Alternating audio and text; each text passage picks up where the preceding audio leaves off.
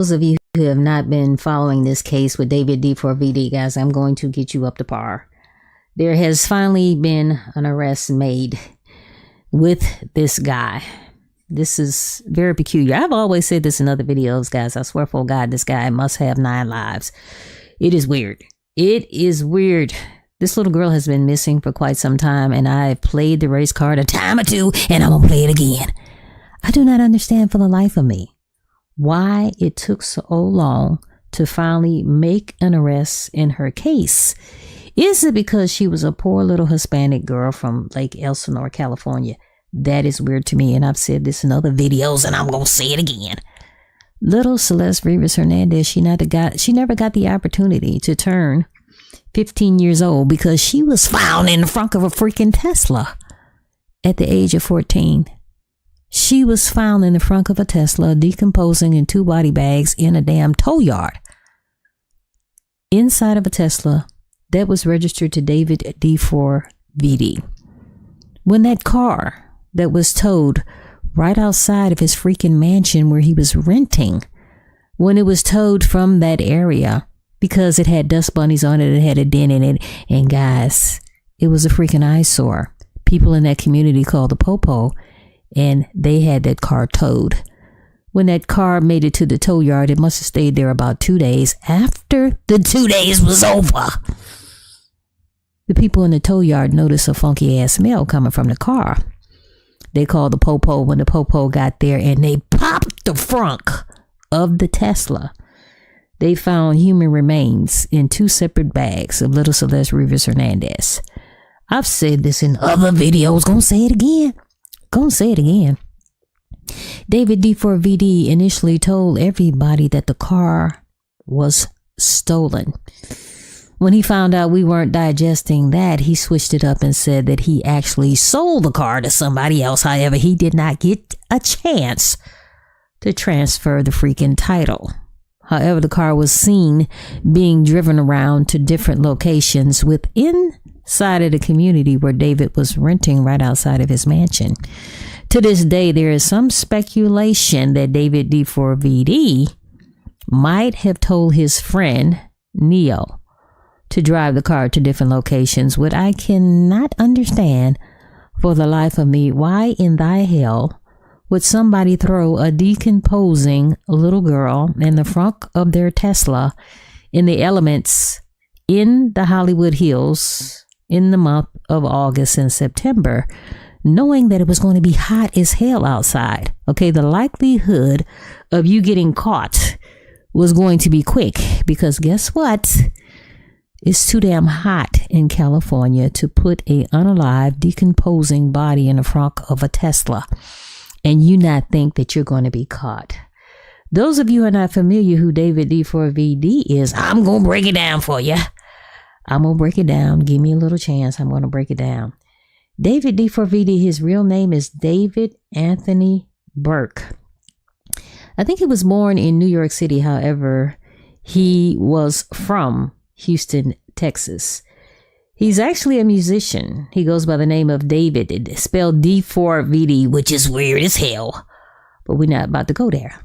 He actually blew the hell up back in 2022 after recording a couple of songs for his videos on Fortnite. He went viral. He went viral to the fact that he actually opened up for a SZA. There are a lot of people in the music industry, a lot of celebrities who do not fuck with David D4VD anymore because they do not believe his story about he had nothing to do with the unaliving of little Celeste Rivas Hernandez. David really blew the hell up after that song, Romantic Homicide. This guy was on his way up.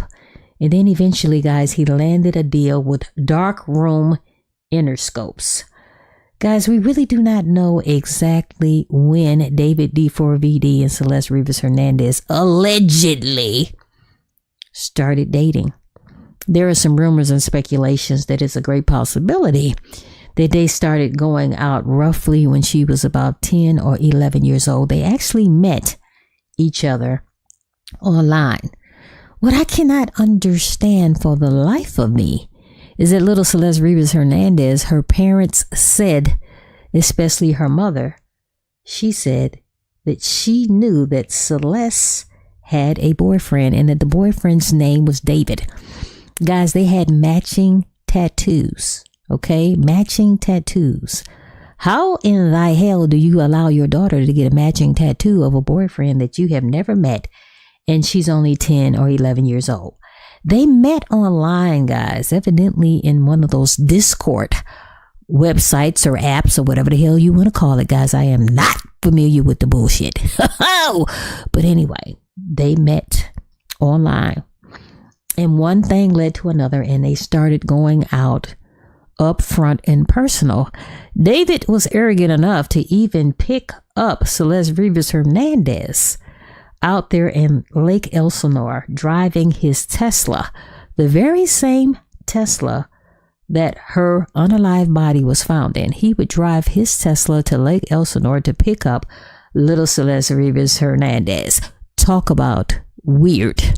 So to make a long story short, after they started meeting up front and personal, guess what happened? Little Celeste Rivas Hernandez started running away. She would run away from Lake Elsinore to the Hollywood Hills to be with David D4VD, allegedly. Okay. Her parents actually said she went missing back in April of 2024. And when they reported it to the police and they reported it to his managers, Josh Marshall and Robert Morgenroth, they said they didn't know what the parents were talking about, but by coinkydink, they would always make sure that Celeste Rivas Hernandez would return home. David hung out with a bunch of knucklehead ass friends. One of them by the name of Neo, and I've said this before, Neo Langston. Evidently, guys, him and David had more than just a regular friendship. Two males having more than a regular friendship. And I am thinking that that's one of the reasons why little Celeste Rivas Hernandez might not be with us today, because I am thinking there's a great possibility that she was going to inform everybody that David D4VD might have been on the down low with Neo Langston. Why would David, or even Neo for that matter, be concerned with that? Because I have said this in other videos.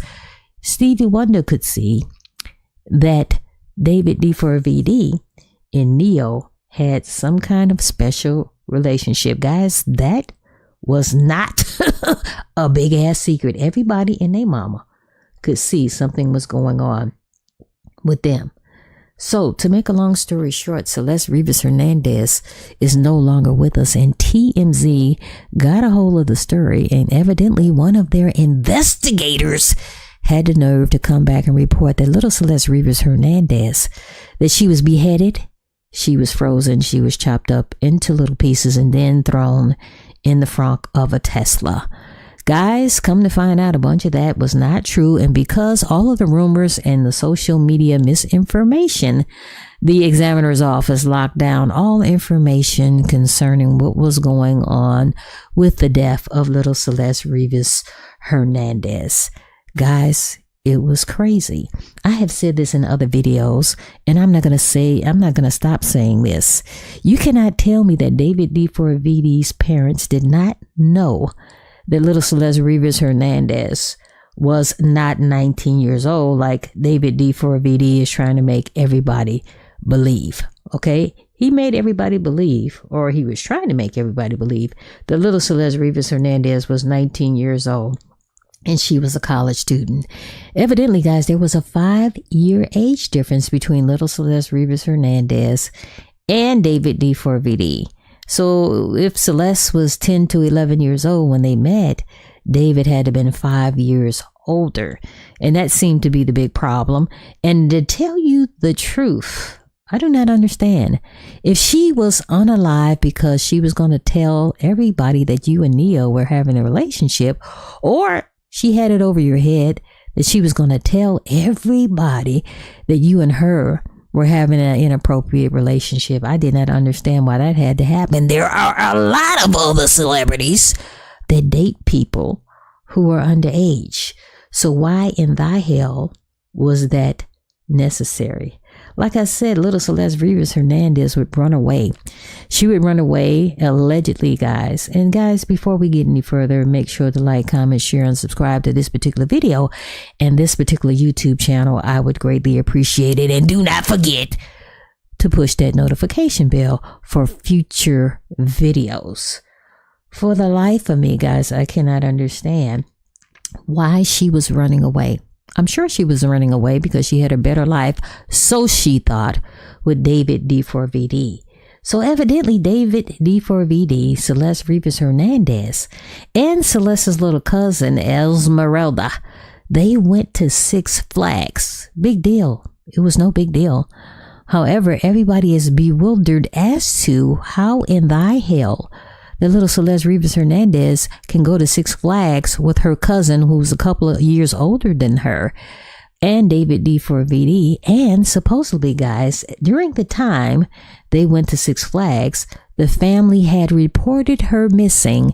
And also, guess what happened? Little Celeste Rivas Hernandez also attended the high school graduation of Esmeralda. And how in thy hell is all of this shit going down when little Celeste Rivas Hernandez was reportedly missing by her family? I'm about to tell you what I think happened. This is what I'm about to tell you what I think happened. Evidently, Celeste Rivas Hernandez had ran away so many times. The family would often contact the police, and then she would be brought back to the house, either by the managers or even by David D4VD, whatever the case may be. She would run away so often, guys. The family, in my opinion, they would forget to inform the police that they had found her, that she had come back. They got tired of that. Okay. The family got tired of it. She would run away, come back. She would run away, come back. So the family did not inform the police that she was back. Everybody was sort of kind of blaming the cousin Esmeralda, even though Esmeralda was a couple of years older than little Celeste Rivas Hernandez, that she should have been the one to tell everybody, hey, she should have called her aunt and uncle and said, hey, I'm here with little Celeste. She is no longer missing. We're at Six Flags with David D4VD, but she didn't. And guys, I cannot blame her because she was a child herself. She was a child herself. I don't know what people are thinking when they say, oh, I'm gonna blame Esmeralda. What the hell? She was a kid herself. She was chilling at Six Flags with her little cousin and her cousin's boyfriend, allegedly David D4VD. The whole thing in a nutshell, David was renting out a mansion that used to be owned by, and she no longer owns it, by the actress Halle Berry. She no longer owns that property. He was renting out that property for $20,000 a month. Okay, like I said, he was living in Houston with his parents and his brother and his sister, his little sister. And however, when he blew the hell up, he had to move to the Hollywood Hills to keep up with appearances, I suppose.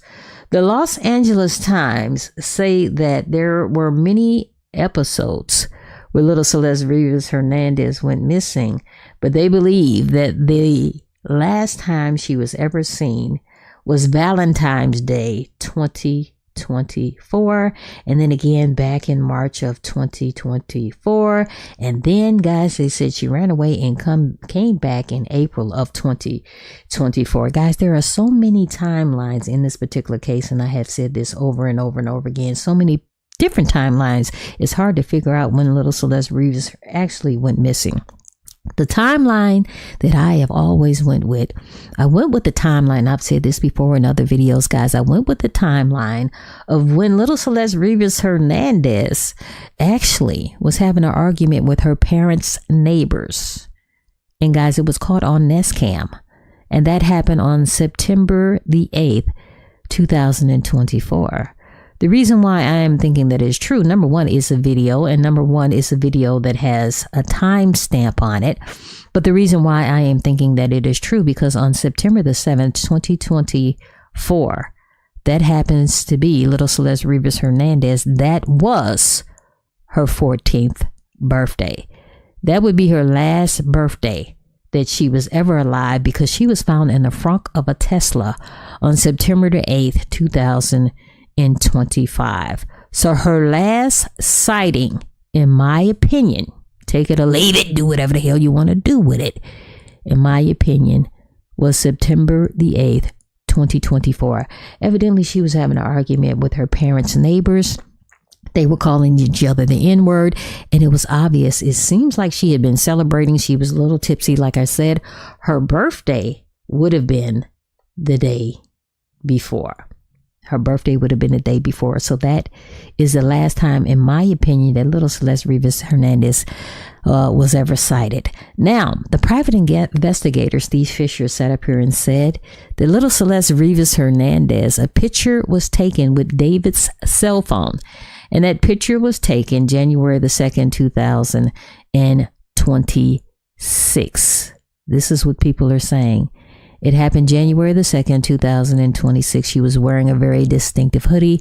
And then on January the 3rd, 2026, David D4VD decides he's going to take a selfie of himself in a mirror. And when he did that, that mirror reflected back on the ground. And there on the ground, guys, behind him on the floor or either in a hamper was that very distinctive hoodie that Celeste Rivas Hernandez was wearing on January the 2nd, 2026, just the day before. My whole thing in a nutshell, does David D4VD and Celeste Rivas Hernandez, do they have the same hoodie, or was that actually the hoodie of little Celeste Rivas Hernandez? If that was the hoodie, guys, then there is some proof that little Celeste Rivas Hernandez was still alive at least January the 2nd of 2026. Tell me what you think in the comments, guys. This case is crazy.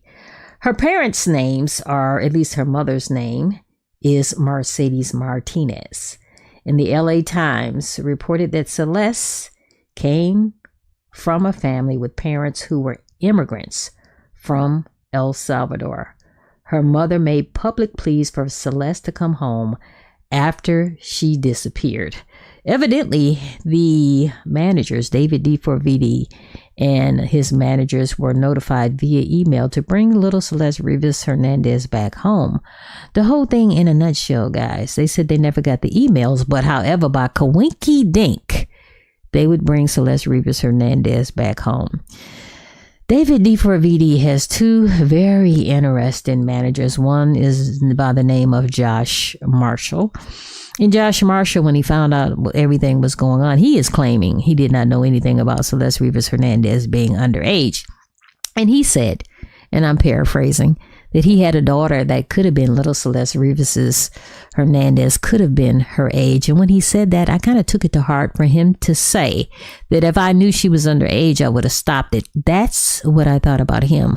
So I'm not really sure if he had anything to do with this particular case. But the other knucklehead, Robert Morgenroth, he sat up there and said in front of the grand jury that he did not think it was his responsibility. I'm not really sure what he was talking about, guys. Did he not think it was his responsibility to call the police and tell them that his client was dating an underage girl? Or did he not think it was his responsibility to go ahead and call the popo and let the popo know that there was an unalive girl decomposing in the front of the Tesla that belonged to his client? Guys, we got a bunch of weirdos. I have said this before, and I'm going to continue on saying it, guys. I have 5 suspects concerning this case because I do not believe that David D4VD could have done this by himself. My number one suspect is David D4VD, okay? I've always believed that he was involved in this. And guys, there was some speculations and some allegations. There was a great possibility that him and his little crew might have been involved in some type of cult. Okay, so David D4VD is my first suspect. Another suspect that I've always had is his little brother Khalid, because, you know, normally brothers and sisters are thicker than thieves. And you can see Khalid often at his brother's concerts. Another person that I am thinking might have been involved in the unaliving of little Celeste Rivas Hernandez is Neo Langston. And I'm believing Neo Langston and little David D4VD had some type of relationship beyond friendship. You can see in a lot of their pictures, guys, they're sort of kind of holding hands. And then, guys, there was a picture where they were taking a selfie. I believe they were taking a selfie of each other, or somebody else was taking the picture, or maybe the picture was taken on some type of tripod. But anyway, they were on a boat, and guess what, guys? They were reenacting the scene from the Titanic when the guy and the girl were on the edge of the ship holding each other on the edge of the ship at the Titanic. Can you imagine two men doing that? And then David D4VD wants us to sit up here and believe that he was just having a regular friendship relationship with Neo. I find that hard to believe and very peculiar. Two other suspects that I have is both of his managers, Josh Marshall, and also another suspect is his other touring manager by the name of Robert Morgan Roth, a real knucklehead. So guys, those are my 5 suspects that I believe has something to do with helping David D4VD unaliving little Celeste Rivas Hernandez. David, guys, he and his parents, I believe, guys, all of them know the whole thing in a nutshell, especially with his father. His father is actually an attorney, and he actually had something to do with the representation, and I could be wrong, guys, put it in the comments if I am, with Epstein. So this whole thing is weird. So David's mother and father and brother were pulled into the case. Guys, they were subpoenaed to come to the grand jury, and they fought it tooth and nail. Okay. And guys, it is not clear whether or not that they actually replied. But I do not think that the family, especially the mother and the father, ever came to the grand jury. Now, Neo Langston, who's a good friend, like I said, of David D4VD, guys, he actually ran to his mother's house. His mother lives in Montana. And evidently, guys, they said he was trying to evade the police. The police came and the FBI, and they brought him back to California to testify in front of the grand jury. Another thing that really pissed me off about this case is that Neo's bail was only set at $60,000. That's all he had to come up with in order to make bail, guys. So he was not in jail very long. However, everybody was starting to think that it was a great possibility that Neo actually went to the grand jury and pled the fifth, because they said he was only there for a short time. They said he was only there for 45 minutes. Later on, guys, we actually found out there's a great possibility that Neo might have ratted out David D4VD, the big musician. Like I said, David got his big start when he had that song, Romantic Homicide. When he used to get on the internet and play the Fortnite gaming game that he plays on the Fortnite gaming website or app or whatever the hell you call it, guys. I do not know about all of that kind of mess. He was getting a lot of copyright strikes.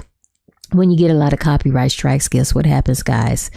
That platform can pull all your shit off the shelf, and that's what was happening with David D4VD. He went home and he started complaining to his mother, hey, I'm getting a lot of copyright strikes, and I'm fearful that they're going to pull my information off of the web. David's mother said, hey, well, make your own music, son. And that's how David got his start. He started making his own music on that gaming Fortnite website. And eventually, guys, like I said, he made the song Romantic Homicide. I am going to tell you the truth. I did not know who the hell David D4VD actually was until all of this chaos went down. So David, he has actually hired Blair Burke as his attorney. And guys, she ain't no joke. She is not any joke. The whole thing in a nutshell, and I've said this in other videos, I do not think that David D4VD is going to get a lot of time for what he did allegedly to little Celeste Rivas Hernandez, because California has this crazy ass law that if you are caught concealing an unalive body, all you have to do is 10 years. I'm sorry, I got to rewind. I wish it was 10 years. All you have to do is pay a fine of $10,000, and then you're going to do 1 year in prison. And that is crazy to me. So let's rewind. California got this crazy ass law. If you are found concealing an unalive body, you only have to do a year in prison, and there's going to be a $10,000 fine. Guys, a lot of people can do that with their eyes closed. That's very peculiar to me. A lot of you was sitting up here saying, and guys, I thought it was so comical. You were sitting up here saying that there was a great possibility that little Celeste Rivas Hernandez, she might have overdosed, okay? But we will never know because all of the medical records are locked the hell down. That's very peculiar to me, that you would think that she would overdose. And how in the hell, explain it to me, somebody, like I was 2 years old. How in the hell could she overdose? And how did she wind up in the frunk of the Tesla? That is really weird to me. Anyway, David D4VD has been arrested, guys, as of April the 16th, 2026. No bail, nowhere to be found. When his little girlfriend, allegedly little Celeste Rivas Hernandez, was found in the front of the Tesla in the tow yard, David decided that he was going to cancel his lease at the mansion. Remember the mansion that he was renting out there where Holly Berry used to live? He was paying $20,000 a month to live there. He canceled it. And while he canceled it, guys, the owner of the home, the current owner of the home, decided that he was going to get a private investigator. The private investigator's name was Steve Fisher. Steve Fisher found a lot of peculiar information, and I'll be the first one to tell you that I don't believe that we would be that far along with this particular case if it wasn't for Steve Fisher. Steve Fisher actually said that there was a burn cage that was delivered to David D4VD's rental property mansion, and it was purchased with gift cards, and it was sent to the home in a fake name. However, the burn cage was never opened, and another thing, David D4VD was found. Oh! He was found in the middle of nowhere in Santa Barbara with his cell phone, and we're not really sure why he was standing out there. I have said this in other videos, guys. Is there a great possibility that David was out there in Santa Barbara with his cell phone trying to figure out how he can get the burn cage there in the Tesla with the decomposing body parts of little Celeste Rivas Hernandez to finish her off? Because you cannot burn waste in the Hollywood Hills. Another thing that Steve Fisher said, he said that there was a chainsaw found in the garage, which is peculiar. There was a chainsaw found in the garage. Okay, however, that was not used either. Guys, I am a homeowner and I do have a chainsaw in my garage. I do not think that's peculiar whatsoever, but the whole thing in a nutshell, why would David need a chainsaw when he is not even the homeowner? If he needed a tree cut down or whatever the case may be, guys, he could have contacted the homeowners. This whole thing is really, really weird. Fast forward to today. We still are not sure who drove that Tesla to its many different locations right outside of that mansion. Evidently, Steve Fisher claims that he knows who did it, but yet he has not really said. Everybody is speculating. There's speculation and rumors there's a great possibility it could have been David D4VD. The whole thing is weird. I love me some Steve Fisher, guys, and I do not like to talk badly about the police, but I'll be the first one to tell you I am not sure we would be that far ahead of the game without Steve Fisher. However, what I do not appreciate what's going on with Steve Fisher, he said that he was not going to divulge everything that he found in this particular case because he did not want to contaminate the case with the LAPD. However, he continues to give us bits and pieces, but does not give us the entire story. So TMZ, they ripped their drawers, guys. They got on social media. They sat up there and said little Celeste Rivas Hernandez, she was beheaded. She was chopped up in little pieces. She was frozen. And evidently, it seems like their informant might be wrong. My whole thing in a nutshell, guys, where has she been all this time? Depending upon what timeline you're looking at, where has she been all this time? I'm starting to think that there's a great possibility that little Celeste Rivas Hernandez might have been held in captivity, or, guys, since we have not seen her in quite some time before her body was found on September the 8th of 2025, Guys, maybe the story is true that she was frozen. It was obvious that she was dismembered. Who in thy hell did the dismembered? This dismemberment, guys, this is weird as hell. I told you guys, Steve Fisher is believing that the last sighting of little Celeste Rivas Hernandez was January the 2nd, 2025. Because of that hoodie that she was wearing and then that selfie that David D4VD took just the day after. Guys, David has already told us what he did to little Celeste Rivas Hernandez, believe it or not. And I've said this before. He's already told us what he's done to little Celeste Rivas Hernandez. It's in his music, it's in his music video, and it is also in his artwork for his music. Guys, he's already told us, however, we have to decipher what is true. Okay? What I do not understand, David D4VD, how can you sit up there and make a video of you unaliving somebody with a bloody shirt on? You're standing there in your video with a bloody white shirt on and you're watching two other people put what appears to be an unalive person in the trunk of a car, and they shut the trunk. And the same thing happens to you in real life. And we're supposed to sit up here and believe that that is a coincidence. That is bewildering as hell to me. All right, guys, I'm Kelly, K to the E, double L-I-E. That's Kelly. That's me from Why I Killed You TV. Guys, we're going to be talking about David D4VD, and we're going to be talking about Celeste Rivas Hernandez, her family, and where are they right now. Guys, we're going to be having an update right now. Guys, I got a new feature going on. I'd like a lot of you to go ahead in and use it. Okay, guys, please make sure to like, comment, share, and subscribe. And guys, please remember that everybody that I talk about in my videos are presumed innocent until we find out that they monkey behinds are guilty. The new feature I have, guys, you're able to call in as long as I am live. Okay, the number is 682-812-9713. And also, guys, you have my contact information here right below, guys. If you want to buy me a cup of coffee, you can. If you want to email me, you can. I would greatly appreciate it. Let's roll this, guys. Back here in the U.S., the family of the 14-year-old whose body police say was found in singer David's Tesla is speaking out. He's now under arrest in connection with the alleged murder, and due to Sad. on Monday, David's attorneys maintain his innocence. Celeste Rivas Hernandez was reported missing back in 2024. Here's ABC's Jacqueline Lee. Tonight, the family of Celeste Rivas, the 14-year-old girl's body was found in the trunk of singer David's car, is speaking out for the first time.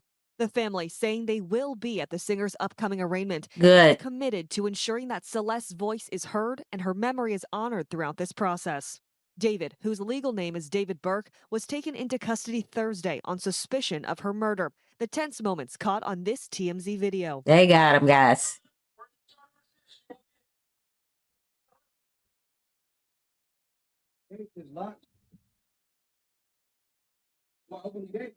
His arrest coming 7 months after police made the gruesome discovery of Rivas' body dismembered and decaying in a Tesla, registered to Burke, saying she had likely been dead for weeks. The car found in an impound lot after workers noticed an odor. Friends and neighbors of Rivas holding a memorial. This is so sad. He clicked his neighbors. She'd see me and she'd wave, and she was nice, nice person. David, the platinum-selling artist known for hits like Here With Me. Okay, guys, we're not going to be able to play that because I don't want my video to be taken down. Let's see. Million streams on Spotify. At the time of the body's discovery, a source said his record label paused all promotion and his world tour canceled. Nobody buying that shit anyway. In a statement, David's attorney saying his client is innocent and did not kill Celeste Rivas. Investigators are expected to present a case to the district attorney on Monday, who will weigh formal charges. What? It's just a disturbing case. Jacqueline Lee. It is. So it is apparent that the family finally breaks their silence after David D4VD, guys, was arrested on suspicion of the murder of little Celeste Rivas Hernandez. Guys, this was actually put out On April the 19th, 2026, little Celeste Rivas Hernandez, unfortunately, guys, was only 14 years old. I keep saying this. She was only 14. People don't know she was 15. She was not 15. She was 14 years old. And I tell anybody this, guys, this is my great belief that David D4VD stole her childhood, as they met on the damn internet when she was roughly about 10 or 11 years old. We are really not sure when they first started going out. But guys, there's a big 5-year age difference between David D4VD and Celeste Rivas Hernandez. To this day, guys, we're not really sure why he did what he did. I'm not really sure what was going on. Guys, there's speculation after speculation going on with this particular case. And on Monday, guys, all hell is going to break loose. What I am not liking about this whole situation, guys, and I have said it before, what I am not liking is that they're saying that they arrested him. However, there has not been any formal charges being charged against them. I have said this time and time again, guys, that California has this silly ass law. And guys, this actually happened in the state of California. They have this silly ass law, guys, that if you are found concealing an unalive body, all you're going to have to do is pay a $10,000 fine. And guys, there's going to be a year in prison. There is a lot of people, guys, who can do that with their damn eyes closed. And this whole thing, this makes this whole thing sad. I want so bad for the family to have justice for little Celeste Rivas Hernandez. Guys, let's read on. It says Celeste Rivas Hernandez, um, uh, evidently the silence was broken by the family after D4VD was arrested in connection with her death. The Los Angeles Police Department announced the arrest of the 21-year-old singer on April the 16th, months after Hernandez was found dead in the trunk of his impounded Tesla September of 2025. Hernandez was 14 years old at the time, guys. Actually, she was found in the trunk of his Tesla one day after what would have been her 15th birthday. So I'm thinking that people get a little confused when they say she was 15. No, she was not 15. She was already decomposing in the trunk of his Tesla. Already, guys. Already. She was already decomposing. So there's no way in hell that she could have turned 15. She was found one day after her 15th birthday in the trunk of his Tesla. Celeste Hernandez, her family, they broke their silence, guys. Finally, the LAPD announced that they arrested a 21-year-old singer whose real name is David Anthony Burke on Thursday, April the 16th, months after Hernandez was found dead in the trunk of the impounded Tesla that belonged to David D4VD, guys. She was 14 years old. 2 days after Burke's arrest was announced, Hernandez's father, Jesus Rivas, said, "Thank God, justice for Celeste," according to a statement family attorney Patrick Seinfeld provided to TMZ. Okay, guys, you can't get no sadder than this. You can't get no sadder than this. Now, I have said this time and time again, and I'm not here trying to blame anybody. But guys, I believe that Celeste Rivas Hernandez sort of kind of dating too soon. Okay, I'm not really sure what's going on. Evidently, David D4VD, guys, was not her first boyfriend. She had another boyfriend named Gus. And for what I understand, Gus was a little bit older than David D4VD. So I'm thinking, when did she have time to date Gus? Because Celeste Rivas Hernandez, guys, she was only about 10 or 11 years old when she met David D4VD. So I'm not really sure when Gus came into the picture. Okay, this whole thing is weird. I have said this time and time again. Guys, make sure you go ahead and like, comment, share, and subscribe. I would greatly appreciate it. And push that notification button, guys. I would greatly appreciate it. And my contact information is right here, just in case you want to buy me a cup of coffee. And guys, we have this new feature out. If I am live, guys, you're able to call in. The number here is right above my head, guys. 682-812-9713. You can go ahead and call in, guys. It is just audio. Okay, it's no video. If you got the rollers in your hair, whatever the case may be, guys, it is just audio, not video. But the whole thing in a nutshell, I don't know what happened to Gus, but Gus is unalive. Nothing to do with David D4VD, I do not believe, but Gus is unalive. But evidently, and I have to say allegedly, guys, because the people that I talk about in my videos are presumed innocent until we find out that they mofo bias is guilty. Okay, so I have to say allegedly, guys, that David D4VD unalive little Celeste Rivas Hernandez.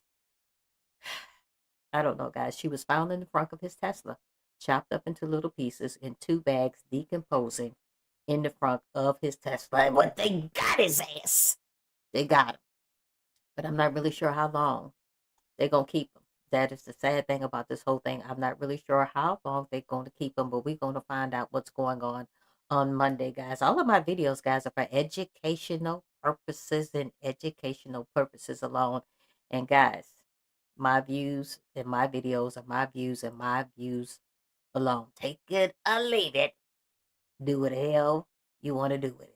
All right, guys, let's take a look at some of these messages between someone on IG and Celeste's brother, Break it down. Break it Now, down. he seems pretty adamant that David did this to his sister. At first, I was not going to share these messages because this was a private conversation, but they are starting to circulate online, and I do feel like we need to bring awareness to this because this was a huge system failure. And this is something that we see a lot. Horrible. This is something that I talk about on my page a lot while covering other cases, and because this case is so high profile, I feel like we definitely need to talk about this and get more people aware. So the conversation starts with this person asking Celeste's brother why David is following him and asks if it was really him who did this to his sister.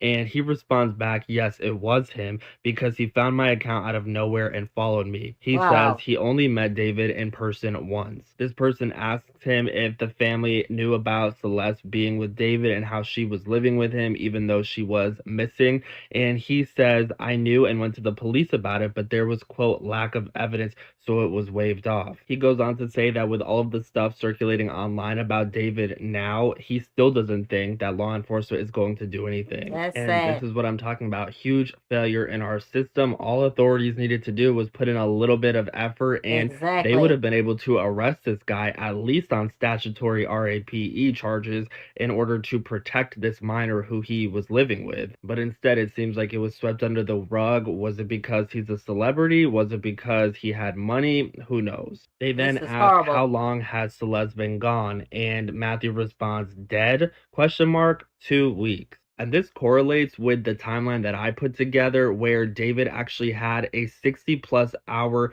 of free space in between shows. Between, I think it was August 24th and August 26th. During that break, he could have gone anywhere. He could have done anything. He could have plotted something. This person then goes on to ask, was your sister in love with him and choosing to stay? And Matthew says, yeah, she was always saying that he was waiting till she was 18 to get married and stuff like that. Now, do I think that Celeste was really in love with this guy? I don't think so. I think that this is just an example of Stockholm Syndrome. She met David when she was 10. If you guys have been keeping up with the videos I've been posting here on my page, it did seem... You know what, guys? That's what I want to say, and I've said this before. I'm going to say it again. How in the hell that you are dating somebody who you told your parents he was a musician? Little Celeste Rivas Hernandez told her parents that her boyfriend was a musician. As you, this guy just said they started going out when she was 13 years old. Too young, in my opinion, guys. Too young. Okay? So how in the hell is your daughter dating somebody at 13 years old? She tells you that he is a musician. Guys, put it in the comments. Go ahead, like, comment, share, and subscribe. But she tells her parents that her boyfriend is a musician. Okay? She's only 13 years old. At one point, do the parents be like, whoa, whoa, whoa. If you're 13 and your boyfriend is a musician, then, you know, and guys, I'm sure she told them, you know, this guy was, playing music. He has already arrived. He wasn't arriving. He had arrived. Why didn't the parents like, no, I need to meet him? I do not understand that. Okay, they said the last time that they saw little Celeste Rivas Hernandez was back in April of 2024. And she told her family that she was headed to the movies with a guy named David. And then also, guys, they had matching tattoos. Now, yesterday I said the matching tattoo said David on it. And I stand corrected, guys. It said shh on it. Both of them had matching tattoos that said shh on it. Okay? How is it that your daughter is getting a tattoo? I don't give a damn what it said on it. Hello Kitty, whatever. I don't even give a damn if it said Celeste on it. How is your daughter doing all of this stuff at 13 years old? This is weird, guys. Please, guys, I have grown up in a different era than a lot of you guys. But that would not have flown in my damn household. Okay, when I was young, that would not have flown in my household. Going to the movies and your parents don't even know who the hell he is weird to me. It is weird. Guys, go ahead and like, comment, share, and subscribe. Make sure you push that notification button. Please tell me, guys, what you think in the comments. Seemed like Celeste started following David and joining his Discord server as a fan of his, and it seems like he just took advantage of her young vulnerability and the state that she was in of not wanting to be at home, which is typical manipulative behavior. Now, before everyone starts saying, like, how do we really know that this is Celeste's brother's account? Well, prior to all of these photos of Celeste circulating online, he actually sent photos of Celeste from his account to this page right here of his sister to prove that he is actually her brother. Of course, I'll keep you guys updated as information comes out. What are you guys thinking? Obviously, more could have been done, more should have been done by law enforcement. And I also feel like this is a situation where more should have been done by the adults in Celeste's life as well. Yes, I believe more should have been done in the adults in Celeste Rivas Hernandez. Now, the brother that he is referring to is Celeste Rivas's full brother. Okay, they have the same mother and father. I'm about to show you a video that I created months and months ago regarding Celeste Rivas's half brother. Okay, they share the same father, but not the same mother. Okay, very devastating.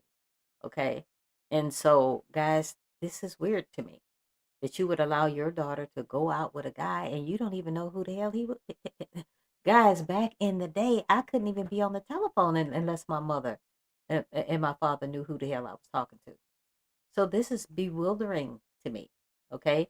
And little Celeste Rivas Hernandez, guys, after she met David D4VD, allegedly, guys, she was running back and forth, running away to Lake Elsinore, back to the Hollywood Hills to be with David, allegedly. Okay, and to tell you the truth, guys, when David D4VD, when he was arrested, I was very shocked that he was arrested in California. I was thinking that he was hiding out in Texas where his parents are from. So this whole thing is weird to me. It is really, really weird. So I'm about to play you a video, guys. It's a blast from the past from a video that I put out concerning Celeste Rivas Hernandez. This is her half-brother. They shared the same father, but different mothers. Guys, if you want to get on here on the mic, guys, there's the phone number, 682-812-9713. You can get on the mic and make some comments regarding this particular case. If you are not watching this live, guys, you can go ahead and text me and let me know if you want to eventually get on the mic, and I will contact you back for future videos. Make sure you go ahead and like, comment, share, and subscribe, guys, and also push that doggone notification buzzer. Last time I talked to her. Sad.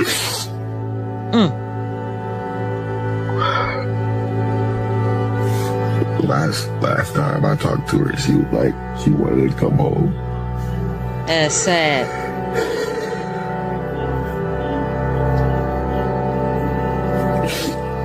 Wow. She said she wanted to come home. I want justice for my sister. Celeste's brother finally confirmed what many had whispered. Celeste's life at home was far from peaceful.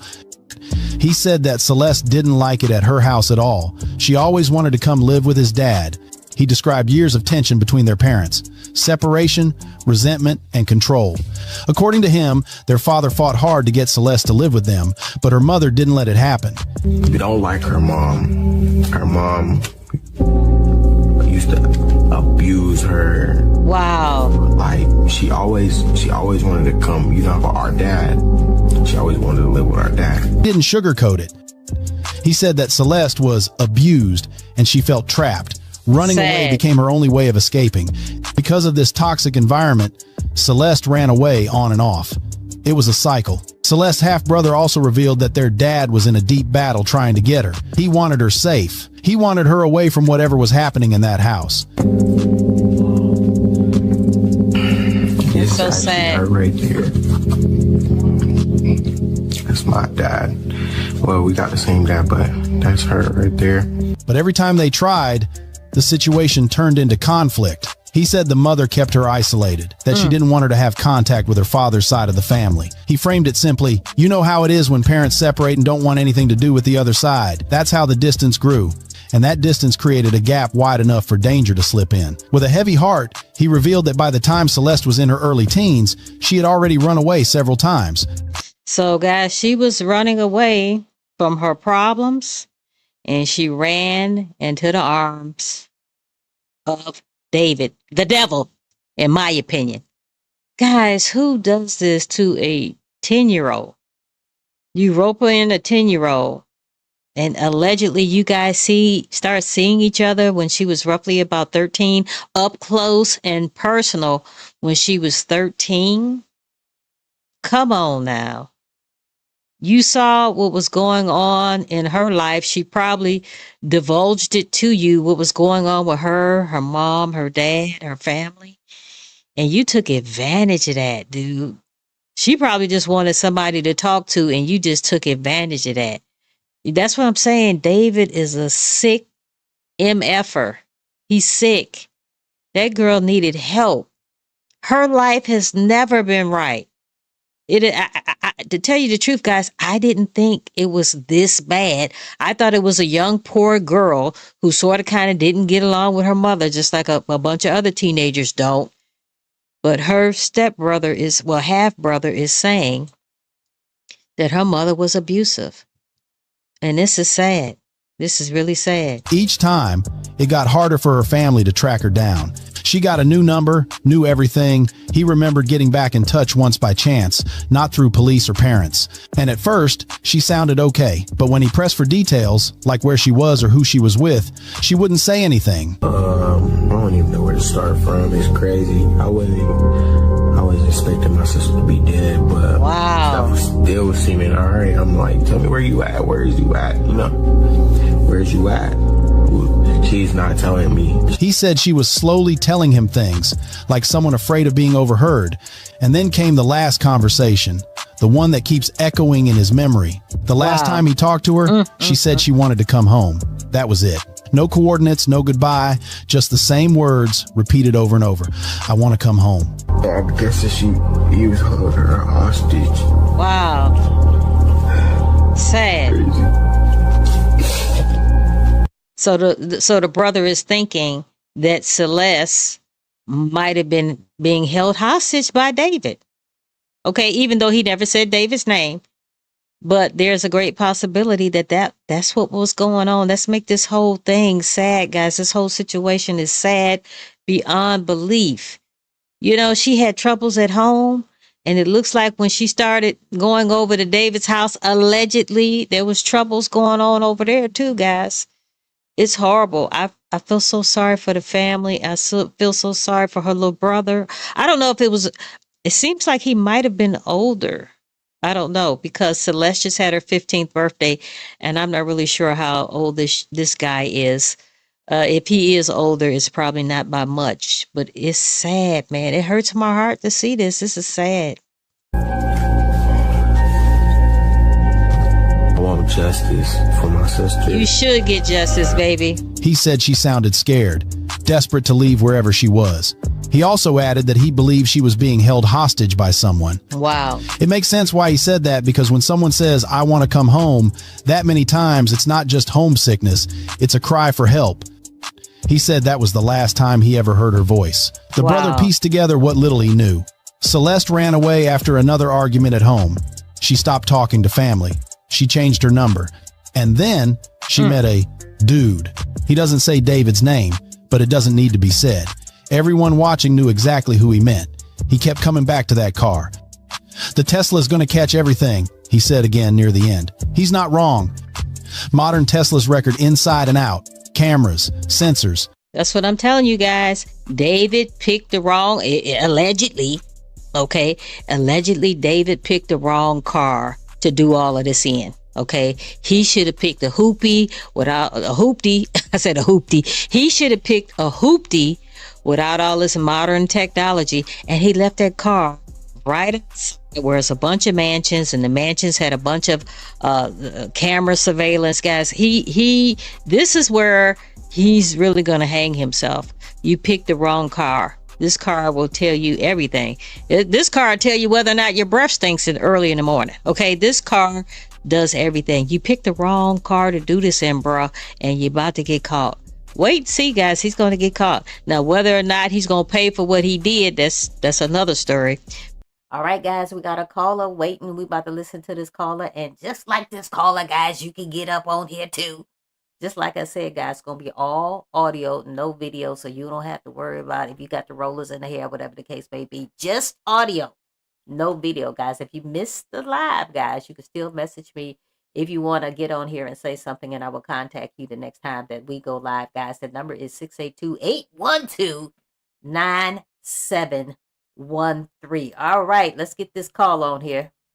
Hi, Kelly. This is Braylon from Fort Worth. Hey. I want to say thank you for putting this content out on Why I Killed You TV, because a lot of people are paying attention to this case because of you. Thank you. The arrest of D4VD in connection to the Celeste Rivas Hernandez murder has really shaken a lot of people. My question for the audience is, do y'all think this arrest happened when it should have, or should it have happened much sooner? All right. Guys, that was Braylon, and I greatly appreciate him getting on here. Guys, if you want to get on here too, as long as I'm live, it's 682-812-9713. Just like I said, guys, if you missed the live and you want to get on here at another time, go ahead and text me, guys, and I will contact you when the next live is going to happen. Okay? Thank you, Braylon. So the answer to this question is, do we think that this happened, not soon enough, guys? In my opinion, this did not happen soon enough. I have always said this, guys. I've always played the race card with this little girl. It is sad, and I ain't calling her a little girl because that's exactly what the hell she was. Okay, even if she was alive today, she would still be a little girl in my opinion. Okay, why in thy hell was she on the computer anyway, being unsupervised? Not trying to be here blaming anybody, guys, because I'm sure the family feels already distraught about this whole situation. Okay, why wasn't she being supervised when she was on this damn computer? Because this is when she met David D4VD. She met David on the damn computer. Okay, on the computer, guys, on the Fortnite website, TikTok, wherever the hell she met him at. She met him on the computer, guys, and it was unsupervised. Guys, you got to watch out what the hell your kids are doing on the damn internet. Okay, this could have been, and guys, when things happen, people like, oh, woulda, coulda, shoulda, guys, guys, this could have been avoided. Okay, this guy was 5 years older than her, and I had said this in other videos, is the reason why he unalived little Celeste Rivas Hernandez. Is the reason why he unalived her was because she was going to rat him out because they were in an inappropriate relationship. Like I said, there was a 5-year age difference. Okay, I'm not really sure. Okay, I have said this in other videos, guys. There's other celebrities that have done this. Okay, not unalive somebody, but have dated people who are underage. Okay, so if that's what you were afraid of, David, you could have packed her shit up and take her back to Lake Elsinore, where you got her from. Okay, and tell her, hey, well, good luck proving that. Okay, because from what I understand, they don't have any video footage of them actually having any type of relation. So how in the hell was she going to prove that? Okay, so you unaliving her was if that was the damn reason, if you unaliving her for that reason was weird as hell. Okay, now we already know that David D4VD had a very strange relationship with his friend Neo Langston. Okay, now I'm praying that you did not unalive her for that, because Stevie Wonder and two more crazy people can see that y'all were having some type of relationship. So I am praying that you didn't unalive her because she threatened to tell everybody that y'all were on the DL. Allegedly. Guys, go ahead and put it in the comments and let me know what you think about this whole situation. So either reason, if you were going to unalive her because she threatened to tell everybody that she was underage, okay, and she was a minor, which she said in your Discord, okay, I don't know what was going on. If y'all were going to break up, if she was going to break up with you, you were going to break up with her. If she was going to tell everybody about you and Neo and your relationship with Neo on the DL, allegedly, I'm not really sure. Or is your ass just plain evil? Okay, were you a member of this crazy ass cult everybody is saying? I really don't know. But for you to sit up here, David D4VD, and make these videos, and I've said this in other videos, for you to sit up here and make these videos of somebody being unalive and thrown in the trunk by two other people while you sit there with a white shirt on with blood on it. You sit up there and you watch it. This happened in your damn video. I ain't making this shit up. For you to sit up there and make that type of video, and then later on in life, the shit happens to you in real life, and you are supposed to, we're supposed to sit up here and think that is a coincidence?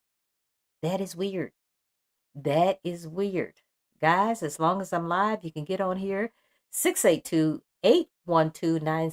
We're just using your audio, no video whatsoever, so you don't have to worry about that, guys. I thank Braylon, the caller that just came in. Guys, make sure you go ahead and like, comment, share, and subscribe. I would greatly appreciate it. Excited to hear. Well, I mean, right now it's Saturday, April 18th, and I was actually able to connect with the Hernandez family attorney. And just backing up for a minute, Thursday, David was finally arrested after a grueling 7-month investigation, after a reported grand jury convened in Los Angeles in November. Now, what we have been told essentially is that this arrest, again, not based on indictment, not based on a complaint, based on probable cause. So David is being held in a Los Angeles County jail, no bail. Reportedly, he will be arraigned on Monday. And the family attorney, Patrick Steinfeld, by the way, he's a wrongful death attorney, so we can pretty much expect a civil suit coming, you know, concurrently, I'm assuming. Obviously, that hasn't been announced yet. But he said they don't want to make a statement yet out of respect to the DA's office and the LAPD, but they will be there on Monday for the reported arraignment. And the DA's office is expected to also hold a press conference where the family will actually be taking some questions with the attorney as well. And her father actually said something in this press statement right here. Very sad, Mark. I mean, you know, one can only imagine. But it says, in learning of Burke's arrest, Celeste's father, Jesus Rivas, said, quote, "Thank God, justice for Celeste." And this was sent, again, by the Steinfeld law firm. That's Patrick Steinfeld. So it's for those who aren't in the weeds on this, and actually, even if you are in the weeds, there's been a lot of disinformation that has come out. And it's fascinating to me because... First of all, guys, before he even gets started, and I love her show. I love her show. But anyway, it's a lot of play on words that's making me nervous up in this camp. It's a lot of play on words, guys. I don't know all of this lawyer jargon. I don't know all of it, but it's a lot of play on words. It seems like David is just being held there. Okay? No charges whatsoever. Guys, go ahead and put it in the comments and let me know what you think about this whole situation, guys. And push that notification button if you would, please. Anyway, guys, it seems like to me, I'm getting nervous because, guys, from what I understand, they can only hold him there for like 2 to 4 days. That is the rumor. I'm not really sure how true that is, but I am getting nervous. I really am. And like I said before, guys, I don't think, and I'm praying that I am wrong, but I don't think that we are going to get the prison time that little Celeste Rivas Hernandez, the justice that she should get. I don't think that David is going to be in there for a long time. Could be wrong, and I'm praying that I am. When this first was reported on Thursday, the knee-jerk reaction I had was, well, it's a grand jury indictment. It was unsealed. Break it down. Thursday, and I've been saying to you, Lauren, for weeks that it would always necessarily or almost always be a Thursday arrest if there was an arrest in this case.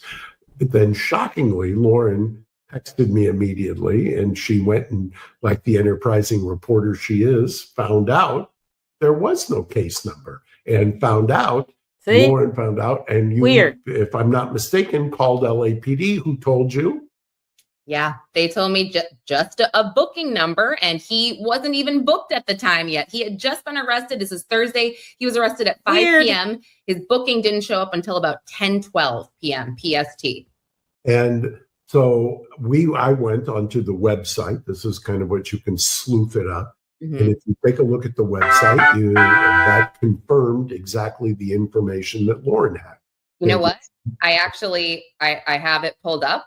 I have everything pulled up, Mark. My tabs are insane. So this is the Inmate Information Center. This is the information about David. I'll kind of zoom in, but there's zoom his in on booking it, number. girl. Wow, little guy, 125. Wait, I haven't seen Light that in the since booty. high school. There you go.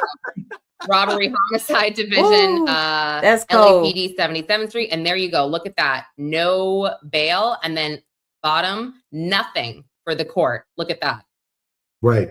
So that was what I had mentioned to Lauren. If there's no case number, then there would be, this would mean that LAPD arrested without having a criminal filing document. Whoa. Now, what can we gather from that? What we can gather from that, number one, is that a grand jury did not indict unless they're going to unseal an indictment and that it was sealed. But it does not appear that that is the case. They did not file a criminal complaint. And because if they had filed a criminal complaint, which is pre-probable cause hearing, they would have that case number. Guys, do me a favor. Type a 1 if this seems like this is going to be a solid arrest. Type a 1. Okay? And if you don't think that this is going to be a solid arrest, type a 2. This shit sounds shaky than a mofo.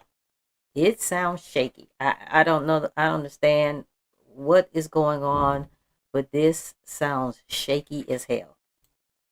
Associated with it.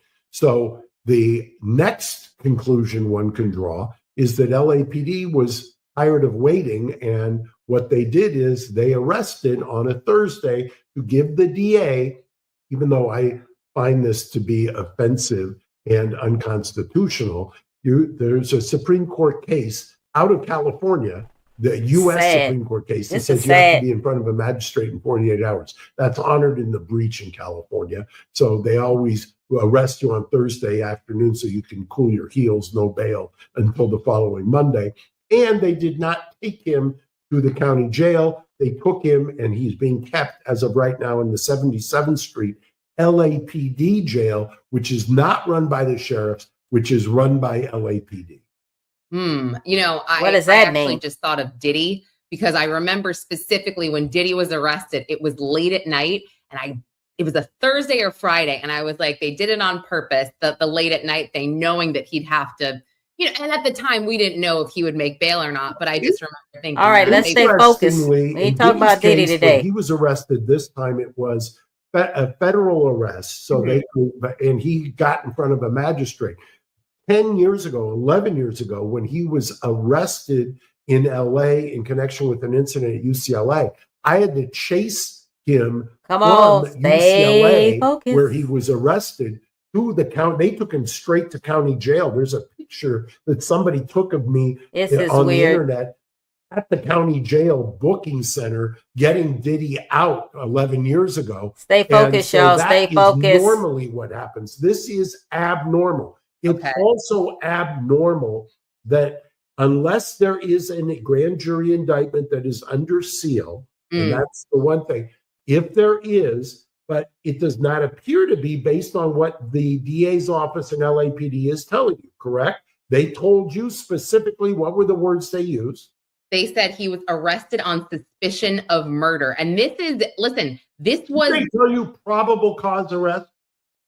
So listen, I was going to say, this is when I called the jail, this is what the woman told me, who clearly just works the front desk. She goes, oh yeah, Burke, arrested on suspicion of murder. Like, and then she said, I just found out about that, but he hasn't come through yet. That's what she said. But you know what, guys, it's like, I'm like really shocked at the information that you could get just by calling. She just called and they said that.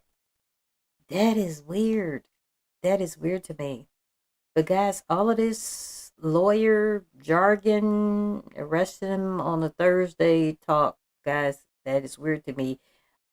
In my opinion, it does not seem like this is going to stick.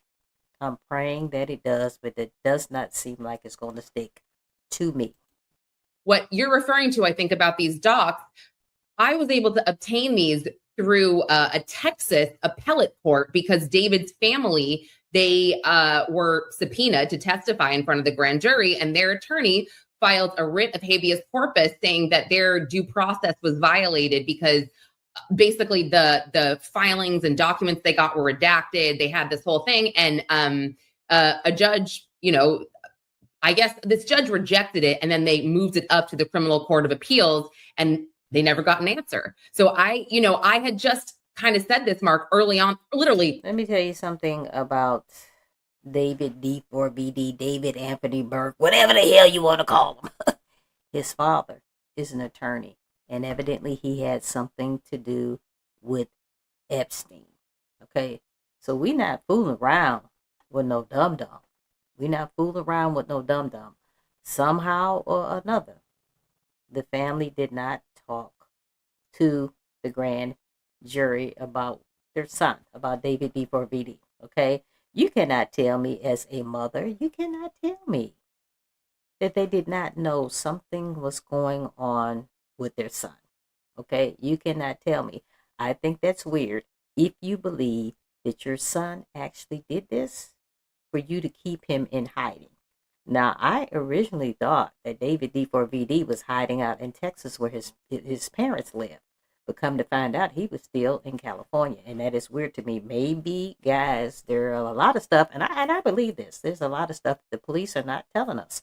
Okay, because once they tell some of us, guys, we just go running with it. Okay, and that's probably why they haven't told a lot of us a lot of stuff.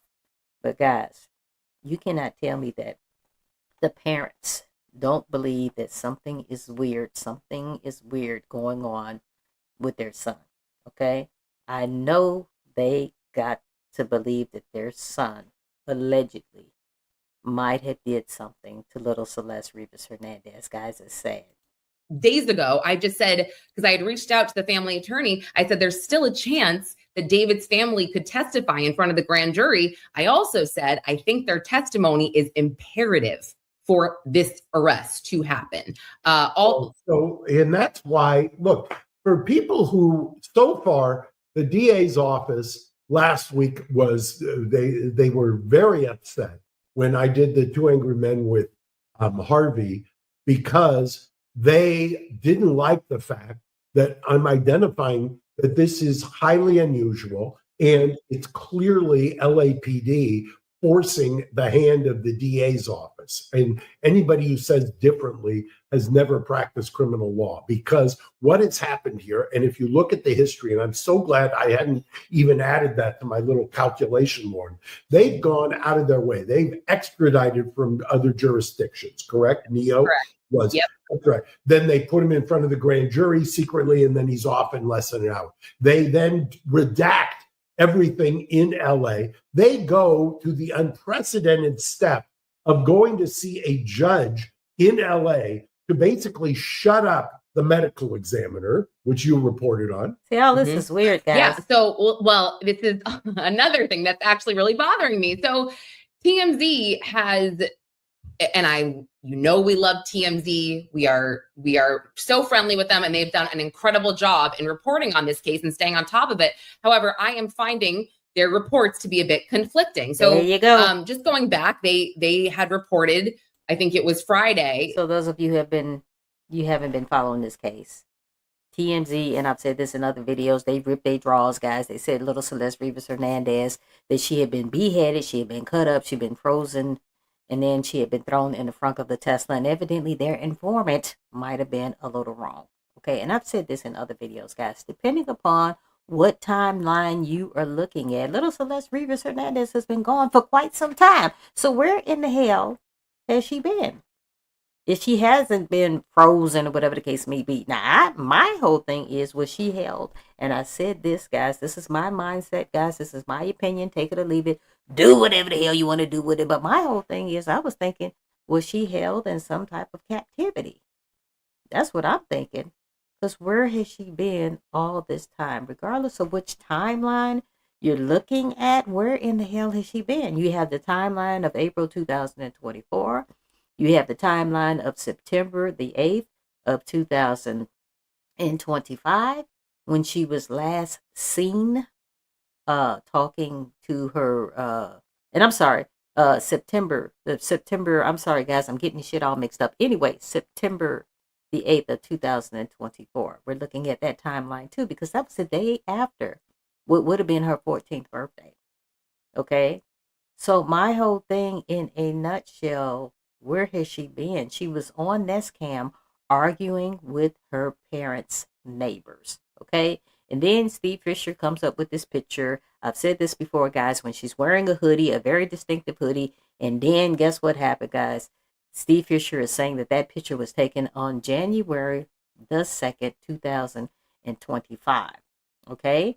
And then the very next day, she had that very distinctive hoodie on. The very next day, David D4VD took a selfie of himself in front of a mirror. And guys, the reflection from the mirror hit the floor. And on the floor or inside the hamper, whatever the case may be, was that very distinctive hoodie that little Celeste Rivas Hernandez was wearing. So my whole thing was David with her on January the 2nd, 2024? Because that hoodie is in the hamper January the 3rd of 2025. Do they have the same hoodie? Did she leave the hoodie at the house and went somewhere else? Guys, there's a lot of timelines going on with this particular case. That the medical examiner's office ruled Celeste's death a homicide. You open up the article, it says a source close to. This fine. is sad. That's fine. I decide to email the medical examiner's office myself to see if perhaps, this can be verified. And look, I don't have any doubt that it will be ruled a homicide based on the grand jury docs that actually say murder. Like they are, he is suspected of murder, the People versus David Burke. So I believe that. Again, obviously we want verification. So I'll pull up, which is, gosh, this was so interesting to me. Pull it up, girl. The response I got from the medical examiner's office. I mean, I found it to be slightly sassy as well, Mark. You can see they say, the case is still on, I'll click this. The case is still on a security hold per the court order. Therefore, the Department of Medical Examiners cannot comment or provide information about the case. This part. Please contact. Take a look at that and look at the date. Yeah. 4/17. So as we sit here, this drops on 4/19, and they are specifically saying they're under a security hold. And to that's exactly what I was talking about. And do you have the press release by the medical examiner? In fact, believe it or not, I actually used that in a trial recently and showed the press release to a medical examiner who was on the stand and said, "Have you ever heard of this before?" He testified under oath. He's never heard of that before. Oh my God! Release and screenshot that into this. They went not once but twice because they got rebuffed first to go and shut down the medical examiner. Wow. They being LAPD, interesting, in cahoots, if you will, with the DA's office. It's unbelievable the shenanigans in this case. It is. And all they want to do, and apparently, if you believe what I'm being told, the prosecutor, who I haven't seen in years, but I know that Silverman wants to decapitate me herself for calling this out, because I'm telling you what's happening. This is literally the defense lawyer's petri dish of what they're going to attack on this case, the way it's being handled. It's stunning to me that they're handling the case and they think they can control and engage in disinformation, and that they're going to just assume that the public is stupid. Well, if you caught the last line of this email, they're like, please contact the LAPD to see if they will be asking the court to lift the hold. I was like, oh, seriously? Like, that's a sassy response. Like, of course it is, because they've never seen anything like this. First of all, this is the weird. medical examiner, here you go. Read it. Yeah. So, I mean, gosh, my eyes, but here we go. Fix your eyes. Fix it. At 10:54 a.m. on Friday, November 21st, the County of Los Angeles Department of Medical Examiners received a court order initiated by the LAPD to place a security hold on the medical examiner's case number XYZ Celeste Rivas Hernandez. No records or details associated with the case, including the cause and manner of death, and medical examiner's report can be released or posted on the website until further notice. And then they go into how the department's mission is to have full transparency with the community by providing information. Guys, put it in the comments. Put it in the comments. It's a lot of play on words. It is a lot of play on words. Guys, you got my contact information there. You got my Venmo. You got my Cash App. Whatever you want to do with it, I greatly appreciate it. You want to buy me a cup of coffee? Cool, guys. Also, right above my head is a new feature that we have here at Why I Killed You TV. And why am I saying we? Like this is a big organization. We have, guys, it's me all day long. I'm doing this shit by myself. Anyway, guys, if you want to get on here, guys, we're only using the audio. If you want to call in, as long as this is live, guys, you can call that number at 682-812-9713. Now, if you're watching the replay, of course, you won't be able to call in. But, guys, go ahead and text me anyway.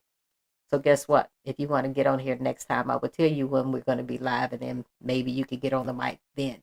Guys, this is a lot of play on words. It's a lot of play on words, guys. I told you I am not an attorney. It sounds like this mofo about to get off. It sounds like he about to get off, guys. It's a lot of play on words. It's a lot of stuff that ain't never been done before. And I do not understand it for the life of me. I mean, the guy, David D4BD, he was making some money.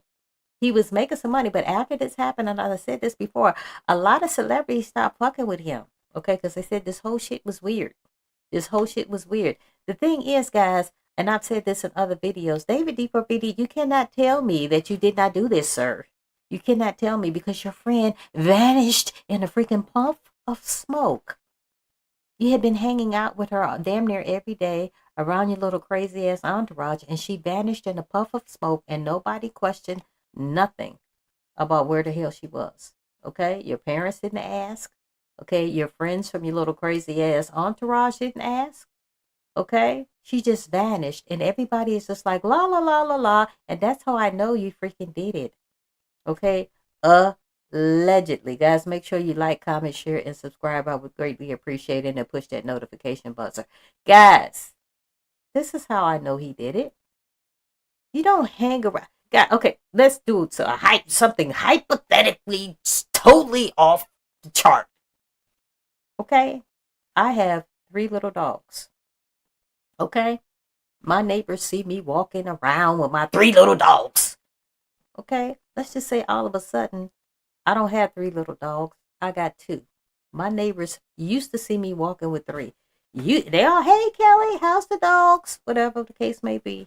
Anyway, you mean to tell me that if one of my neighbors noticed that I am now walking 2 dogs versus 3, they ain't gonna say something? You know what I'm saying? They gonna say something. Hey, where's that other dog? He used to have 3. They're gonna say something. And that's how I know the people that you were hanging around, they knew. And David D4BD, he didn't do this by himself. He ain't that damn smart. He ain't that damn smart. And guys, I've said this before, gonna say it again, and I know somebody gonna message me with the bullshit. David was weird. It's a lot of people, guys, even at the age I am now, when somebody has told me that they have been homeschooled, please, guys, don't message me. But I notice a lot of homeschoolers a little on the weird side. Not all of them, but some of them are on the weird side. Sometimes they cannot hold a regular damn conversation to save their damn life. Because 9 times out of 10, and I'm not saying this happened in David's case, but 9 times out of 10, when you are homeschooled with your brothers or your sisters. And that's all you know. You don't know anything outside. Okay? And when David was homeschooled, he even said it himself that he felt a little lonely. He felt a little lonely in the beginning. I guess he was going to public school at one time. And then, guys, when he started being homeschooled, some of his friends still tried to stay connected with him. But, guys, they dropped the hell off because they don't have time to go to your house to see how you were doing when their friends are all at school. So his friends started to drop off.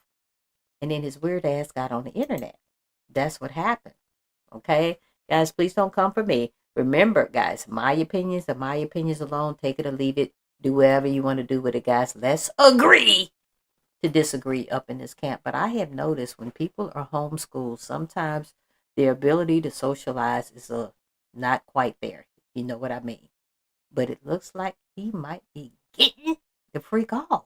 Listen to all this lawyer jargon. It looks like this is not a solid arrest. Let's check it out. About their cases to empower people to make changes that save lives. And this is coming from the chief medical examiner, Dr. Odie Upco.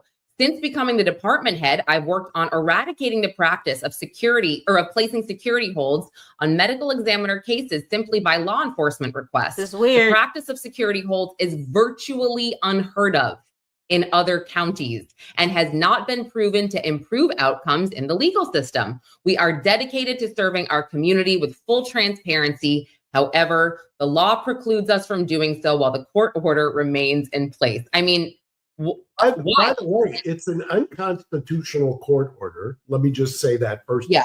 If I didn't have a day job, maybe it should be part of my day job. We should, if they don't lift that security hold on Monday, somebody ought to sue to get it lifted. It's completely unconstitutional. The coroner's office, while part constitutionally, and I say that because there's a case, Kyles v. Whitley, which is a SCOTUS case, In re Brown, which is a California case, which says the medical examiner is part of the prosecution team. It is weird, but guys. From a scientific standpoint, they are supposed to be standalone, separate, and not just be the handmaiden of the prosecution. They're supposed to give you an unbiased medical evaluation of the evidence. They're not supposed to be muzzled just because the LAPD or the DA doesn't like what they have to say. I mean, it really is wild. And look, again, maybe they did recently come to the conclusion that the cause of death was a homicide, or I'm sorry, manner of death was a homicide. Maybe they did. And again, going back to the probable cause, maybe that was their probable cause. Or is that enough? Well, I mean, I'm going to wildly speculate again, and this is based on the fact that break it down. There's only 20 moves that prosecutors generally use. I am going to bet that as soon as they didn't get what they wanted out of the medical examiner's office, that's why they ran in to try to get a security hold, and they went outside of the medical examiner's office to get one of the usual suspects who was going to volunteer their services to give them the answer that they want. When I say that this is a defense lawyer's dream in terms of the Petri dish, any expert that they hire, the prosecution, prior to this filing or this arrest is going to be immediately suspect and subject to some real scrutiny by the defense, because they weren't getting what they wanted out of the medical examiner, so they went and they shopped it around. I mean, I'm gonna tell you what, guys. If this does go to trial, guys, I feel so sorry for the family, because they are going to have to listen to what happened to their daughter. Okay? And I've said this in the Mofo video. Why did it have to happen? Why did it have to happen? Whatever she was threatening you with, Celeste Rivas Hernandez, and I'm not even saying she was threatening you with anything, but let's just say she was threatening you with, you guys were having an inappropriate relationship, or she was threatening you with, you were having a DL relationship with Neo. Whatever she had hanging over your head, was it that bad that y'all had to do some shit like this? Okay? And so if it does go to trial, this is going to be the sad part. I can barely stomach it, and I'm not the damn mama. The parents are going to have to sit there and listen to this shit of what happened to their daughter. That's the sad thing. That's the sad thing about this whole ordeal. It's really sad. This is alarming, because we are talking about a child, right? We're talking about a child who was dismembered, Mark. And I go back to, I said this the other day. I was talking to an investigator on another show about this, and he's like, dismembering a body is not what you see on Dexter. This is bad. Like this. So disgusting. I go back to, if, and I'm looking at Blair Burke's statement, David did not he was not her cause of death. He did not cause her death. Okay, fine. Let's say, for whatever that. I think it's entirely reasonable. Remember, what a criminal case is, and the standard, so we understand. LAPD's standard. First of all, before he get finished, David is saying he didn't do it. His attorneys are saying he didn't do it. Okay. Who the hell did? Who the hell did? And whoever did it, why would they put her in the front of your Tesla? Okay? Why would they do that? And first of all, if you really think about it, they had to have put her in the front of the Tesla by the mansion where you lived. Because there's no way somebody is going to dismember her, put her on all these bags, and then try to go to the tow yard. I'm sure the tow yard has security cameras up the yin yang. So if he didn't do it, explain to me who the hell did. And when did the body get there? The body had to have gotten there when it was sitting outside of David D4VD's house. Boom! Shakalaka. Because it couldn't have happened no other time. Nobody's going to chop her up, freeze her, take her out the freezer, and then go to the tow yard and try to put her body there in the tow yard. Guys, there's security all up and down that damn tow yard. You cannot tell me. I ain't never been there, but you cannot tell me that that's not what goes on at the tow yard. You know why I know that that's what goes on at the tow yard? Security up the yin yang. Because when people get their cars impounded, they mad than a mofo. They so mad they try to go to the tow yard and probably take their own car. But anyway, take their own car back. That's how I know it's security at the tow yard. So the body had to have been put in the car. Guys, tell me what you think. Put it in the comments. The body had to have been put in the doggone tow yard. The body had to have been put in the car before it made it to the tow yard. Okay? You see what I'm saying? It wasn't put in the the body wasn't put in the car at the tow yard.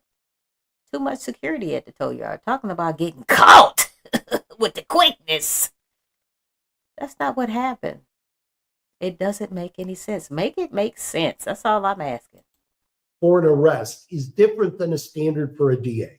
A DA could file a case based on probable cause, but that's not their ethical duty. Their ethical duty is to only file a case if they believe they can get a conviction beyond a reasonable doubt. They are at a higher standard than the officers are. So I get that dissonance between the cops and the DA's office. I get that. I understand that. That's make part sense. of the roles, if you will, and the checks and the balances. But the problem in this case is that from a defense standpoint, you could make the argument right now that maybe she ingested the drugs herself. That's what I was going to say. And they can't figure it out because of the decomposition of the body.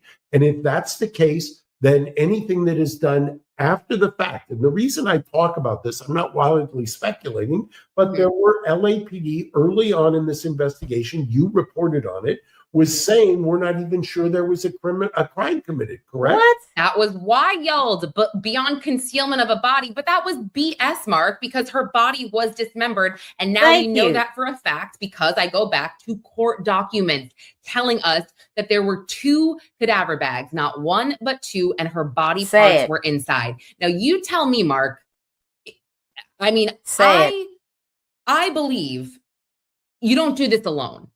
I'm just saying. No, you're right. I don't know. By the way, there's only one arrest that we know about. It wasn't Neo. I mean, I'm just saying, like, how do you go through the trouble? Because again, it is trouble to dismember a body, but leave it in a car that's registered to, I mean, nothing makes sense to me right now. Truly, nothing makes sense to me. And if this case is messed up, because like you said, this is becoming. And guys, they also said that David D4VD was found with his cell phone in the middle of Santa Barbara, just standing around. They also said that it was a burn cage that was delivered to the home using gift cards, okay, and a fake name, okay. My whole thing is, Was David standing in the middle of Santa Barbara with his cell phone? Who brings their damn cell phone if you don't want to be tracked down? Was he standing out there to try to figure out what he could do with this burn cage to finish maybe cremating little Celeste Rivas Hernandez out there, because you cannot burn waste in the Hollywood Hills. That is my whole thing. Was that going to be the plan? And one of you, I just said this yesterday, one of you actually messaged me and told me that them leaving that car, when I say them, I'm saying that David, he wasn't by himself. There was somebody else. There was somebody else involved. Okay? The whole plan about them leaving that car right outside that mansion and then that person eventually getting on the tour bus while David went on his tour, that wasn't the final plan. One of you guys actually messaged me and said that it was a great possibility. You thought, and then your thought became my thought, that somebody was supposed to come, pick that car up. I don't know if they were going to drown the car, set the car on fire, crush the car, whatever the case may be. But that was the plan. Not just to leave the car out there in the elements and then her decomposing body, all of the fluid would start leaking to the ground. There was already, they said, a funky smell coming from the Tesla just from it being inside the damn car. Somebody was supposed to pick that car up, and the reason why they left it outside the mansion, somebody was supposed to pick it up because that person didn't have access to the mansion, but they had access to the car. And either that person who was supposed to do that, either they already knew that little Celeste Rivas Hernandez unalive body was already in there, or they didn't know, and maybe they was just getting lax on us, and they was like, okay, I'll go pick the car up later and do whatever David allegedly told me to do with the car. Maybe they did not know that the body was in the car, that David said, hey, I need you to go crush this car. Because from what I understand, David had gotten another Tesla. I believe it was a red Tesla. The Tesla we're talking about now is a black one. So maybe this person did not know that little Celeste Rivas' body was in the frunk of the Tesla, and they were supposed to come pick it up and, I don't know, steal it, burn it, catch it on fire, drown it, whatever the case may be. Maybe they did not know. And by the time they was like, okay, let me go get the Tesla like David wanted me to do, the Tesla was gone. Because it got so many tickets on it. It was dusty as hell. It had a dent on it. The neighbors started complaining, and it was driven to the tow yard. And then by the time the person came to go get the car from right outside the mansion, it was gone. And maybe they called David and said, hey, dude, I know I said I was coming to get the car, but the car is gone. And David probably, if he did it, probably pissed his pants. Okay? Probably said, I told you to come pick them up on Tuesday. Here it is, Friday. Okay? I'm believing whoever was supposed to get that car did not have access to that mansion. That's why she was left inside the house, inside the freezer, where she could not decompose anymore. That's why, because the person who was supposed to come get the car didn't have access to the mansion. Guys, go ahead and put it in the comments. Let's finish this off. A defense attorney's dream here. I mean, it's very troublesome. And I have to say, the DA's office, the LAPD, they're going to be a laughing stock. It is going to be worse than it's going to be horrible. Literally. They've only got 2 DA's offices. And by the way, they got very upset yesterday when I said they were having an all hands on deck meeting, which I know. And do you know what I heard after the fact? What? They went around the office saying, who's talking to Garrigus? Who's talking to Garrigus? Can you believe? Okay, how many times have you heard that when there's a leak, when you go around to try to plug the leak, all you're doing is basically confirming the fact. And the reason there is an all hands on deck in the DA's office is because LAPD arrested, and the chess move is, okay, DA, the ball's in your court. You make a decision. We don't have a case filing. We don't have a case number unless you already got a grand jury indictment and you're unsealing it. And by the way, if that were the case, the reason I don't believe that happened, because if that were the case and they arrested him and they had a grand jury indictment, they would have been obligated to take him to Department 100, which is, and have a bail hearing immediately, because that would have been constitutionally what was mandated. This is weird, so guys. all of this scurrying around saying, oh no, we're working in lockstep together, blah, blah, the LAPD. They're spending the weekend figuring out how to craft the message for Monday. I was just saying, Mark, I mean, they have to file these charges. They have to. If they don't, can you imagine if they come out Monday and say, well, and I don't think this would ever happen, but they say we don't have I mean, no, they're gonna look stupid. That can't happen, right? Well, let me tell you, because I've seen this movie before. Almost 15 years ago, I had a special circumstance murder case in LA and with the LA DA's office.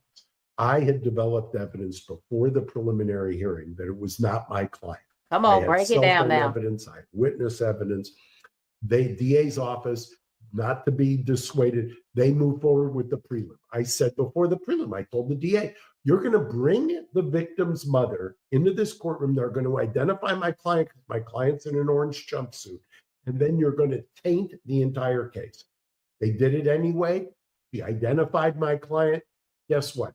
We then got DNA evidence. We found the person who actually committed the crime from the DNA evidence. They took the same witness who identified my client into the county jail, put the real person in the lineup.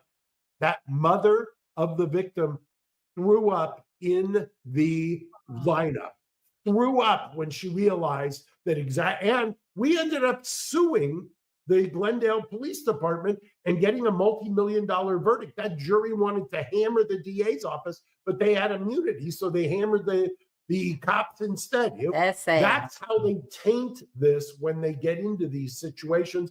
History repeats itself, and I hope you're wrong, Lauren. I hope you're wrong for everyone's sake.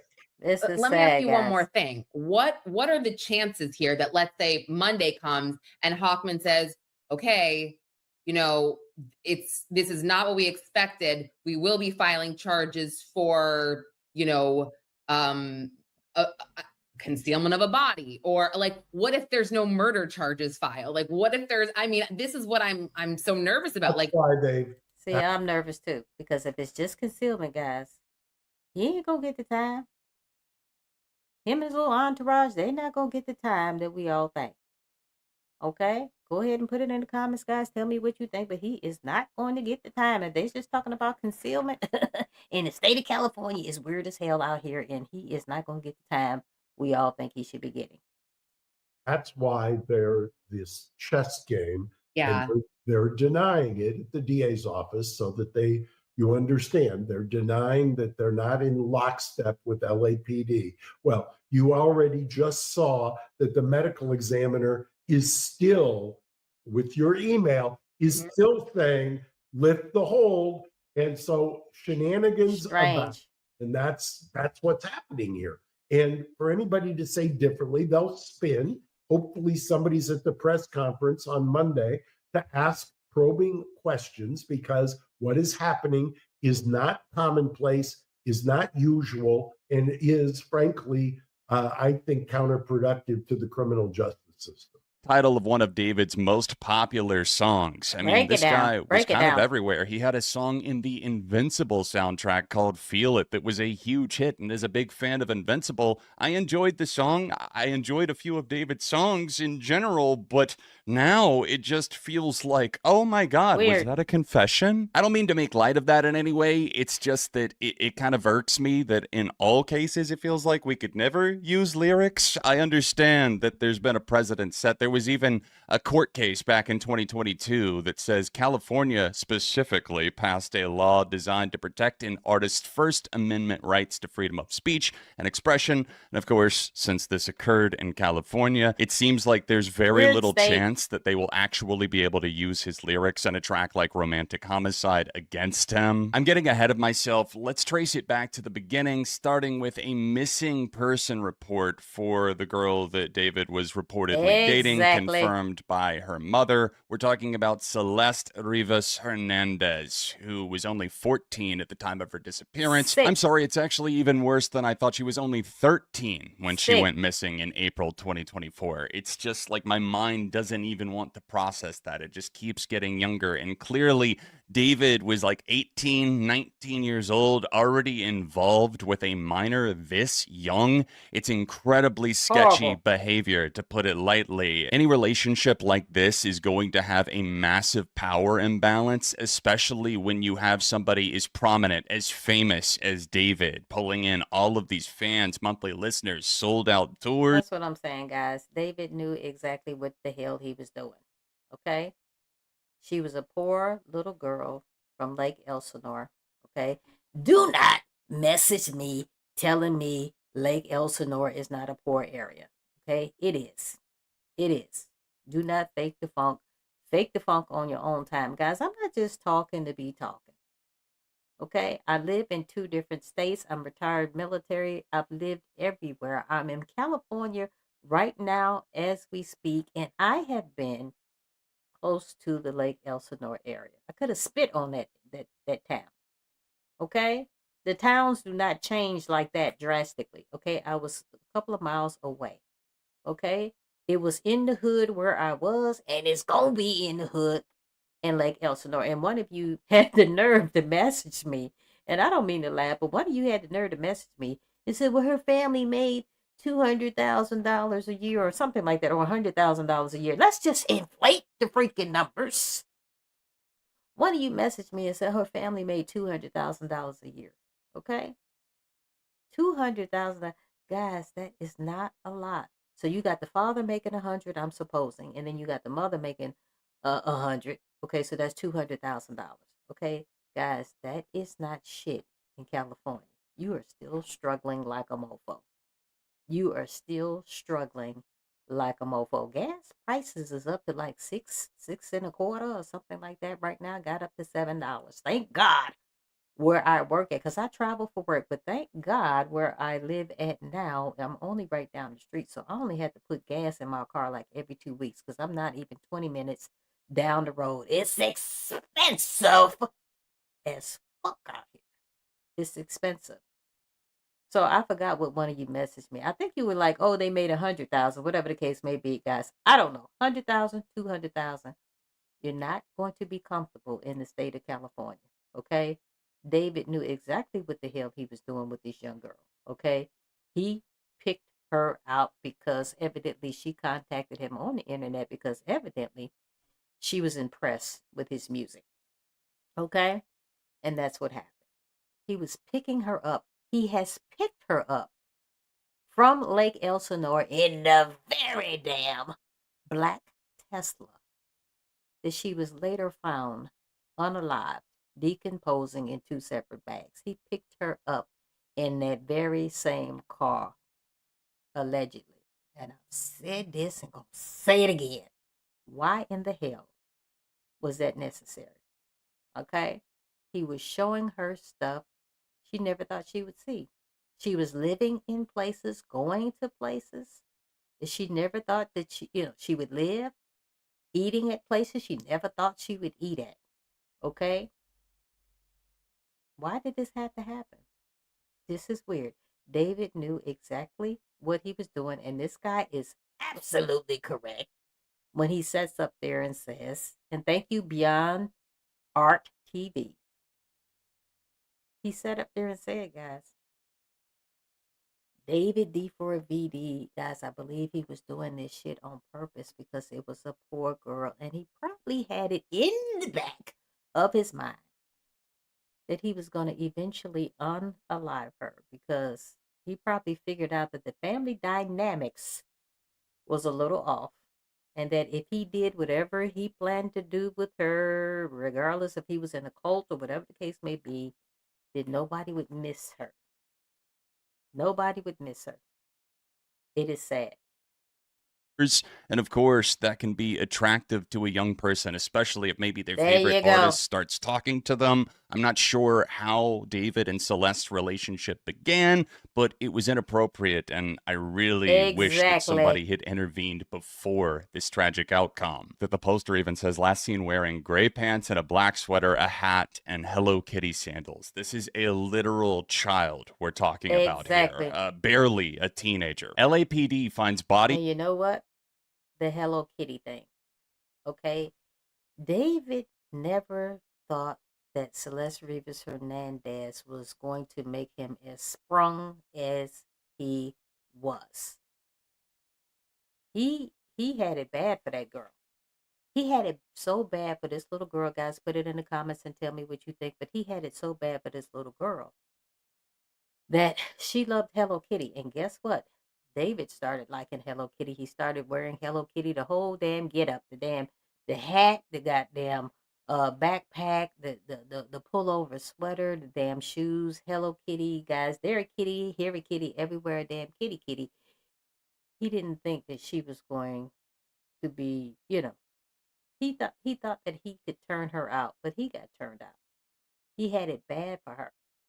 He had it bad for little Celeste Rivas Hernandez. You cannot tell me. Ain't no grown man gonna sit up here and wear all this shit. This Hello Kitty shit. David was sprung. Inside impounded Tesla that's registered to singer David. Of course, this is his car. This was reported in September of 2025. That's when the news broke to the public, despite this allegedly taking place a decent amount before this. David's car was found in a lot in Hollywood. It had just been sitting there, like quite literally just collecting dirt and grime, and somebody eventually reported a foul odor coming from it, and the police investigated, got into the trunk, and they find the body of a missing girl, later confirmed to be Celeste Hernandez. Authorities said human remains were found in the front trunk of course, the front trunk. I forget that it's a fucking Tesla. Thanks, Elon. Which is registered in Texas to David, real name David Anthony Burke. A huge smoking gun came our way with the report about a week after the initial breaking news. September 17th, 2025, we see a report that David reportedly has tattoo on finger like one on dead 15-year-old found in his towed Tesla. Apparently this guy's out getting matching tattoos with underage girls and just branding her. It's another power dynamic thing like I'm talking about, I'm sure. So they find that he's... So anyway, guys, they said that that was the only way that the mother could identify her was from the tattoo that she had on her finger. That was the only way. Guys, that makes me want to throw up just thinking about that. Got a tattoo that matches the one that was on her finger, on the decomposing remains. And dismembered also. Just absolutely cruel stuff. I can't imagine what she must have gone through in those last days, in those last moments. And who knows how long they had her just like bound, gagged, or kept somewhere, dating back to her being missing in April of 2024. Romantic Homicide is starting to sound less and less like just a fantasy that he had and more like something that he actually played out possibly in real life. David seems to also have some sort of unhealthy obsession or fixation on blood. It shows up. Look at this weird shit. And guys, this is the very video. I think it's called Last Dance or whatever the case. I don't know, guys. Look the shit up. This is the video that I'm talking about. Okay, that I have talked about. David D4VD is sitting there, standing there with a bloody shirt on, and he's watching two people throw what appears to be somebody who's unalive in the trunk of a car. Not a Tesla, in the trunk of a car. He's sitting there watching this. He's got the blindfold on. Okay, this is one of his videos. Don't tell me he don't have no input in his damn videos. He does. And guess what? We're supposed to believe after you make this video, okay, later on the same thing happens to you in real life. And that's just a freaking coinky dink. Is that what we supposed to believe? That is weird. That is weird, guys. We already know, believe it or not, and I've said it in other videos, guys, we already know what happened to little Celeste Rivas Hernandez. David has already told us through his songs, through his video, through his artwork for his songs. He's already told us what he did to little Celeste Rivas Hernandez. Believe it or not, we already know, but we have yet to decipher the entire thing. Wait and see, guys. You'll see what I'm talking about. Throughout his music videos, Romantic Homicide being a major one, but also One More Dance, featuring him in a bloody shirt, the shirt of which he went on to sell. And you could see it in the thumbnail for this video. He's selling the shirts with blood. He was, obviously, it was pulled when, you know, the murder stuff came out. Yes. Tell me you're 1,000,000% guilty without telling me. Come on. Earlier this year in February, more information started coming out about the case as court documents revealed new details in Celeste Rivas' murder case, saying that newly unsealed documents filed in Texas show that LA County prosecutors demanded the testimony of singer David's father, mother, and brother to come and speak in person and give testimony as they investigate the murder and dismemberment of the 14-year-old or 15-year-old. I'm seeing conflicting reports here of Celeste. It seems like all of the recent reports are confirming that Celeste was 14 years old at the time of the murder, and they're alleging also that the body had been in there for a considerable amount of time, rotting inside the Tesla. I wonder what his family are gonna break out on his behalf, like, oh, he's just a promising young man, or he has such a bright musical future ahead of him. This all leads us to April 16th, where it's revealed that David's finally been arrested in the murder of the teen found dead in his Tesla. The child's decomposing body was discovered on September 8th of 2025. God knows how long she had just been left there, completely alone and abandoned and isolated yet again. And an abandoned Tesla registered to David, and it had been parked there for more than a month. It all just seems like a crock of shit and kind of a joke when it comes to the justice system and the way that the legal processes here in America work. But with her body being found September 8th, and David not getting arrested till mid-April of this year, that is a long gap. And it's like, what more evidence do you need to see at this point? It's like blood red hands are all over it and continue to be all over it. The imprint is obvious. We can't forget that David didn't immediately cancel his tour. He was literally playing a show. Well, I don't know why in the hell he would not cancel his show, because ain't nobody going to that shit. After they figured out that's what he did, and I've said this in other videos, he used to open for SZA. SZA don't fuck with him no more. A lot of celebrities that had him on their social media, guys, they pull all that shit off the shelf. Nobody wanted to fuck with David D4VD anymore. Nobody. But I want to address something that this guy said about the family, you know, and the parents, you know, trying to say, oh, you know, he did this because whatever the case may be, whatever, trying to be on his side. A real mama, I'm talking about a real mama, not a fake mama. There's a big difference between a real mama and a fake mama. A real mama, if you know your son did this, you know what she gonna say? Son, you need some help. We're gonna get you some help. We're gonna get you an attorney first, but you need some help and you need to serve some time for what you did to this girl. Okay, let's call this attorney. Get the attorney and let's call the popo, because you're about to get arrested. That's what a real mama do. A real mama don't hide your monkey ass out. A real mama don't hide your monkey ass out. If a real mama knows you did this, son, you need some help. Okay, let's call this attorney. Okay, go ahead and take you a shower, get you a good meal, and then we're going to call the popo so they can come arrest you, because, son, the help that I can give you is not going to help you. You need some real help. That's what a real mama going to do. Okay, not hide your ass out. That's not what happens.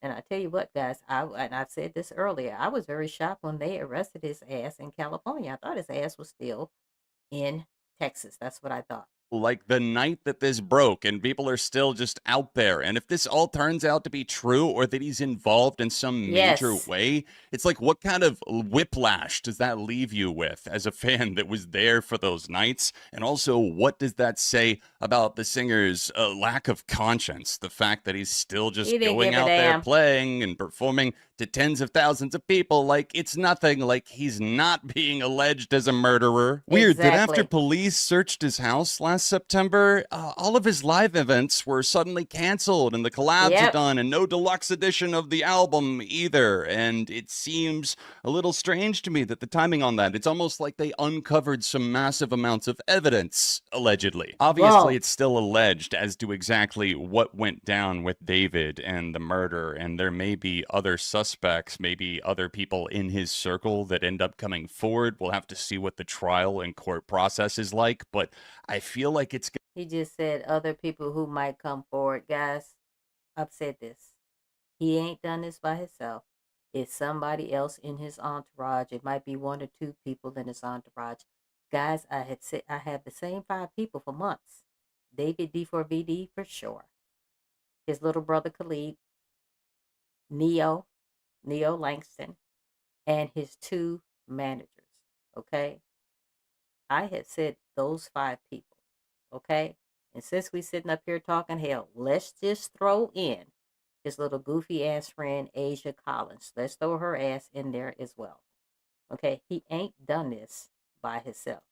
Gonna be a media circus, and I really hope it isn't, for the sake of the Hernandez family. At the time of recording this video, David still has more than 20 million monthlies on Spotify. It's gonna be interesting to see if that gets affected, and to see if DSPs start deplaylisting him even more, or start shadow banning his music or something along those lines. I guess some good news to end on is that David is currently being held in prison without bail. That probably won't last very long. It's unbelievable to think that David, or whoever else may have committed this murder, are thinking that they can just get away with this and leave a body in a trunk somewhere. How negligent can you be? Especially if you're committing a crime of that nature, you're just going to leave it rotting in a lot in Hollywood. Singer David's arrest late Thursday afternoon, captured by TMZ, the 21-year-old taken into custody at a home in the Hollywood Hills.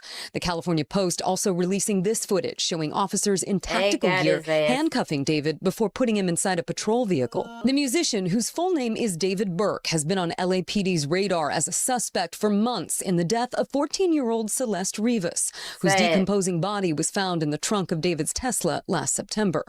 Although an investigative grand jury was convened in the case late last year, it never returned an indictment. At this point, it's unclear what finally prompted his arrest on suspicion of murder. Eventually, he surrendered. He was arrested around 5 p.m. and taken into custody. Good.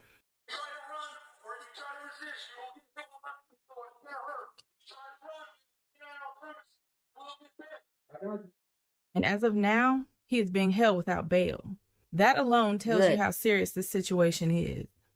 This morning, singer David is being held without bail after he was arrested in connection with the death of a 14-year-old girl. The case now heading to the LA District Attorney's Office, where prosecutors will decide whether to file charges. Now, immediately after the arrest, his legal team came out swinging. His attorneys released a statement saying, David Burke did not murder Celeste Rivas Hernandez and was not the cause of her death. So right now, his team is flat out denying everything. And here's the thing. Authorities have not publicly revealed all of their evidence yet, which means what they have behind the scenes must be strong enough to make an arrest. But they're not showing their full hand just yet. And that's where things start getting even more complicated. David's defense team releasing a statement maintaining their client is innocent, How saying is the that singer possible? hasn't been charged with any crime.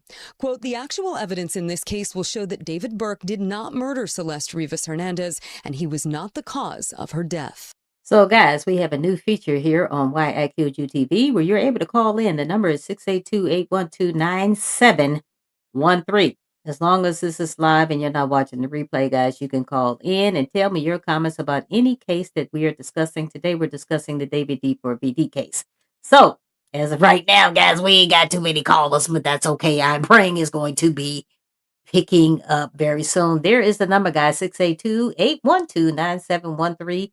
Guys, we will only be using the audio, not the video whatsoever. And today we are going to finish talking about the family of little Celeste Rivas Hernandez and what's going on with them right now. And we're going to give a quick update. Guys, make sure to like, comment, share, and subscribe. If you do not catch the live, if you catch the pre-recording, guys, you're still able to text me and let me know, hey, Kelly, next time I want to get on the mic. Okay, let's continue with this case. As many of you may know, David was finally arrested last night for the suspicion of murder of Celeste Rivas Hernandez. And we are finding out that he was in LA probably the whole entire time since this investigation started. And the police came hot and heavy, and neighbors were catching video of David actually being arrested. TMZ also got their hand on video footage of David actually talking to the cops when they came to the residence that he was staying at to arrest him.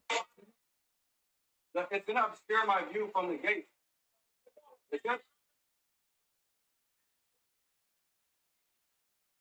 They ain't playing with his ass.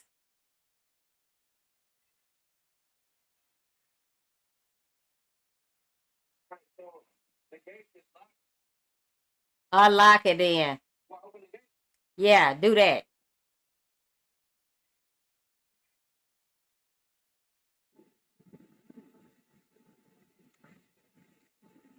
Now, based off a little bit more information that did come out, we are finding out that the LAPD did just arrest David without a grand jury. So they didn't use a grand jury indictment to arrest him. LAPD has been giving statements saying that they got probable cause to arrest David for the murder of Celeste Rivas Hernandez. And this is a huge deal because it leaves a lot of people confused, wondering what did they get all of the sudden that they now are saying that they had probable cause to believe that he committed murder. Now, it is important to note that David has not been officially charged for murder yet, but they are going to take whatever evidence and probable cause that they are talking about to the... Guys, is this going to stick? Somebody please help me, Jesus. Is this going to stick? I'm praying it's going to stick. Is this going to stick, guys? It sounds weird.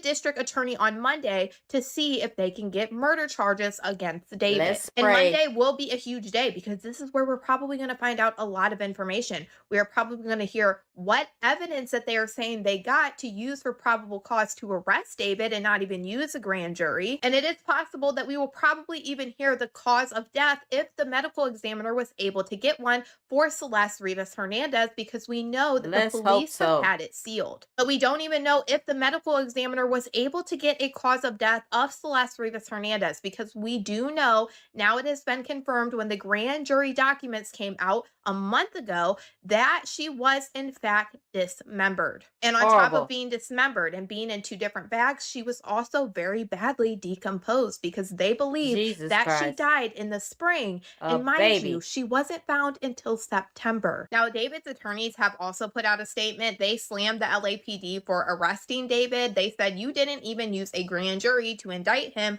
but now you are arresting him on probable cause. They also said that the evidence will show that David did not murder Celeste Rivas Hernandez and that he was not the cause of her death. Yeah, right. Also being reported that the district attorney told the news stations that they are going to be holding a press conference about what is all happening. Based off what they're saying, it sounds like there might be a possibility that there is a press conference held today, but it might not be until Monday. But if it happens, I'll definitely let you know. It's Monday. It looks like the majority of information that we have all been wanting to know, we are finally going to be able to hear. And we are also going to see if they charge David with murder. So guys, on Monday, hopefully, David D4VD is going to stay his ass up in there. We about to see. We about to see. So, guys, I cannot wait to figure out what's going to happen on Monday. But, guys, it does not seem like he's going to stay up in there. That's just my personal opinion. I could be wrong. I'm praying I'm wrong. Okay, if he did do this, guys, I got to do the fingers, guys. If he did do this, I pray that his ass stay up in there. But, guys, I was on X. And I found this very disturbing post. It says, Celeste is a liar. Sky message appears above Coachella after David D4VD's arrest for murder. Guys, this was posted by the New York Post on April the 17th. Guys, this is weird. And when we open it up, guys, a lot of people have commented on this. A lot of people love this. Guys, over 2,300 people love this. A lot of people reposted this, 477. And it had over 2.5 million views. And a lot of people are saying the same thing that I am saying, like, yapping Lord. She's not even alive to be lying. And that's what I'm saying. Frida, brother, she's not even there to lie. This is crazy, guys. Magical says she's a 14-year-old girl. What is wrong with people? Guys, this is weird. This is weird. Celeste Rivas Hernandez, K-Way. Celeste Rivas. Celeste never even had a freaking, I'm going to say freaking, guys, chance to lie. And I totally agree with guys. This is disrespectful as fuck. I don't know who posted this. And Latino says, just goes to show you how much these uneducated fools worship these low life celebrities. Guys, this is weird. I do not understand why somebody would post this, guys. This is really weird. But if you look on X, guys, you will see that this was posted by the New York Post, guys. This is weird. I do not understand it whatsoever. And then as also, guys, they had this post here as well. And let me make sure, guys, you're able to see the same thing that I'm seeing. Evidently, somebody has posted disturbing look into a $3.5 million house where David D4VD was hiding before the murder arrest. So they said this is where he was hiding out at. And guys, like I said earlier in my previous commentary, guys, I said I could not even believe that David was still in California. I thought he might have ran back to Texas, where his parents are. Let's say, Hugh says, I do not understand how this, we're going to say freaking guy, had a $3.5 million house. What the hell is going on? He's a nobody rapper who murdered a teen. What kind of culture do we want in this country? This is weird, guys. This is how they said he was living. Now, I am sure David could not have left that house, okay? He had to have people bringing him food. I don't know if he DoorDashed or whatever, Instacart, whatever the hell he did. There's no way that he could have left that house, guys. He was in deep, deep, deep undercover. I don't think there has been any sightings of David D4VD whatsoever. And as you can see, guys, this is the video footage that I really like. And let me blow the hell at. I want to blow that up for you guys. Let me make sure you can see exactly what I see. We have a picture of David D4VD. We have a picture of little Celeste Rivas Hernandez. And at the time, guys, when he met her, she did not look like this, okay? She, in this picture, I don't even care when this picture was taken. I don't even care when this picture was taken because she couldn't have not been any older than 14. And there was a 5-year age difference between David D4VD and Celeste Rivas Hernandez. But as you can see, they are carting his ass off, okay? So, guys, she couldn't have been any older than 14 because she didn't live to be any older than 14 years old, guys. She was found in the trunk of his Tesla that was registered to him. She was found a day after what would have been her 15th birthday. And I know, guys, I might sound like a broken record, but, guys, that's what happened. And this here, guys, let me see here. This guy is, I forgot what his name is, but evidently, let me rewind that. Let me make sure you guys can hear. David. Somebody, hey, I'm gonna say this right now. He didn't kill anybody, bro. He didn't kill anybody. There's no way. There's no way he's been on tour. He didn't kill anybody. He's been on tour. He literally performed yesterday. Bro, do you see the videos that he makes? There's no way he's killing somebody. He was framed. Either he was framed or... Who would frame him? Or my theory is somebody killed someone, and stole David's car and left it in the trunk. But I'm also not a detective, so David. Okay, so why in the hell? Just listen to what he said. He has since, Jason the Ween has since retracted that comment. Okay, he has since retracted this comment. Guys, this is weird.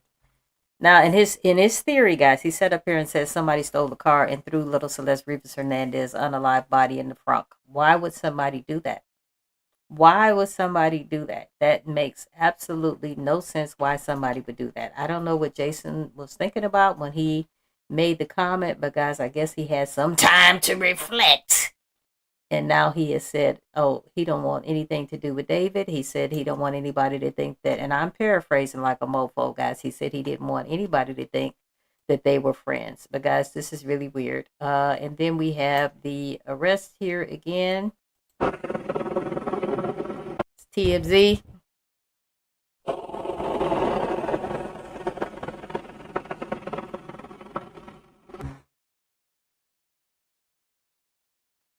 TMZ, guys.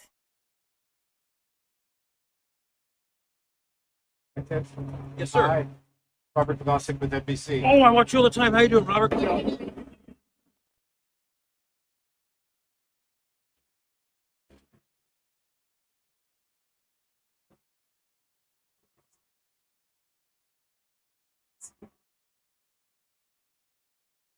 Finally, guys, they got his ass.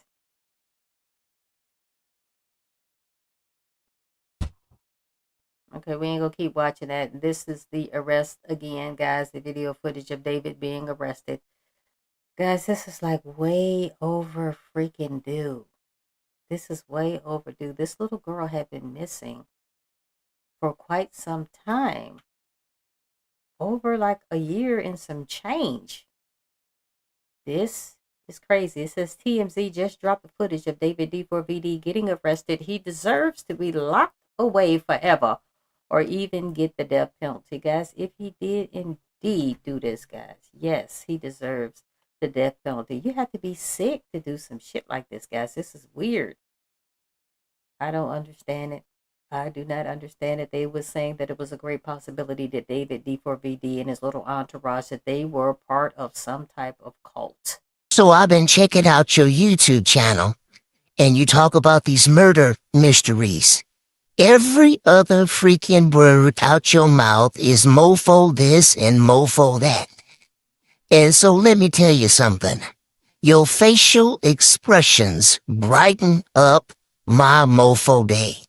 I am one of your most loyal and newest subscribers. You put a smile on my freaking face. Why I Killed You TV, keep up the good work. I love it. Love it. Love it. Guys, go ahead and make sure that you like, comment, share, and subscribe to this mofo right here. Kelly from Why I Killed You TV.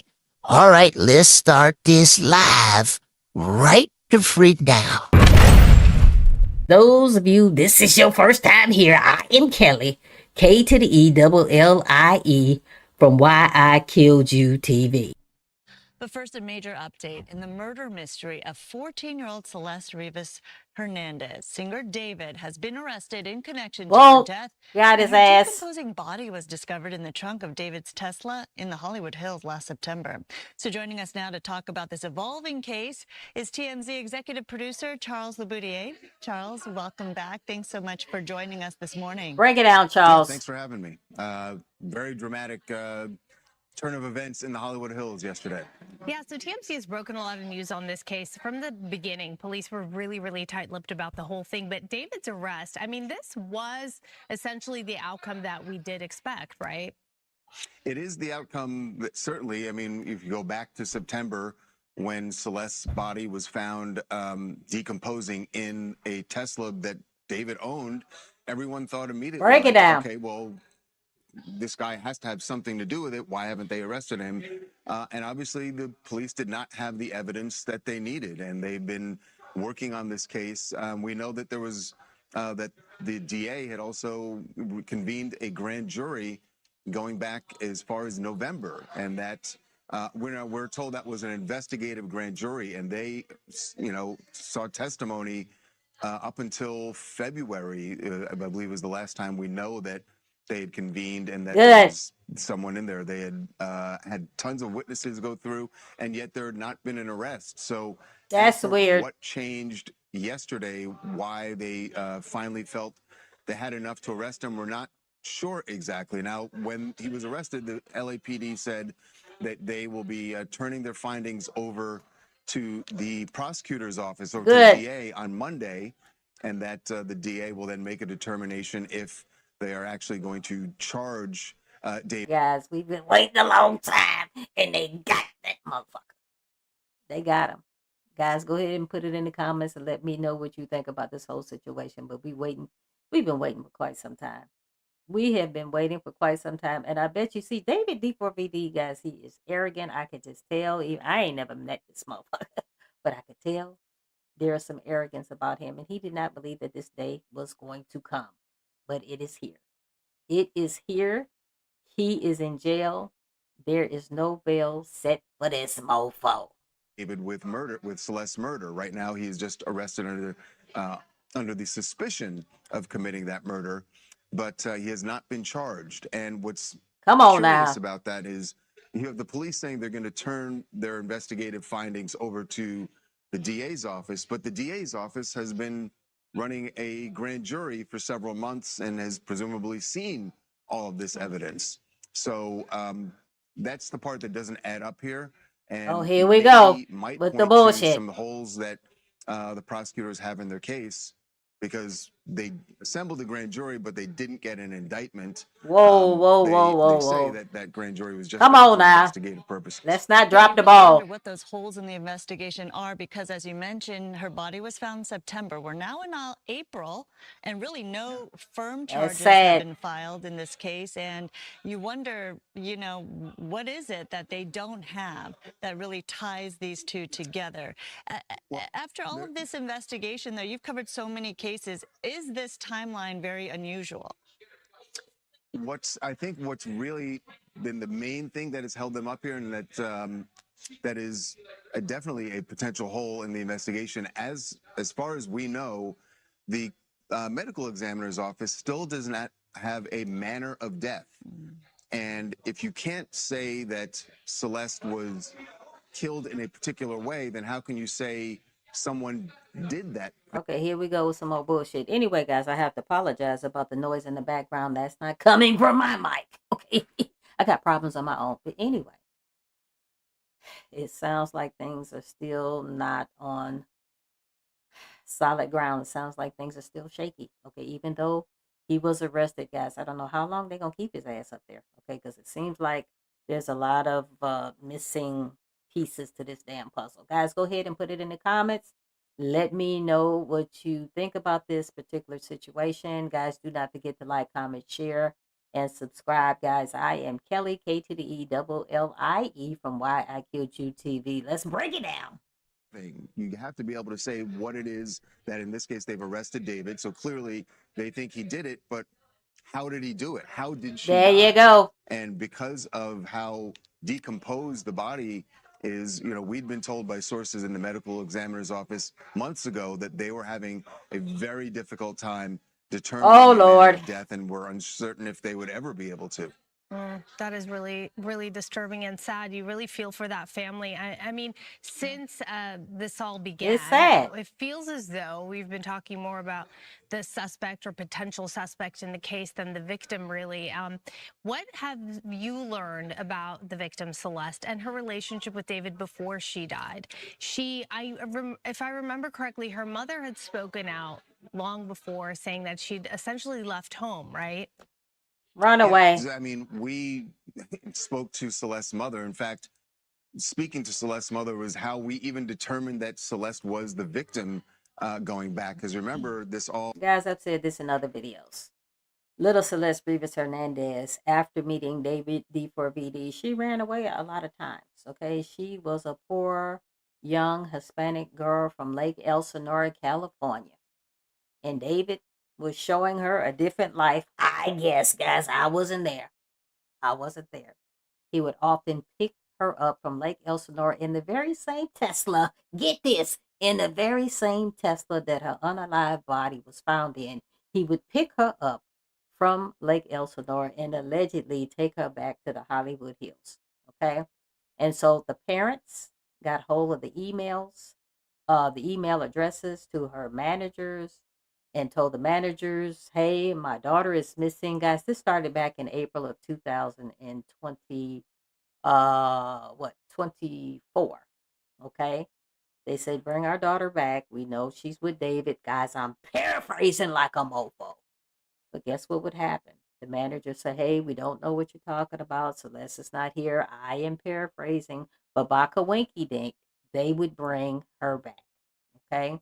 So she was running away quite frequently. Okay. To the point where the police, they weren't informing the police. The parents weren't informing the police that Celeste Rivas Hernandez came back home because she would do it so often. I guess they would forget to call the police and say, oh, she's back. She's gone. She's back. She's gone. Anyway, to make a long story short, okay, the timeline, and I've said this in other videos, guys, put it in the comments and let me know what you think. But the timeline that I am thinking is real is when little Celeste Rivas Hernandez was arguing with her parents' neighbors on September the 8th, 2025. That is the last time I believe that she was alive. Guys, I could be wrong all day long. Put it in the comments and tell me what you guys think. Because she was on Nest Cam having an argument with her parents' neighbors, calling each other the N-word, this, that, and the third. Guys, ain't nothing here I am saying is new. Okay, you got anybody who's been following me know that I have said this before. The reason why I think this is true, because Celeste's birthday, which would have been her 14th birthday, was September the 7th. So I believe she was at her parents' house celebrating her birthday on September the 7th. She probably spent the night, okay? She should have been at home, but she probably was going back to David D4BD's house. And evidently on the next day, which would have been September the 8th, she was, and this was 2025, guys. She was caught on the Nest Cam having an argument with her parents' neighbors. And it sounds like she was a little bit on the tipsy side, maybe celebrating her birthday, guys. That's a whole lot of stuff going on, in my opinion, for a 14-year-old. Okay, Celeste grew up too fast, in my opinion. She grew up a little bit too fast, especially having a boyfriend on the internet, and your parents know about it. That is weird. Guys, go ahead and put it in the comments and let me know what you think. Well, in September, they find the body, but it was so badly decomposed, they couldn't even determine who this person was. There was a very particular Anyway, guys, I'm sorry. I'm having a brain fart. September the 7th, 2024 would have been Celeste Rivas Hernandez's 14th birthday. She was at her parents' home the next day. September the 8th, 2024 was the day that she was having an argument on the Nest Cam with her parents' neighbors, calling each other the N-word. Sorry, guys, I had a little brain fart, okay? Because Celeste's body was found one day after which would have been her 15th birthday, and that was September the 8th of 2025. So I had to get back on here and just clarify, guys, because these dates is all over the place. The damn timelines are all over the place. But I believe in my heart, the last time that little Celeste Rivas Hernandez, in my opinion, was alive was September the 8th of 2024, when she was on that Nest Cam having an argument with the damn neighbors, okay? The private investigator, Steve Fisher, says that he believes that the last time that she was ever alive was January the 2nd, 2025, because he has a picture from David D4VD's cell phone camera that Celeste Rivas Hernandez had a hoodie on that had some very distinctive holes in it. And this is what Steve Fisher, he believing that is the last time that Celeste Rivas Hernandez was alive. On the very next day, by Kawinky Dink. Guess what happened, guys? I'm sorry. On the very next day, guess what happened? So if Steve Fisher was saying January the 2nd, 2025 was the last picture taken of Celeste Rivas Hernandez, okay, on David's phone, the very next day, which was January the 3rd, 2025, David took a selfie of himself, in the mirror, and the reflection from the mirror caught the hoodie. Either it was on the floor or in the hamper. That was January the 3rd, 2025. My whole thing in a nutshell, guys, put it in the comments and let me know what you think. But my whole thing in a nutshell, that means that there's a great possibility that David was with Celeste Rivas Hernandez on January the 2nd, 2025, because it looks like that hoodie is either on the floor or in the hamper from the reflection from his selfie on January the 3rd, 2025. The timelines are all over the freaking place with this particular case. Of her fingers, and we had heard that that was the case. And through a tip that we got, ended up speaking to Celeste's mother, and she said, yes, she identified that tattoo and some other things that that were found with the body, and that's how we determined Celeste was the victim. You know what, guys? And I hate to keep stopping it, starting it, whatever the case may be. You can stay, leave, whatever the hell you want to do. So your own mother identifies your body through a tattoo on your finger, and the tattoo had David's name on it. Okay? My whole thing in a nutshell, why in thy hell? And guys, I was raised in a different way, in a different time than a lot of you guys. But my whole thing in a nutshell, why are you allowing your daughter to get a tattoo at such a young age? Okay? That is weird to me. Guys, put it in the comments. Let me know what you think. But that would not happen at my house. I'm sorry, it's not going to happen. But what was always really creepy about this case is that Celeste was only 14 years old. There you go. Turned 15 a few days after the body was found in David's Tesla. There you go. So, you know, Celeste's mom told us that she had run away, and it seems like the family had some minimal contact with her since she had run away the year before. Say it. This would have been in 2024 when she ran away, and they had minimal contact, but certainly the mother, Celeste's mother, knew about someone named David that, as she put it, was dating her daughter. Really? Do we know how they met? Because there is an age difference here. Break it down now. Yeah, we still don't know how they met, and it could just be that once Celeste had run away and she was here in LA, encountered David at a party or something like that. We don't know how they met. We do know that his friends certainly thought that they were a couple. They said what we were told is that they sort of presented as a couple when they would be at social gatherings. But nobody had any idea how young she was, is what we were told. They don't believe that. Thought that she was, you know, a student at one of the colleges here in LA. Had no idea. People were shocked to find out she was as young. Guys, put it in the comments. Let me know what you think. Okay? Let me know what you think. Do you believe that David D4VD's friends believe that little Celeste Rivas Hernandez was around their ages? Okay, 19, 20, whatever the case may be. There was a 5-year age difference between David D4VD and Celeste Rivas Hernandez. Put it in the comments. Let me know what you think, guys. Don't forget to like, comment, share, and subscribe. I would greatly appreciate it. This whole damn case is weird than a mofo. Guys, if you want to get on here, if you want to just share your audio from your cell phone and give your opinion what happened in this particular case, if you are watching this live, you can contact me at 682-812-9713.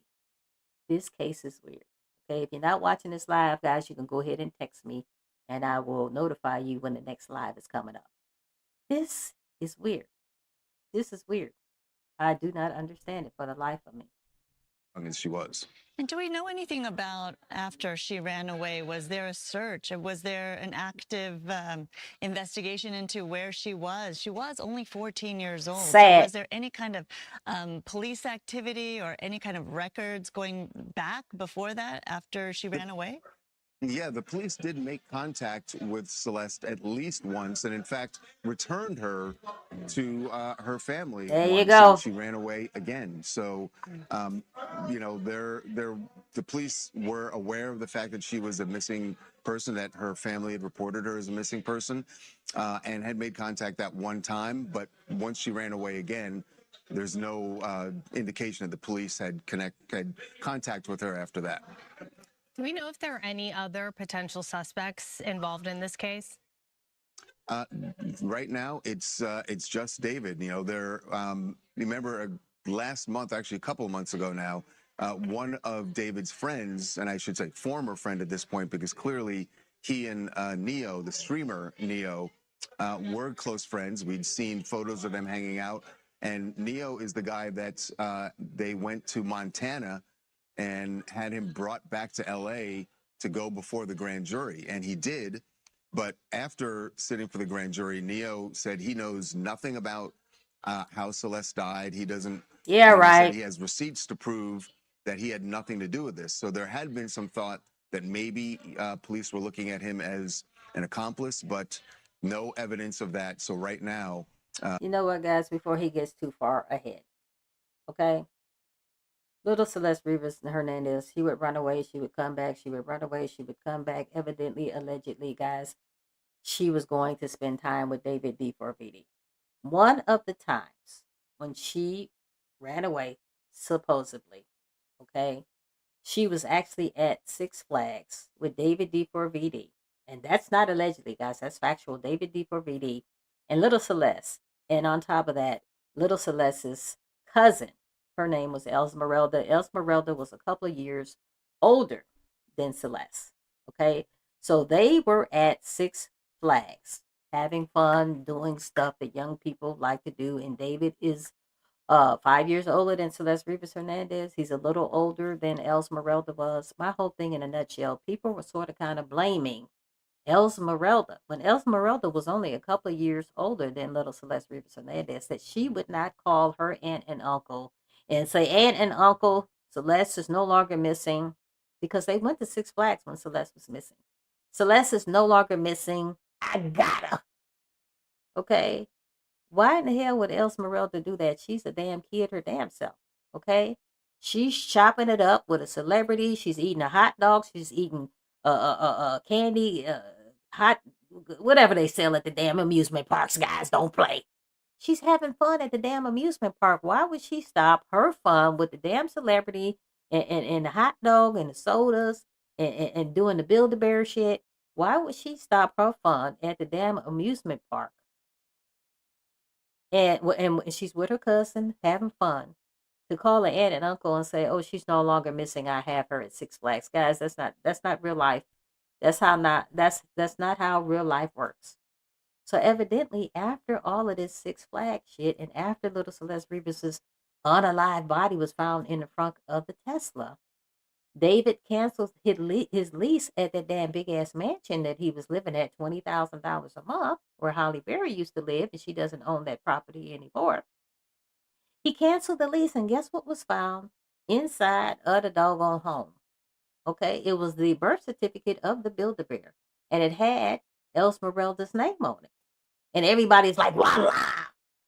The birth certificate of the Build-A-Bear is in the damn house. Guys, that means absolutely nothing.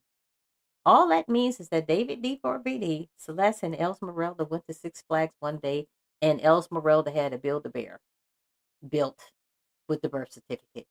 That's all that means. That means they hung out. That's all that means. I don't know what all this voila, we caught her, and why didn't Esmeralda call the aunt and uncle or call the popo? Are you serious? Esmeralda was a kid too. She was just a couple of years older than Celeste Rivas Hernandez. See, this case is getting weirder and weirder as time progresses.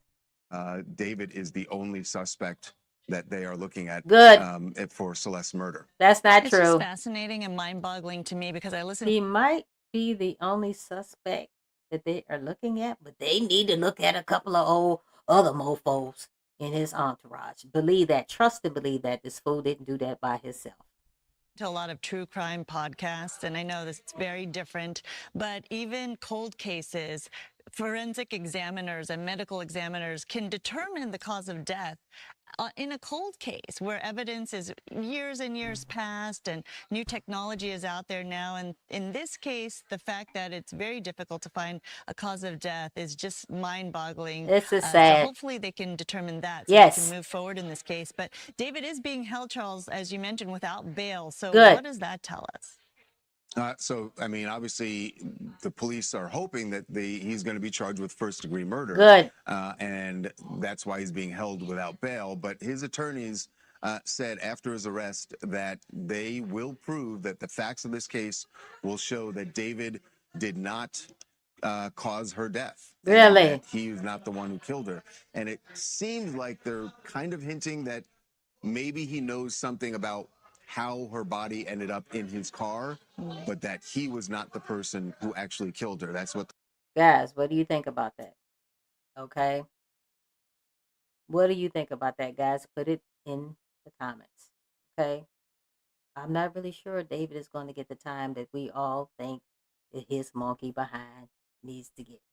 I'm not really sure, guys. Put it in the comments. Make sure you go ahead and like, share, and subscribe. And guys, if you want to go ahead and be on here live, if you want to just do a audio, we ain't doing no videos up in this camp. You could call in, guys. 682-812-9713. Sorry, guys, I can't get the number out. Anyway, the number is right there above my head if you want to go ahead and call in and give me your opinion, guys. This shit is weird. So, guys, those of you who want to get on the mic, guys, it's just audio, guys. We ain't doing no video. Okay, so if you still got your rollers in your hair, whatever the case may be, guys, don't worry about it. We're just doing audio.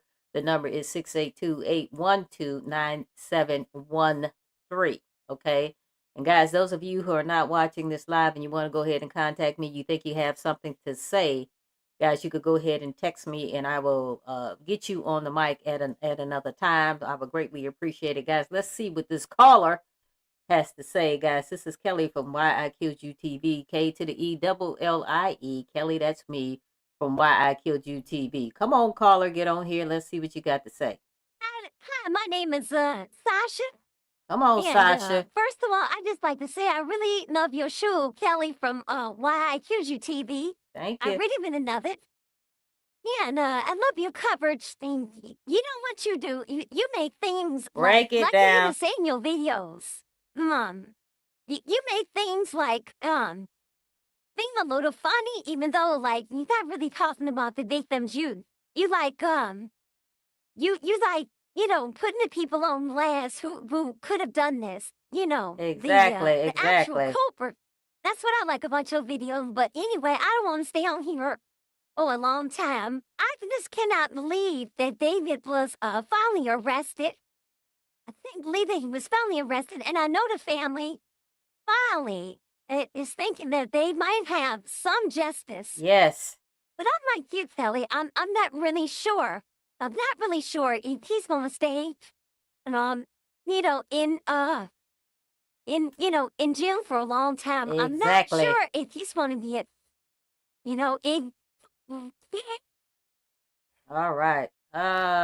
It looks like, guys, we might have lost the caller. Anyway, guys, I greatly appreciate you guys getting on here and making your commentary about what's going on with David D4VD, guys. There is the number. Use it, 682-812-9713. All right, guys, it looks like we got another caller on the mic. Okay, guys, those of you who want to get on this mic, you can. The number is 682-812-9713 if you're watching this live. Now, if you're watching it pre-recorded, guys, and you want to get on the mic at a later time, guys, you can go ahead and text me, and I will let you know when I am going to be on here live again. Okay, whatever the case may be. Anyway, it looks like we got another caller, guys. I appreciate each and every one of you. Finally, guys, we got the rest with David D4VD. I appreciate each and every one of y'all getting on here and telling me what you think about this whole situation. Go ahead, caller. Tell us what's going on. Yeah, Kelly. Mike out here. Hey, Mike. What's up? For allowing me to get on this show. I love your platform, girl. Thank you. Doing what you're doing with your mofo. I love that mofo. Girl, I don't know where you got that from. But anyway, I love it. Let me tell you something about this case. First of all, and I don't want to get on here all long-winded. I'm speaking. When I'm talking about my experience as growing up with 5 sisters, okay, and having, now that I'm, grown and married and have a daughter of my own, I just do not understand for the life of me, how is it that the parents, Celeste Rivas Hernandez, the parents would allow her to date at such a young age. Oh, guys, that's weird. It's very peculiar to me. It seems like she had a boyfriend right before David D4VD, and I'm sitting up here thinking, how is that possible? There you go. Because she was such a young girl. Now, I grew up with 5 sisters. I'm the youngest of all of my sisters. I'm the youngest brother. And the thing is, before my father passed away, he was very strict on my sisters. They couldn't go out on a date till they was about 16 or 17. Exactly. And the guy had to meet my parents before they took any of my sisters. Boom. Okay. And then when my father passed away, my mother was even stricter. She was like, as long as y'all under my household, nobody going on no date until they about 18 years There old. you My mother go. was stricter There you after go. my father died. Now, we live in a different day and age. Matter of fact, it's kind of worse than what it was back in the day. And now I have a daughter of my own, even though she's only 7 years old. I'm in the same mindset. If you under my roof, I Yes. don't know, 16, I don't know, guys. I would be thinking about 16. That would be the youngest that I would allow my daughter to date. But the older she gets, I move that date up. But the parents allowing her to go out on dates and they don't even meet the guy is weird. That would never go down in my household Thank with you. my parents, and it sure ain't gonna go down in my household now that Boom. I have a daughter Boom. that's 7 years old. When she becomes of age, I really do not know if I'm gonna allow her to date any younger than 16, maybe 17. So I don't know if it's a cultural thing or whatever. I'm not really sure. But once again, Kelly, thank you Thank you. for your platform, and I appreciate your comedic commentary. I really love it. Thank you so much. Anyway, guys, there you go. That was Mike. Mike is on the mic. Okay, how about that? Guys, like I said, if you want to get on here and tell me your views of what's going on with this David D4BD case, I greatly appreciate it. The number is 682-812-9713. If you are not watching this live, guys, you're still able to text me and let me know, hey, Kelly, when you are on here again, notify me. And then, guys, I will notify you and you can get on the mic and say a little something, guys. We are only doing audio. We're not doing video up in this camp. Let's address what Mike just said. Mike was on the mic. Okay, let's address what he said, guys. This is sad. Guys, I grew up in a different day and time than you guys did. Okay, I am 59 years old. Okay, I share the same exact birthday as Holly Berry. Okay, with her sexy behind. I think Holly Berry is just beautiful. Anyway, same birthday as Holly Berry, right down to the month, right down to the date, right down to the year. Okay, same birthday. Both of us are 59 years old, about to celebrate our 60th birthday. Back in the day, guys, when I was growing up, okay, I pretty much grew up in a single my mother was a single mother. However, my father would come in the picture from time to time. My father came back into our lives a little bit later in life. Okay, he gives my mother all the praise when he was alive. Okay, but back in the day, when young guys would come to try to, we called it courting back in the day, guys. I don't know whether y'all call it dating or whatever I don't know what y'all call it, guys. There would be no sitting up here telling, my mother telling somebody she didn't know who my boyfriend was or who was trying to date me or whatever the case may be. And even on occasion, even though my father wasn't in the picture a lot of the times, my mother would even consult with my father, and he wasn't even in the picture a lot of the times. Okay. So, and I agree with Mike. I don't know if it's a cultural thing or whatever the case may be. I do not, and I'm not here to blame anybody, guys. I am so glad that little Celeste Rivas Hernandez and her family is finally getting some justice. I'm telling you, I'm really happy about that.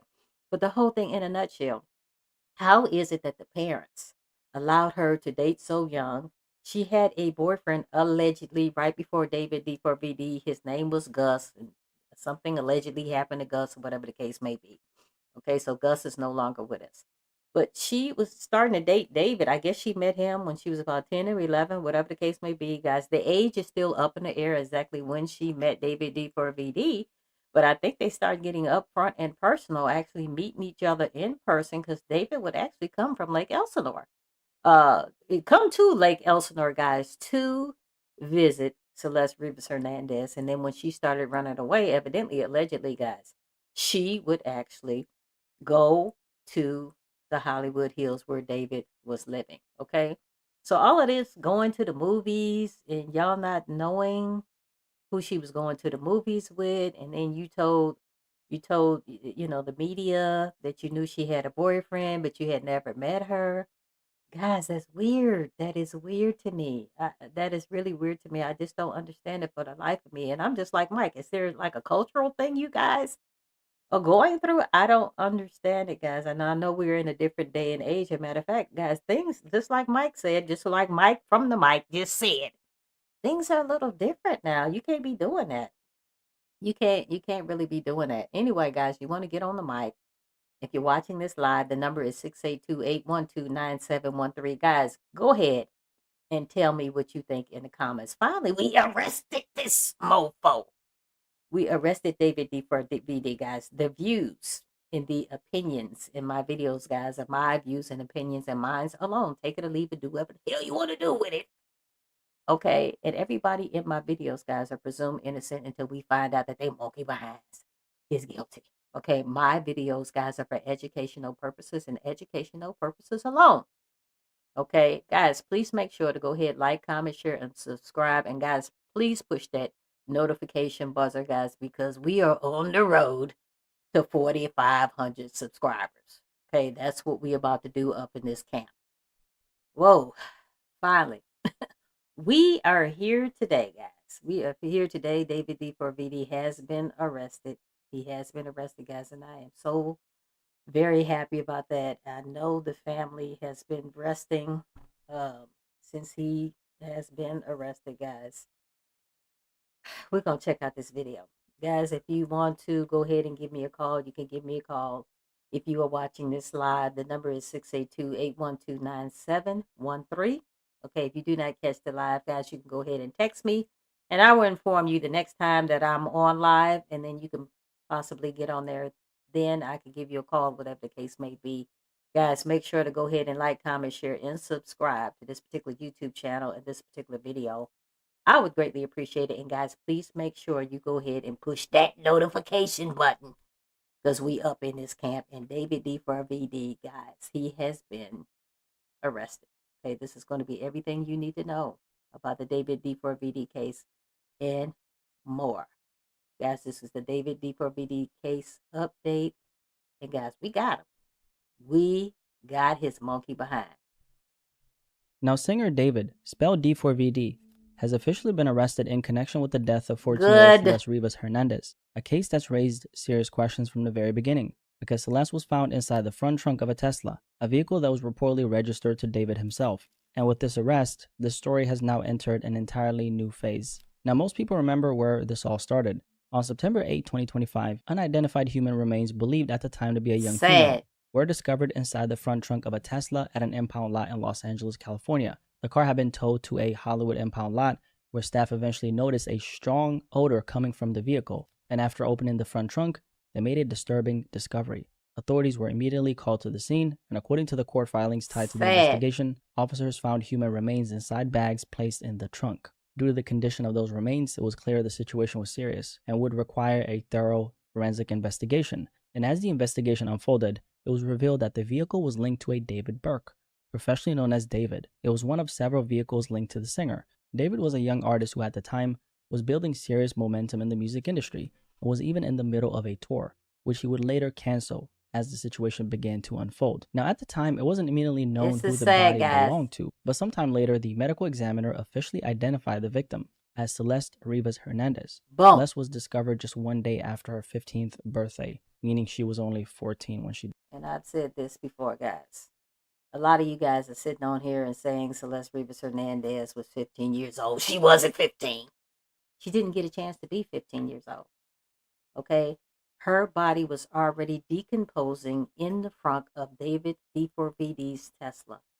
It was already decomposing in the front. She was found one day after, which would have been her 15th birthday. This whole thing is sad. And I've said this before.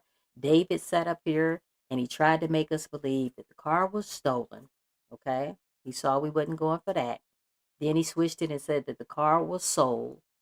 However, he did not get a chance to transfer the title. Okay? So many lies. So many lies. And guys, when her unalive body was found in the doggone Tesla, okay, David didn't stop his tour. Okay? His tour was actually stopped on its own because people were like, oh, no, we ain't fucking with this dude. This dude is doing some sick stuff. Ticket sales plummeted like a mofo because a lot of people are like, oh, no, I'm not going to be going to this guy's concert. Okay, guys, I'll be the first one to tell you I didn't even know who the hell David D4VD was. I did not even know who he was.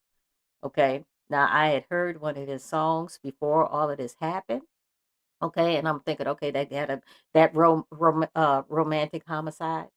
I had heard that. I was, oh, this, that's pretty catchy, song. I like the music. I really wasn't listening to the lyrics or whatever the case may be, but I thought that I'm not gonna sit up here and fake the funk. I thought the song had a good beat to it. Okay, but other than that, I didn't know who the hell David D4VD was. Okay, how in thy hell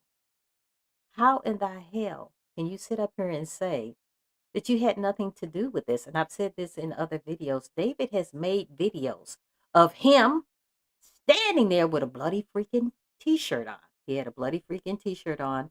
He was standing there. He was watching somebody it was two people, putting somebody who looked like they could be unalive in the trunk of a car.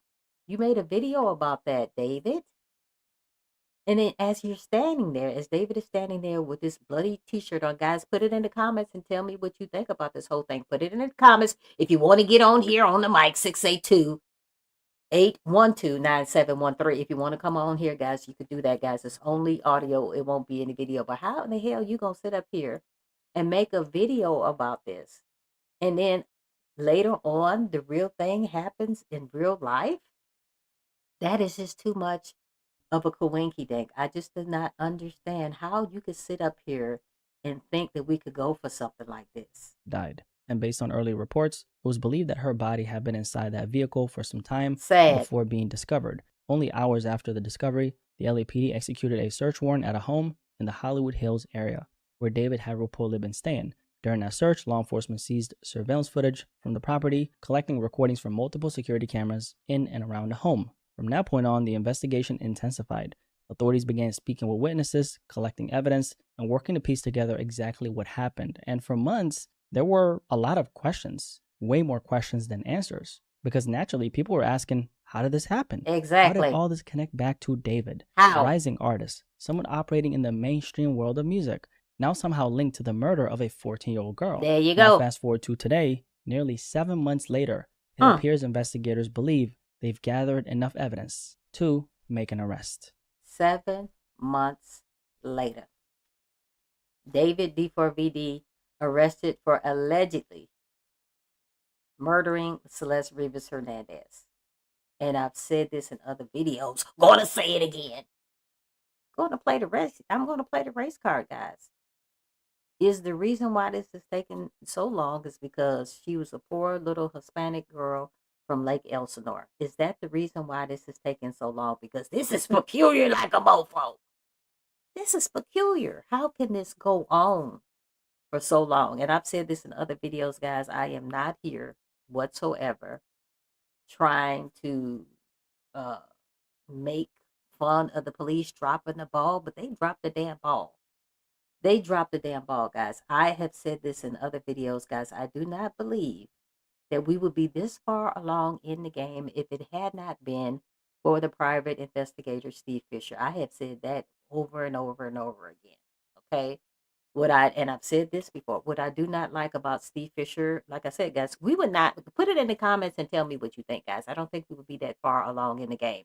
What I will say is that Steve Fisher, guys, he was giving us little breadcrumbs, and I was like, get me the whole sandwich up in this camp. Give me the whole sandwich, Steve. Stop playing. Okay? He told us about the burn cage. He told us that the burn cage was delivered to the home. He told us that it was purchased using gift cards. He told us that the burn cage was sent to the home under a fake name. He told us that it had never been used. The box was actually beat up like a mofo, but it had never been used. Okay? Then he sat up there and he told us about the chainsaw. The chainsaw was found in the garage. However, the chainsaw was never used.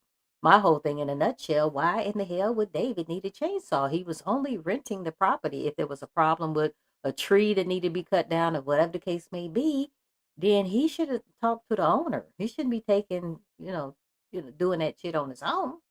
Okay? Guys, if you want to go ahead and buy me a cup of coffee, my contact information is right there. my email, my Venmo, and my Cash App, guys. You want to buy me a cup of coffee, I greatly appreciate it. But the whole thing in a nutshell, okay, why was a burn cage delivered to the house? They found little Celeste Rivas Hernandez. They found her body unalive, decomposing in the front of his Tesla in 2 bags. Okay. Then they sat up there and said that David D4VD was standing in the middle of Santa Barbara with his damn cell phone. You know, he was doing some stupid shit. Anyway, he was found in the middle of nowhere in Santa Barbara, standing out there, they said, for hours. My whole thing in a nutshell, because you cannot burn waste. And I'm not saying that little Celeste Rivas Hernandez was waste, but you cannot burn things in the Hollywood Hills. So I'm thinking, did he go to Santa Barbara to possibly figure out where he can finish her off? Was he going to take the burn cage with the Tesla, with her decomposing body parts there and burn her? I'm not really sure. This whole thing is peculiar. And as of today, guys, and I could be wrong. If I'm wrong, put it in the comments, guys. Tell me if I'm wrong. But as of today, guys, they have still, well, when I say they, I shouldn't say they, guys. I'm talking about Steve Fisher. He is alluding to the fact that it was a great possibility that Neo, David D4VD's friend, was the one who was driving the Tesla around different locations outside of David D4VD's home before the Tesla was towed. We already know, guys, the Tesla was towed outside of David D4VD's mansion because guess what happened? It had a bunch of dust on it. It had a dent on it. And then, guys, it started getting a lot of tickets. And then one thing led to another. And the car was towed to the tow yard. Okay, so really, Steve Fisher has really not really confirmed that it was Neo who was driving that car. It has now officially been confirmed that David has been arrested in connection with this case. So let's break down what we actually know so far. Break it down. Now, according to the authorities, this arrest wasn't random. It was based on evidence and probable cause that was developed over time. And that part is important because this wasn't something that happened overnight. This was an ongoing investigation, something that's been building for months. But at the same time, it's also important to understand what this doesn't mean. This is not an indictment yet. Meaning right now, this is still part of an ongoing investigation. Oh, the legal boy. process is still unfolding, and we haven't even seen the full case yet. However, the authorities did move forward with an arrest. And according to law enforcement, they've now put together a full case, one that's being presented to the Los Angeles County District Attorney's Office for review on Monday. That review will be handled by everybody and their mama gonna be watching this on Monday. Trust and believe everybody and their mama gonna be watching this on Monday. Guys, this is way the freak overdue. Okay, and I've said this in other videos. In the state of California, they got this stupid ass law that if you are caught concealing an unalive body, then guys, all you're gonna get is a year in prison and a $10,000 fine. Okay, that's all you're gonna get. There's a lot of people who could do that with their damn eyes closed. Okay. So because of this little raggedy ass law that they have in California, and guys, I don't live in California, but I'm out here in California right now as we speak. I don't think he's going to get the time that everybody thinks that he should be getting. Okay. And we already know that his father is an attorney. His father had something to do with Epstein. Okay. His father sort of kind of somehow managed to get him and his mother and the brother out of testifying in front of the grand jury. I don't know if that's still up in the air, whatever the case may be. But this motherfucker's slick. He's slick. By the Major Crime Division, the team that will ultimately determine whether this case moves forward with formal charges. And at this point, there are a few key questions that naturally come up. How strong is this case? What specific evidence do they have? And what exactly led investigators to this point? Exactly. That we don't fully know yet. However, with this arrest, a few key things have now been confirmed. Number one, David is currently being held without bail, according to police. And that alone signals that the authorities are taking this extremely seriously. Because in cases like this, bail isn't just about money. It's about making sure the person shows up to court, protecting. And this is the thing. So David, and I'm glad, guys, they didn't set any bail for his ass. So he's going to be sitting up in there until Monday or maybe even longer. However, his little friend Neo, we already know about Neo, guys. Neo and David had some kind of strange relationship up in his camp. They had some kind of strange relationship. Evidently, Neo fled to Montana where his mother lives, and evidently the FBI, the Popo, they came and they got Neo. And they brought Neo back to California to testify in front of the grand jury. Okay. So something happened at that grand jury. Everybody was thinking there was a great possibility that Neo possibly pled the fifth because he was only there for 45 minutes. This was the rumor. This was everybody was thinking. And then later on, we sort of kind of find out that maybe there was a great possibility that Neo did say something there in the grand jury, because shortly after that, Neo started putting David D4VD's monkey behind on blast. He started putting him on blast. And then next thing you know, I don't think that they are friends anymore on social media. Okay. Those of you who are not familiar with David D4VD, guys, he actually blew the hell up when he started getting on the Fortnite website. He started creating his own music. His mother is the one that suggested he create his own music, because David, while he was on the Fortnite website, guys, his shit was about to be taken down. Because, guys, he was getting copyright strikes because he was using other people's music. Guys, go ahead, make sure you like, comment, share, and subscribe. I would greatly appreciate it, guys. The phone number there, if you want to get on here, guys, and talk, is 682-812-9713. We only using the audio.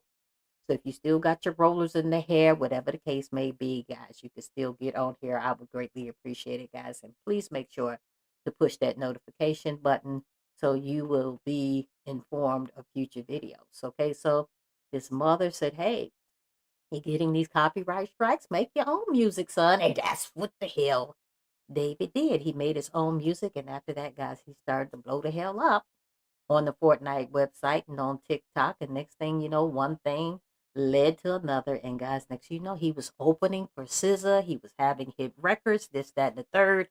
But ever since this happened with little Celeste Rivas Hernandez, all of them celebrities and SZA, they took that shit down.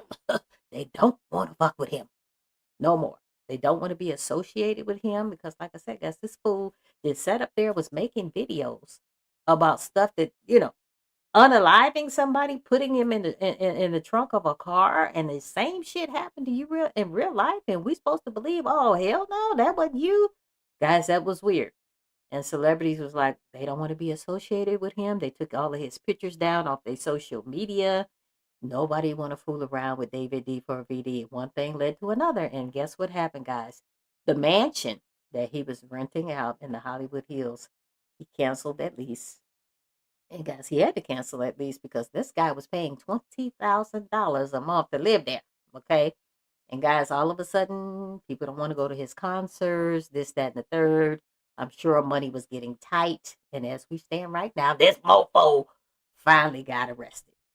Thank goodness. The integrity of the investigation, and in some situations, making sure there's no contact with potential witnesses. And for this case specifically, we already know that investigators have spoken to multiple people, conducted a bunch of interviews, and gathered witness testimonies along the way. And when you factor in that someone in his position would have access to significant resources, that can also become a consideration in situations like this. Again, it doesn't determine guilt, but it does tell you how serious this situation is being handled by the authorities at this stage. And this is where things start to get a little more complex, because one of the biggest reasons this case appears to have taken months to develop comes down to a single question investigators needed to answer. What is it? How did Celeste Rivas Hernandez actually die? Now, this has been a major point of contention in the case, because we do know that when 14-year-old Celeste was discovered, her remains were in an advanced state of decomposition. Sick. That alone created a significant challenge for the medical examiner's office. Guys, when this all came out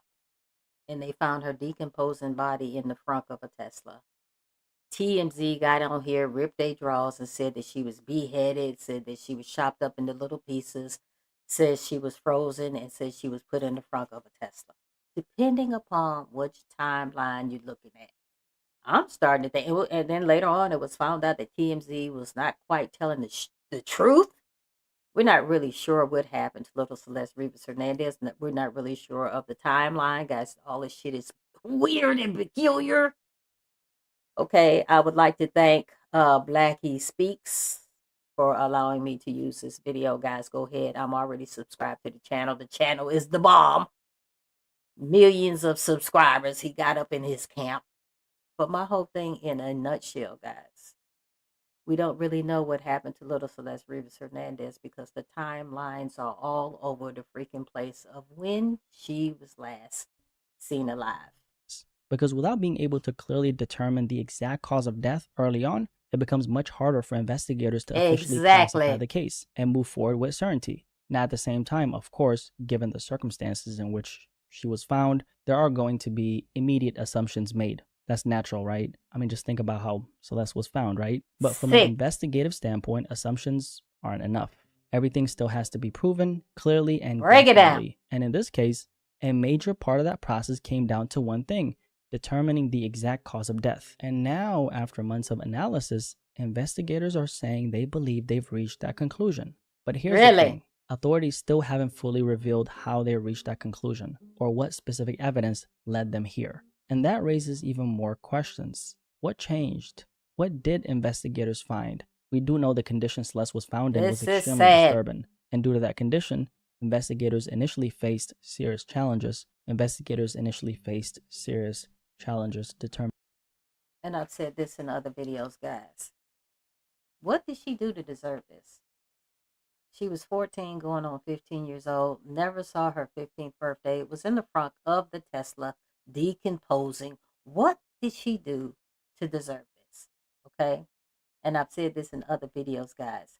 I believe that little Celeste Rivas Hernandez was about to rat David's ass out about him being on the down low, allegedly, with Neo. Okay? I believe that could be one of the reasons why they did what they did, okay, to her.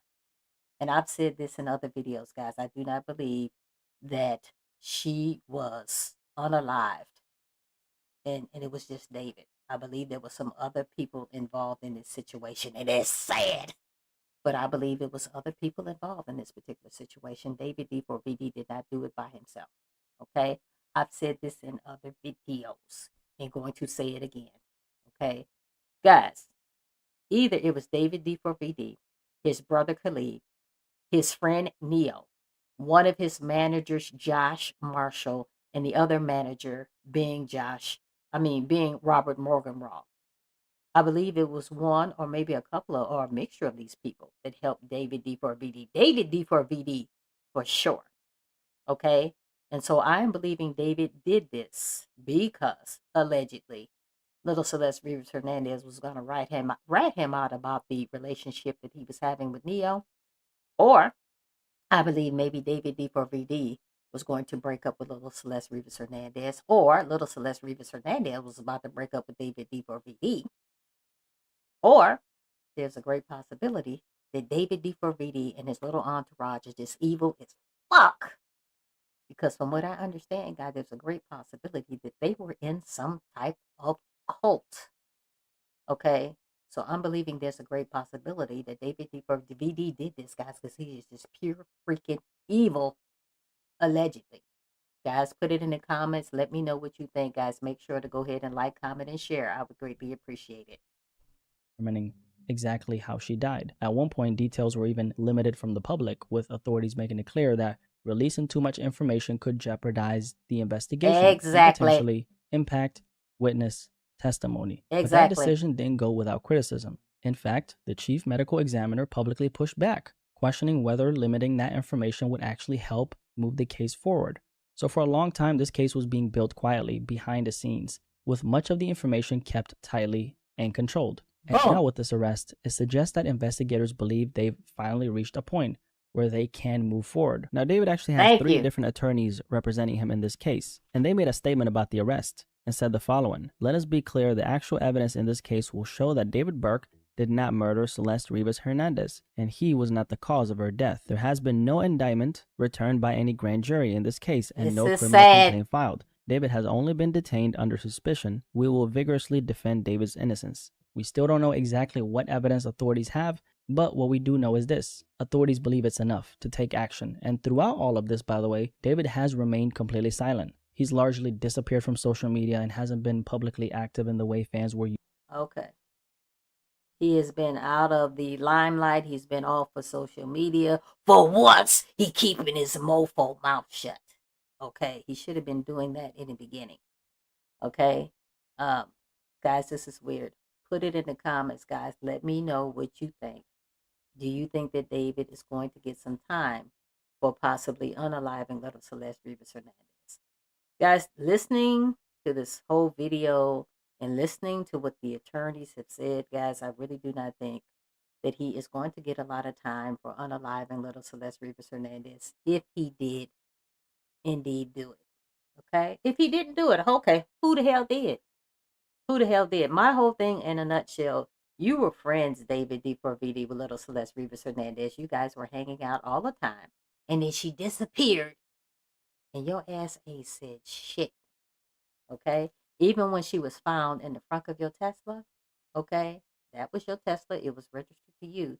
You never said anything. None of your entourage. You never chose a spokesperson to come out and say, hey, David is distraught. His friend was found unalive in the front of the Tesla, this, that, and the third.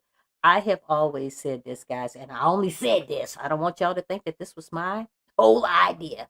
One of you guys actually messaged me and said, hey, Kelly, I really think that somebody, because, okay, let's slow it down a little bit.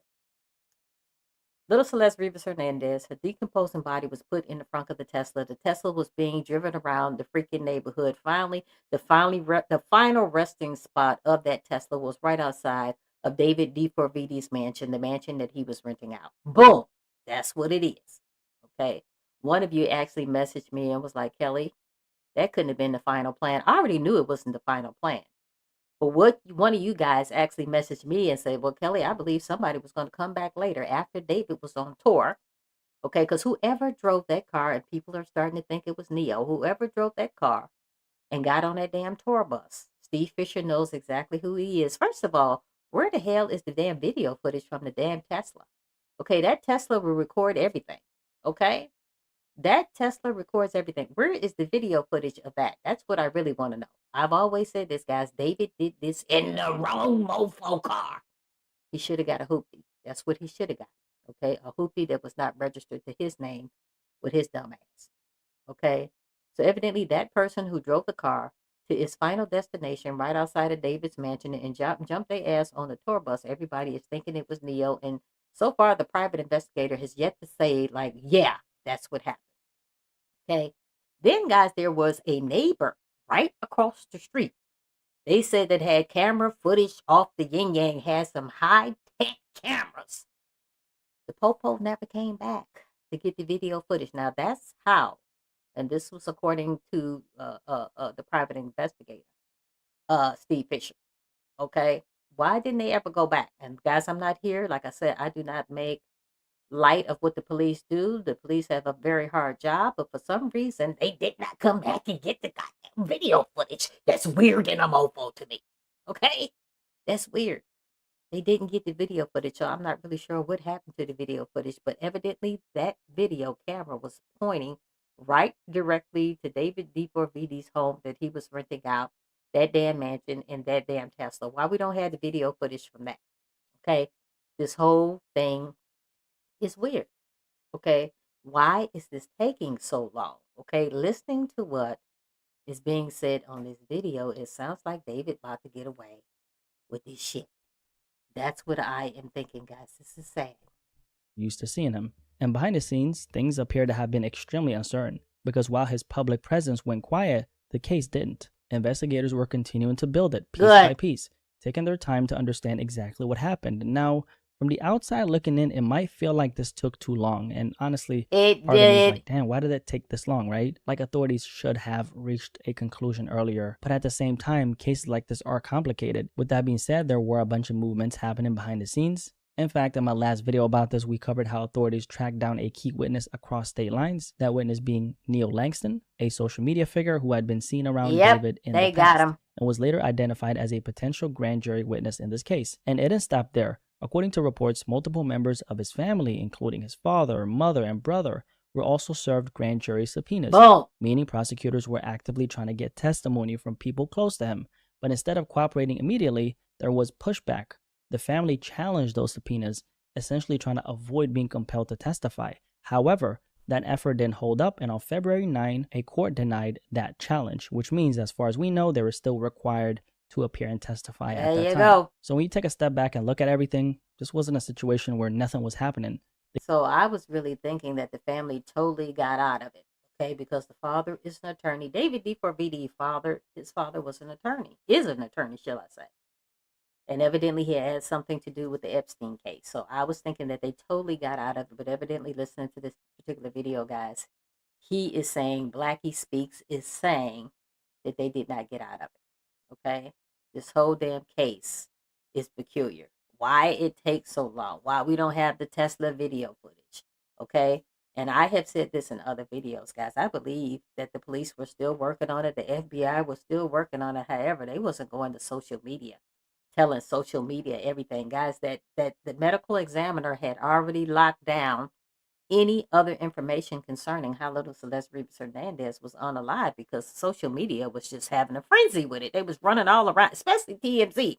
They was running all around, you know, telling misinformation, this, that, and the third. And I believe that the police said, oh, the hell with this. We're not going to tell y'all no more. I believe that that's what's happened. But finally, guys, it looks like it's going to be justice for little Celeste Rivas Hernandez. Guys, put it in the comments. I've said this in video at the mofo video. I don't think that he's going to get the time that we think that he deserves if he actually did this to little Celeste Rivas Hernandez. The case was being built slowly, with witness testimonies, legal pressure, and investigators working to connect every piece. And now it reached a point where an arrest has finally been made. Good. But with that comes a lot of questions that I'm kind of asking myself, and I'm sure you're asking yourself these questions as well. What is the extent of David's involvement in all this? We still don't know what that evidence actually looks like.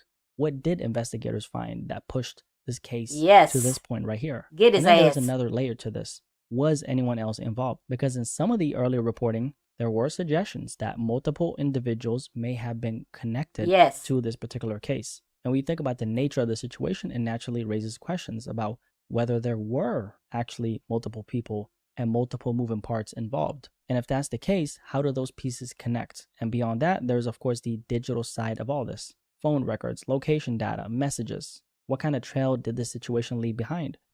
And the thing is, guys, I want you to go ahead and put it in the comments and let me know who else do you think it was involved in this particular situation, okay? Because David have a goofy-ass entourage. They goofy as fuck, okay? My whole thing in a nutshell, and the person's name who I have yet to say on this particular video, is his goofy-ass friend, Asia Collins, okay? Guys, I have said this in other videos. I haven't said it in this particular video, but I have lost, not that I had much respect for Asia Collins' monkey behind before.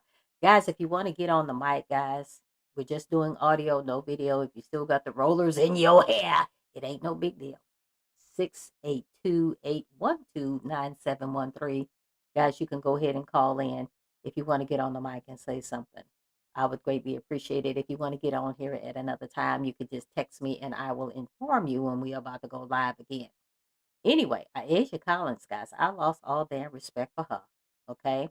There is a scene where Asia Collins and David D4VD is in one room on the laptop doing a Zoom with two young girls. Both of the young girls, Caucasian girls, look like they could not be any older than 12, 13 years old.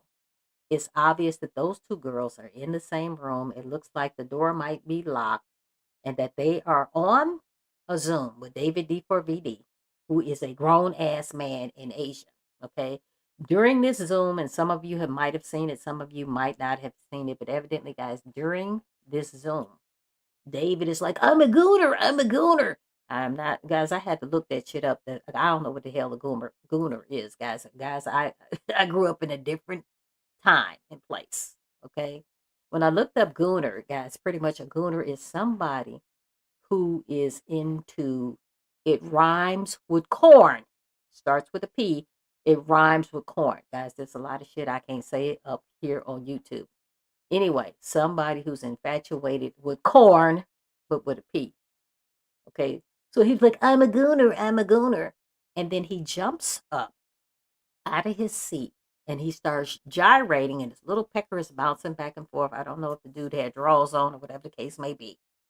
And Asia is standing up there laughing. Okay? I lost like all mad ass respect for her. I didn't have much respect for her ass in the beginning, but I lost all respect when she did that shit. And little girls are kind of like shocked. They like, okay, they didn't understand what was going on. And he's like, I'm a gooner, I'm a gooner. And he jumps up and his little pecker is going back and forth, back and forth. And Asia is laughing. Her laugh is like, kind of like, I don't know, like weird. Like, okay, I can't believe you did that. But at the same time, she continues on laughing. Seems like she would have said, sit your ass down or something like that. But she didn't say a word, guys. The chick, his whole entourage, they're strange. Okay. And then Asia had the nerve to say, first of all, she didn't know who little Celeste Rivas Hernandez was. And then later on, she said, well, yeah, now I know who you're talking about. Justice for Celeste, this, that, the third. And evidently, she was saying that she thought Celeste Rivas Hernandez was a college student and that she was 19 years old. To the shit. You didn't believe that, girl. You did not believe that. We also know that the Tesla had reportedly been sitting there for an extended period of time. And in that particular area, there was surveillance, which means investigators have already reviewed the footage, tracked movements, and pieced together a timeline of events. So the real question becomes, was David captured in any of that footage? And if so, what exactly does that footage show? Because what I'm personally trying to understand here is, what was the key piece of evidence that led to this arrest? At a stage like this, investigators don't move unless they've built a clear timeline. Who was there, what happened, and when it happened. So whatever they have, it was enough. At this point, his legal team was going to have to respond to whatever evidence they have against him. And depending on what investigators actually found, that could be very challenging for his legal team. Now, I'm not going to sit here and speculate on specifics, but I will say this, whether this situation is bigger than just one person. If that's the case, that's something that will likely come out over time. But beyond all that, the most important thing here is justice for Celeste Rivas Hernandez. Honestly, that's been my focus since day one. And if authorities have taken this step after months of investigation, then clearly they believe they've done the work and justice will be served. Now, the next major movement in this case comes Monday when everything is presented to the Los Angeles County District Attorney's Office. And that's when we'll find out the truth of what this actually means for David. As of right now, he's being held without bail, and that alone tells you how serious the situation is being treated. And that's what we know so far about the arrest of David in connection with the death of 14-year-old Celeste Rivas. If you made it this far, drop a like and subscribe. If you're new here, my name is Blackie Speaks. Nice to meet you. Thank you, Blackie. As y'all can see, this situation is still developing, and I'll be here to keep you guys updated every step of the way. All right. Guys, this is cray cray. This is really crazy. Okay?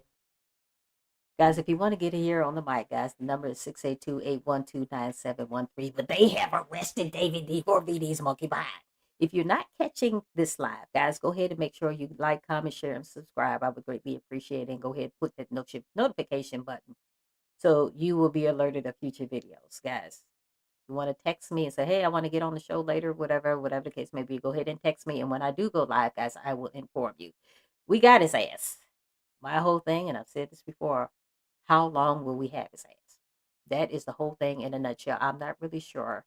And I've said that, and I don't want to sound like a broken freaking record, but my whole thing in a nutshell, how long will we have his ass? That is the whole question. I'm really not sure. Okay, but as of right now, David D4VD is in jail, and he does not have any bail set. Because you remember his friend Neo, hurry up and got out of there, guys. Because all he had to pay was $60,000 to get out of there. Okay, David's friends are rich. Why would you set bail so damn low? Okay, he wasn't in there but 5 minutes. But as of right now, guys, we're not really sure of what's going on with the friendship with David D4VD and Neo. Evidently, they are not speaking. They don't communicate on social media. It looks like Neo was trying to put David D4VD on Front Street. This, that, and the third, guys. I don't know. To me, it seems like it's a whole big ploy to try to get us off the beaten path of their friendship. Guys, this shit is weird. If you want to get on the mic, guys, there is the phone number. I would greatly appreciate that. All right, it looks like we got a caller coming through. Guys, if you want to get on here and you want to tell me what you think about this David D4VD case, I would greatly appreciate it. Guys, this is Kelly from Why I Killed You TV, K to the E, double L-I-E, Kelly, that's me from Why I Killed You TV. Guys, there is the phone number, 682-812-9713. 3. Let's see what this caller has to say, guys. Let's get him on the mic here. Oh, wow. Yeah, I'm glad to be up on here. Thank you for coming. I killed you, TV. Thank you for coming. Glad I'm on here. But I'm going to say this. Dude, David D4VD, man, he ain't going to stay up in there for no time, okay? Break it down. Break it down. And little Celeste, she ain't have no money. She was broke. Break it down. And I really don't think, and it's sad, I don't think that he gonna get a lot of time. Me neither. Me neither. Him and his little crew. Because I'm just like you, come on. You ain't done this by yourself. Okay? You ain't done this by yourself. And I don't think he gonna get a lot of time. It's just crazy how long it took, for them to finally arrest him. And when you look at other videos and stuff, exactly. Everybody is pretty much saying the same thing, that they think he's gonna get off pretty easy. Sad. And that's really sad. But thank you for what you're doing. Thank you. Here on YouTube, I really like your show. He ain't gonna get no time. That's all I want to say. He ain't gonna get no time. Thank you so much for being on here. Like I said, guys, if you want to get on here, the number is 682-812-9713. If you do not catch this live, guys, you can go ahead and text me at that number and let me know if you want to join the next show. I can go ahead and give you a call back. I greatly appreciate each and every one of you being on the mic. Thank you, guys. Welcome to the Two Angry Men podcast. Break it down. We knew this day was coming. Really? Where Did we? David would be arrested for what authorities say is the murder of Celeste Rivas. Good. But there are bizarre things going on in this case, and I've been dying to talk to you about this because I have never seen anything like it. The LAPD arrests him on Thursday night and then says, we are going to present the case to the DA on Monday. The DA has had this case for 5 months. Boom. So the DA is what? Presenting it to itself? They've already had the case. They could, and if they decided not to go for a grand jury indictment, they could have charged him and then immediately arrested him. But so far, he's not been charged. He's been arrested. They're presenting it to the agency that's had the case.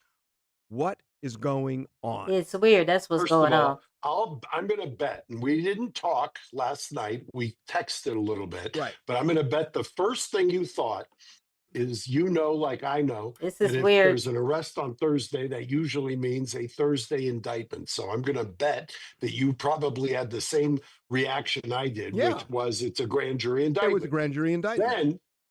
Then when you find out it's not a grand jury indictment, you say, oh, the DA must have filed a complaint, meaning they just filed Come the on, charges, break it down. and instead the probable cause hearing is going to be a preliminary hearing. Well, you go onto the sheriff's website and guess what? You know what, guys? All this damn play on words is giving me a headache. It's giving me a headache, guys.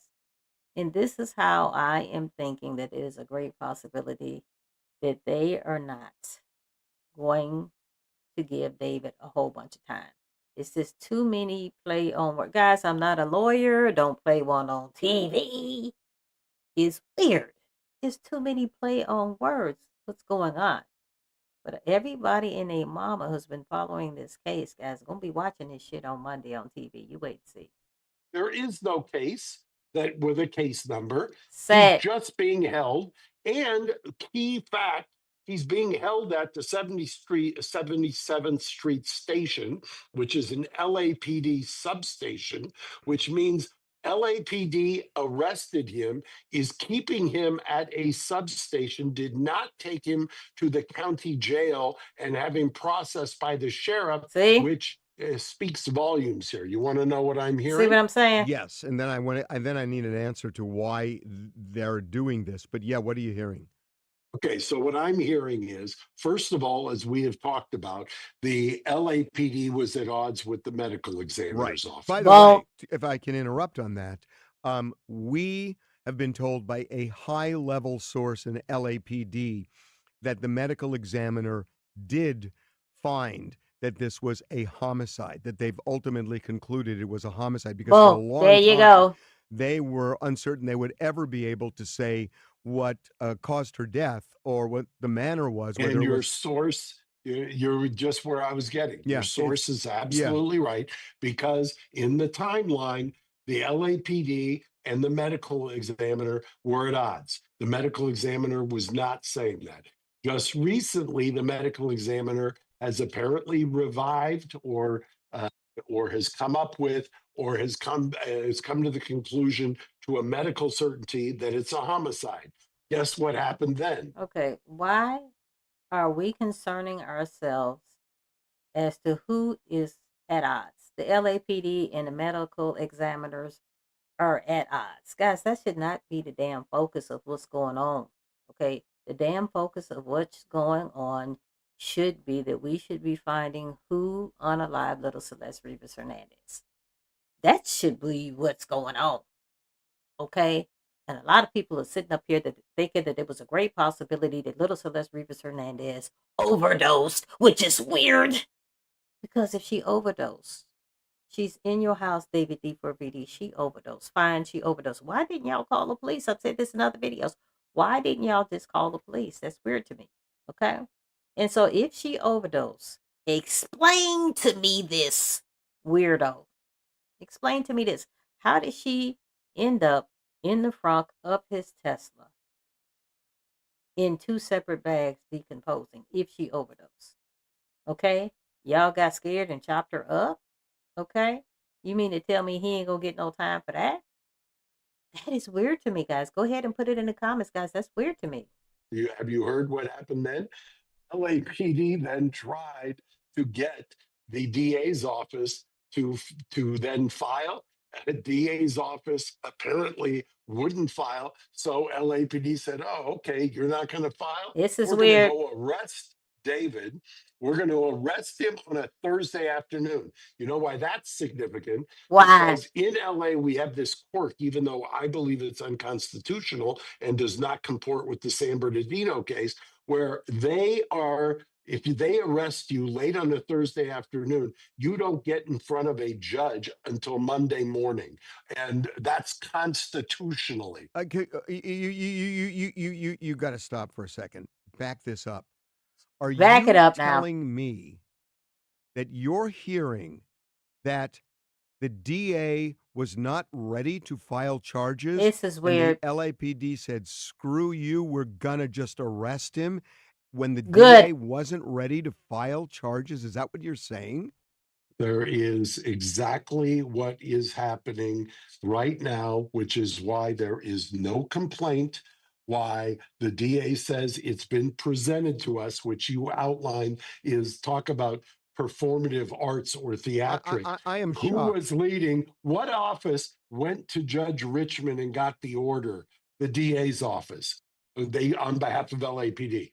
What office went in front of the grand jury and hassled witnesses? The DA. DA's office. What office dragged the Neo from out of state to LA to put him in front of grand jury? The The DA. DA's office. But wait a minute. Give but me what, another. But There's only one other explanation if you want me to speculate, but let's go down here. well, no, hold on. Before you speculate, are you saying because that's what I'm hearing, that the DA was not ready to file charges?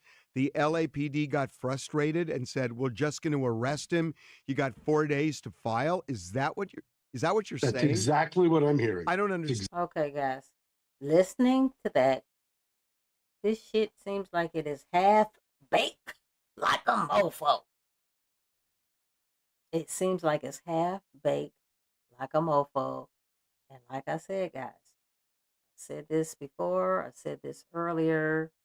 California got this weird ass law that if you are found concealing an unalive body, the most time you're going to get is 1 year and then a $10,000 fine. Okay. So, guys, it looks like this is weird, guys. This is a serious play on words. And I'm sure David D4VD, he might be a little nervous, guys. But if he's listening to this shit right here, what I'm listening to, and thank you, TMZ, for allowing me to use your little bullshit video. But anyway, whatever the case may be. Guys, if I was David listening to this from TMZ, I would not be concerned at all. I would not be concerned at all. It seems like they prematurely arrested this guy. If he did do it, guys, I got to do the fingers, guys, because I'm not trying to get arrested up in this camp. If he did indeed do it, guys, this shit is weird. Exactly. But Mark, if they're not, if the DA is not ready to file charges and 4 days run out, then David walks free. There and you go. LAPD has egg on its face. There you go. No, LAPD is then going to point the finger at the DA's And the office DA's and office say, is going to say, we're not ready. Are you? Yes. And that I'm telling you, that's what's happening. There's only one other explanation that makes any sense whatsoever. And Break the it down. DA may embrace this if they decide this is too hot for them to just reject. And what the DA would say is on Monday that we've now looked at it, we're now going to file charges, and they'll do a press conference, and they will do the performative arts theatrics that it took them over the weekend to finally realize that they had enough evidence. Why would LAPD, be in a feud like this? I know I know what the feud is between LAPD and the medical examiner, but why would the LAPD feud with the DA's office on this? Because ultimately the DA could just say the LAPD jumped the gun. We never wanted them to do it. At least First of all, guys, why is there any feuding going on whatsoever? And why should the family have to suffer because y'all want to sit here and feud with each other? This shit is weird. The whole thing in a nutshell, to get justice for little Celeste Rivas Hernandez. Nobody gives two flying boo-boos about who is feuding with who. Guys, go ahead and put it in the comments. Let me know what you think. The shit is weird, guys. The shit is weird. Now, and that we're trying to get our ducks in a row. And then all of a sudden the LAPD looks like, why did, you put battering rams and canine units and all these people, and it was for show because the DA wasn't ready. I mean, I don't understand it. Yeah, it's weird. Look what's happened. When you say you don't understand, now this part I will tell you is speculation. The part about I don't believe that the DA thinks as of yesterday or Wednesday that they had enough to show they have to, when they file a case, they have to believe they can win the case beyond a reasonable doubt. Right. That is not the standard for LAPD on an arrest. But the LAPD can only hold him for 4 days legally. And if they they're can not, only hold him technically for 2, but because of the weekend. They've kind of Right. the culture, yeah. Okay. The culture is they overturn the SCOTUS decision. I understand, but if you're saying the LAPD is getting frustrated that he wasn't arrested, but he'll be back on the street on Monday. Thank you. If the DA isn't ready, unless you think this just forces the DA's hand, which maybe the LAPD is thinking that they have to do it now. But if they do exactly what the LAPD is thinking. The LAPD thinks that at this point they've played chess, and their move was, we're going to arrest them on a Thursday. You've got 4 days to sit here and have the media kind of bubble up, and you either file or you're going to look, and they're going to say to the DA that the DA just has bungled this. They're going to blame the DA on this. Wow. God, I want to make a phone call so badly right now, but I can't because guys, this is, like I said, a bunch of play on words, a bunch of half-baked bullshit, in my opinion. Guys, go ahead and put it in the comments and let me know what you think. Okay? Guys, it sounds like on Monday this fool could be out. That's what it sounds like to me. Let me know if you know something different, guys. It sounds like on Monday, his ass can be out. Okay? Guys, right above my head is the doggone phone number. If you want to get on here and you want to share your telephone audio, guys, we ain't doing no videos up in this camp. The phone number is right there, guys. If you want to call in and tell me what you think about this particular case, this is weird. Okay? Do not get yourself all excited thinking he gonna stay up in there, because guys, based off of this whole half-baked bullshit that they talking about right now, guys, it does seem as if like David D4VD is going to be set free. Okay? Unless something miraculous happens. Guys, this is crazy. This is really crazy, guys. Go ahead and make sure you like, comment, share, and subscribe to this particular YouTube channel, this particular video. I would greatly appreciate it, guys. We on the road to having 4,500 subscribers. I greatly appreciate each and every one of y'all. I'm doing this podcast. I know.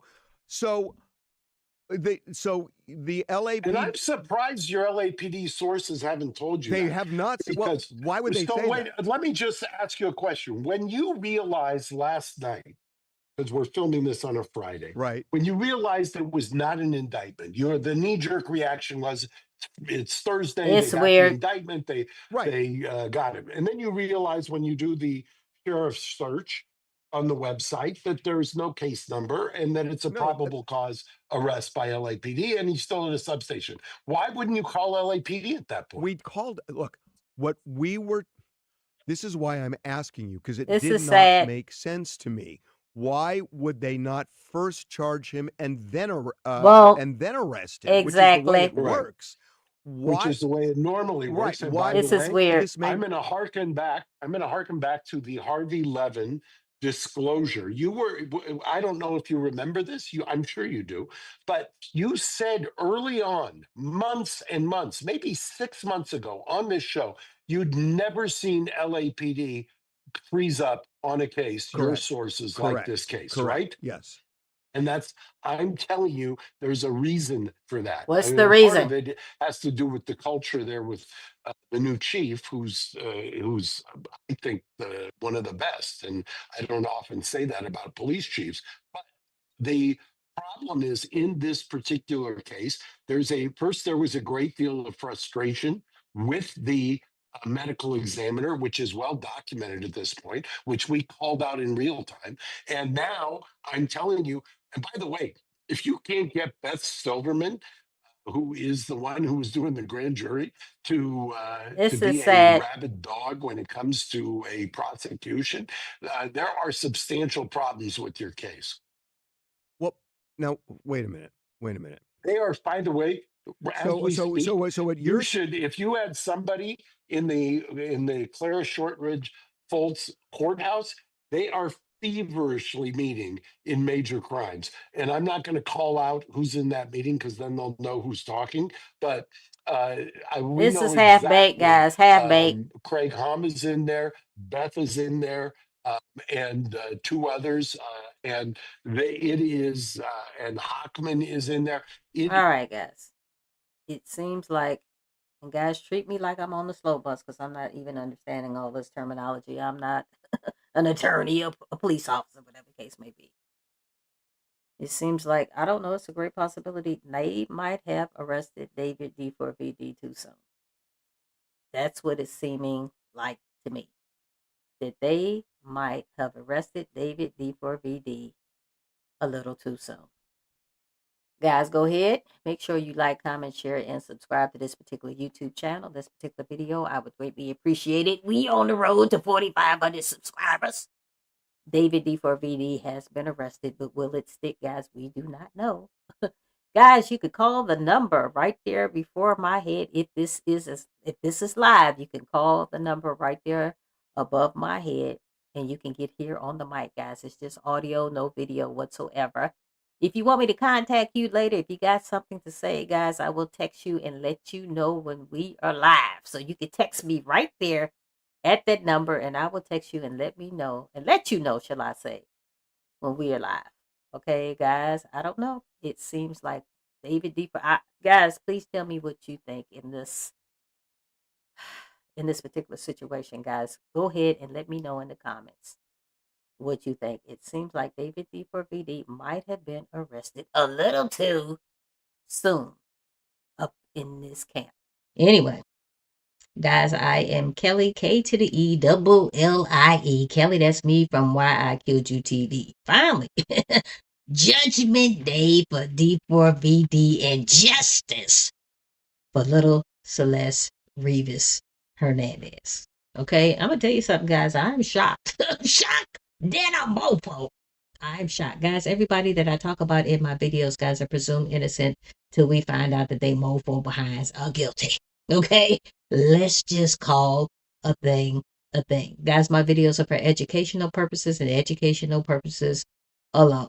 Okay? These opinions are my opinions and my opinions alone. Guys, make sure you go ahead and like, comment, share, and subscribe to this mofo and push that doggone notification button. Guys, I have a new feature. Okay, the number is 682-812-9713.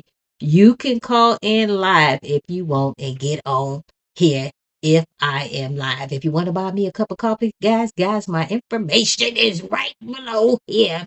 I got my email address, I got my Venmo, and I have my Cash App. I would greatly appreciate it if you want to buy me a cup of coffee. Guys, I know some of y'all scared in a mofo to get on here and call. If you just want to call and leave a comment, you can go ahead and do that as well. You could text me, let me know ahead of time because I don't want to answer the phone and then you be like, oh shit, Kel. Oh, I just wanted to make a comment. Guys, go ahead and text me and tell me that you're going to leave me a comment or whatever the case may be. Guys, whatever the case may be, I want to hear what y'all think about this David D4VD case, guys. Those of you who are not up to speed, I'm going to get you up to speed, guys. But we got several video clips that we're going to be listening to, guys. And guys, I cannot believe that they finally got his behind. However, I've said this in other videos because California has this weird ass law about concealing an unalive body. I'm not really sure if David is going to stay in there for a long period of time, but I was very impressed with the CNN coverage. Okay, because I thought the mofo was going to get out. Okay, I really thought he was going to get out. David D4VD, he was, and now I can say was, because you can't make no music up in the po-po prison. Okay, guys, he was a musician. He made that song Romantic Homicide. And to tell you the truth, guys, I didn't even know who the hell he was until all of this went down. Evidently, allegedly, he was dating little Celeste Rivas Hernandez. And guys, there was a 5-year age difference. He was having an inappropriate relationship with Celeste Rivas Hernandez. Guys, it was a 5-year age difference. Evidently, he met her when she about 11 and 12 years old. Maybe 10, 11, 12 years old. On the internet. Okay? On the internet. I don't know if it happened on TikTok, Fortnite, or whatever the case may be. Still, their relationship is sort of kind of up in the air as to when they started meeting, but evidently she was a young Hispanic girl, poor girl from Lake Elsinore, California. And evidently David D4VD, they met on the internet and he started going to Lake Elsinore where she lived and picked her up in the very Tesla, wait for it, in the very freaking Tesla that her unalive body was found in. He was picking her up from Lake Elsinore in that very same black Tesla that was registered to him. She was found in the front of his Tesla, decomposing in 2 separate cadaver bags found in a tow yard. That car had been towed from around his mansion. They found the car around his mansion. It had been towed. It had a bunch of dust bunnies on it. It had a dent on it. It was collecting a lot of tickets. It was in the Hollywood Hills, and evidently those rich folks over there was complaining, and the car got towed. When it made it to the tow yard, roughly about 2 days after, a funky-ass smell started coming from that damn car. And guess what? The tow yard people called. They called the popo, and guess what? When they popped the front of the Tesla, they found the decomposing body parts of little Celeste Rivas Hernandez. Guys, she never got a chance to turn 15. However, this is where the confusion is coming in. However, her decomposing body, already decomposing in the 2 cadaver bags, was found 1 day after what would have been her 15th birthday. Back it up. What would have been her 15th birthday. She didn't get a chance to turn 15, guys. She was 14 years old. And I have said this in video at the mofo video. Little Celeste Rivas Hernandez was only 14 years old. In my opinion, if this happened, if this indeed happened, in my opinion, David D4BD stole her childhood. There was a 5-year age difference between David and Celeste Rivas Hernandez. Now, all his little friends he used to introduce her to, he was making them believe, including his family members, which I find that very odd because she did not at the time look like she was 19 years old. He was trying to make everybody believe that she was 19 years old. When in actuality, guys, depending upon when they started going out, she had to been somewhere like 11, 12, or 13 years old. David was 5 years older than her. Come to find out, and we're gonna watch a couple of videos, guys. But hold the freak on, don't be rushing a sister. But anyway, come to find out, guys, evidently there's a great possibility that he unalived her because his monkey behind was already under investigation. Okay, I'm guessing, guys, I'm assuming, I gotta do the fingers, I'm assuming it's because of some other inappropriate behaviors that he was having with some other individuals. He was already under investigation, and evidently he lured her to his home.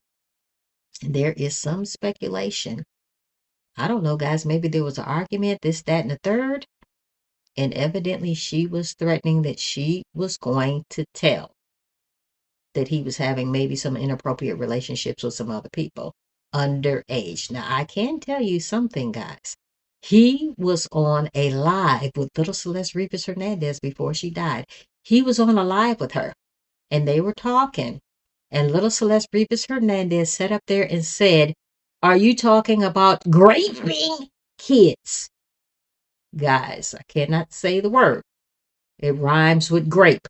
She said, "Are you talking about graping kids?" I'm paraphrasing, but graping kids was definitely in there. So now I am starting to believe the little Celeste Rivas Hernandez was trying to rat him out on the DL. That's what I'm starting to believe. And evidently he was already under investigation, and this could be the reason why little Celeste Rivas Hernandez was unalived. Guys, this is weird than a mofo. But we got his ass. We got his ass. Guys, make sure you like, comment, share, and subscribe. If you want to go ahead and call in, you can. The number is 682-812-9713 as long as I'm live. If you're watching the replay, guys, you could still go ahead and call and leave me a message, or you could text me and say, "Hey, Kelly, I want to be on the next live. I would greatly appreciate it, guys." My contact information is right there. We're about to get down to the bottom of this David D4BD case. So the preliminary hearing, that's what's next now. What happens next in this case? The preliminary hearing is set for April 23rd of 2026, and David remains in custody without bail. Now, before we continue with that, I want to show you this. Break it down. If you don't know anything about this case, please expand the description box. There's a case background right up there for you. There's a link to the playlist. We've done plenty of deep dives, and we watched a press conference yesterday together where they gave us a whole timeline. But we're going to do a lot today. I'm going to show you the criminal complaint, the new one that was just released, okay? I'm going to be showing you lots of things today, all right? Okay, but this, oh my word. Okay, so I've been looking at his Instagram, right? And this was posted on April 20th of 2025. Now remember, prosecutors allege that David murdered Celeste, and remember, he's presumed innocent unless proven guilty in a court of law. But they allege that he murdered Celeste on April 23rd of 2025. Okay, so I went to his Instagram to see, well, what did he post on that day? Break it down, girl. Oh, yes, he did. Look at this. Hurry it up now. Hurry it If up. we go there, this is what he posted on that day. Bro, you posting selfies on that day? Really? Wow. Really? Wow. April 23rd. It says it there. April 23rd, right? 2025. That's the day they alleged that Celeste was invited to his home and never seen alive again? Wow. Whoa. And he posted this on that day and was just excited about his album. Wow. which is also why there's that special circumstance, right, of the financial gain. Here he said, I was just playing piano when MGNTR asked me to play Here With Me by David. I didn't expect that David himself would walk in and start singing in the middle of the supermarket. Still in shock. Shame. That was also posted on that day. Okay. Gee whiz. And then on April 24th, he said, my Withered World Tour is now officially on sale in every city, and the album drops tonight. Wow. That's why they've got that special circumstance of the financial gain, the pecuniary gain. Why? Because clearly they said that it sounded to us like he was being investigated, right, for having a very inappropriate relationship with a... Boom, boom. That's what it sounded like. And I have always said this, guys, I'm going to say it again. David D4VD was an arrogant ass. He invited her to his home on April the 23rd, 2025, knowing that he was going to unalive her because evidently he was already under investigation for doing some other peculiar shit. Okay? That's what was going down. Okay? Now, guys, in the beginning, I was thinking maybe Celeste Rivas Hernandez, maybe there was a great possibility that she was going to rat him out. And it seems like, look at my other videos, guys. I ain't making this shit up. I'm not making it up. Look at it. Anyway, I said it was a great possibility. Maybe they underlie. And guys, I'm still saying they, because you cannot tell me. Guys, put it in the comments. You cannot tell me that David D4BD did this shit by himself. Nope.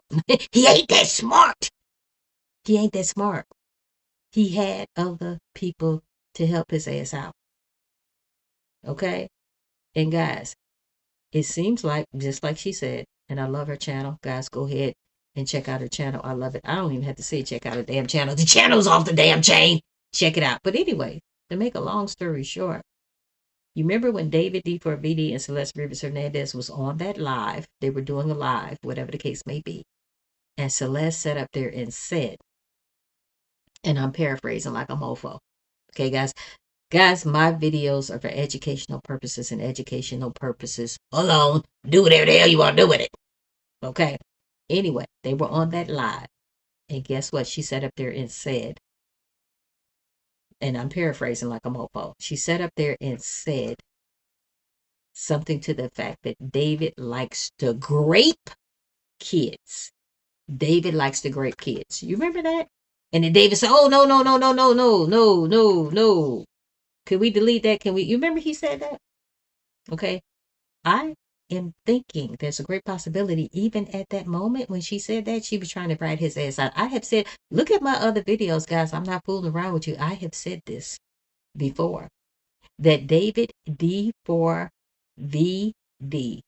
I have said that before. I believe Celeste Rivas Hernandez knew a little bit too much. Okay. And I have said this before, guys. Look at my other videos. I'm not clowning around with you. Okay. I said the little Celeste Rivas Hernandez had got on his Discord, and she said, and I'm paraphrasing like a mofo, she sat up there and said, I am a minor. Remember, I said this shit, guys. This ain't the first time I said it. Stop playing. I sat up there and said that she said, I'm paraphrasing, and this is what she wrote in the Discord. I am a minor. I am 14 years old. Look at any of my videos, guys. I at least said that 20, 25 times. Look at it. Look the shit up. She sat up there and said, I am a minor. I'm 14 years old. Why would you say that now, Celeste? I've said this. She was in the Discord when she was 10. She was up in that mofo when she was 11. She was in that mofo when she was 12. Up in there when she was 13. And then you're going to turn 14 and you're going to say that? Something in that relationship got rocky in a mofo. Got rocky. I've said this in other videos. I believe that she was trying to rat his ass out because you had never said that shit before.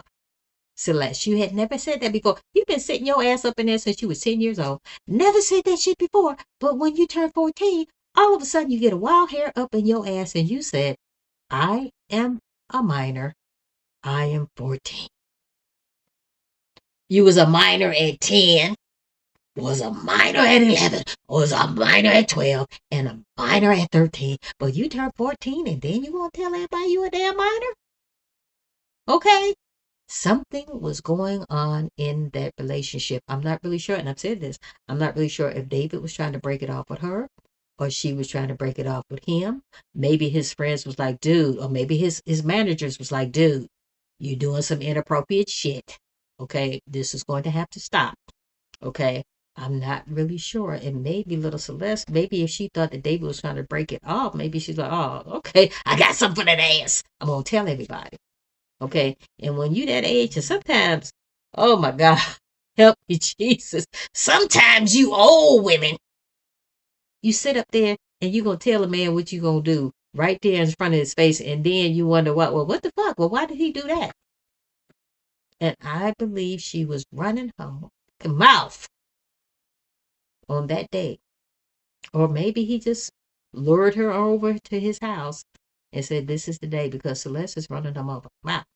And I cannot let this get out to the media that I am having an inappropriate relationship with a girl who is 5 years younger than me and who is not of age. Okay? That's what I am thinking. I've said this before. I'm going to say it again. David ain't done this by himself. Okay? It was David. It could have been his brother Khalid. It could have been his friend Neil Langston. Okay? That could have been involved. It could have been his manager, Josh Josh Marshall, and then that other manager, Robert Morganroth. Okay? And shit, let's sprinkle in Asia Collins while we at it, because she is acting strange than a mofo too. Okay? He ain't done this shit by himself. So I just want to see if this I just want to see something. Break it down, girl. Okay. Break it down.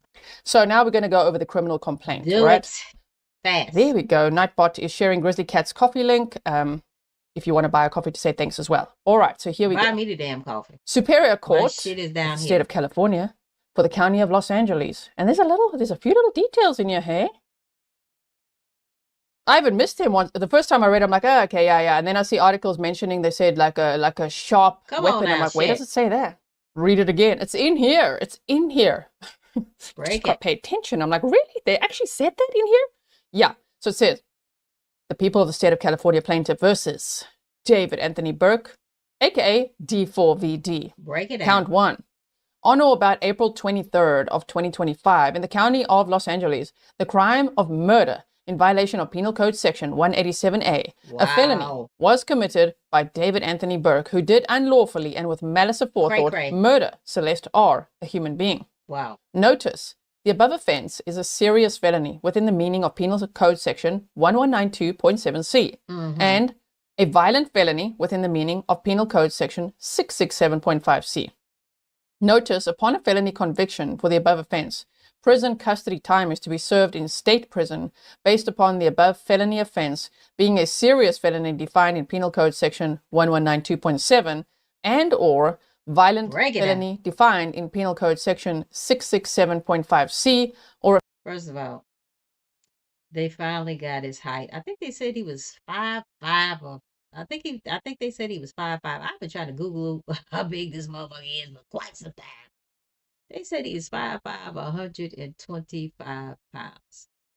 This mofo is not going to survive 2 hot days. And I don't mean to laugh, guys, but he's not going to survive 2 hot days up in prison. Okay? In the back of his mind, in the front of his mind, both sides of his fucking big forehead. He is not going to survive in prison. He is too light in the booty.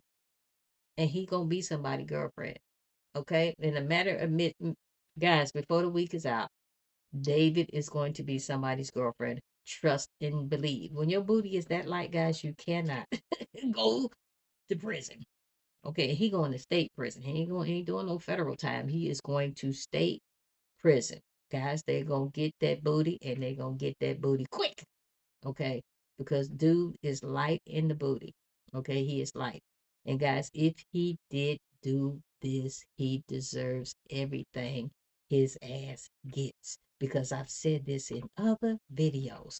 What the hell did she do to deserve all of this? So what? She was going to rat your ass out. Guess what? Take her ass back to Lake Elsinore where you found her. Drop her off out there. Okay, so what? You were under investigation allegedly for something else. Okay, deal with that shit. Now you got this murder case on your dumb ass. This is the dumbest shit I have ever seen in my whole life. Why in the hell did you do this? This is weird. Guys, go ahead and put it in the comments and tell me what you think. But this shit is weird. Why would you do this? This makes absolutely no sense. Break it down, Grizzly True Crime. For felony offense requiring registration as sex offender pursuant to Penal Code Section 290C within the meaning of Penal Code Section 1170H3. Don't sound good. Then it says it's further alleged that the murder of Celeste R was intentional and was carried out by the defendants, David Anthony Burke. There you go. For financial gain within the meaning of Penal Code Section 190.2A1. And the prosecutor, district attorney, said that that was because he continued with his lucrative career. He dropped his album, he went to Coachella, all of that, right? Selling t-shirts, bloody t-shirts. So basically, to not ruin his career and start his world tour.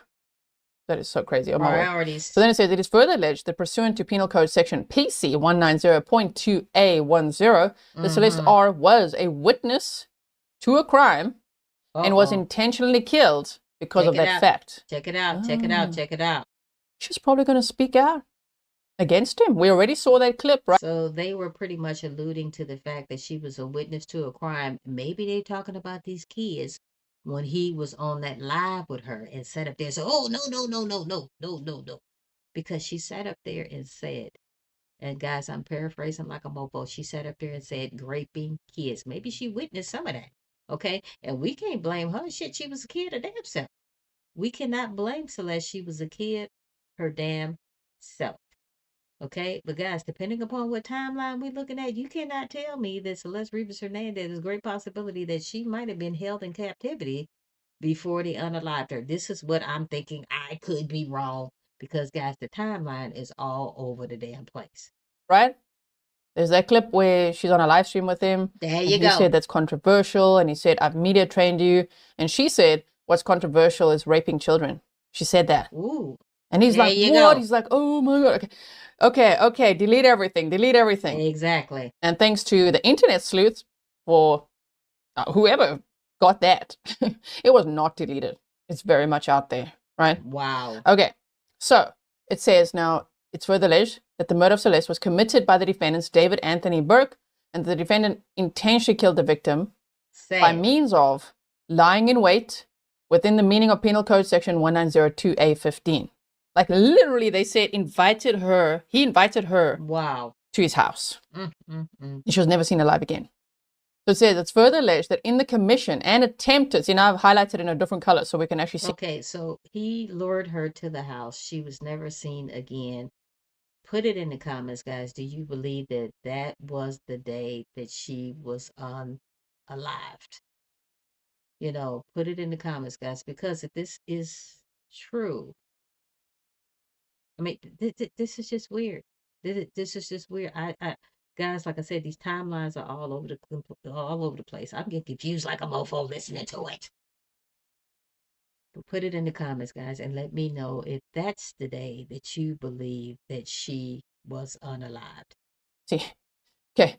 In the commission and attempted commission of the above offense, the said defendants, David Anthony Burke, personally used a deadly and dangerous weapons, to wit, sharp instrument.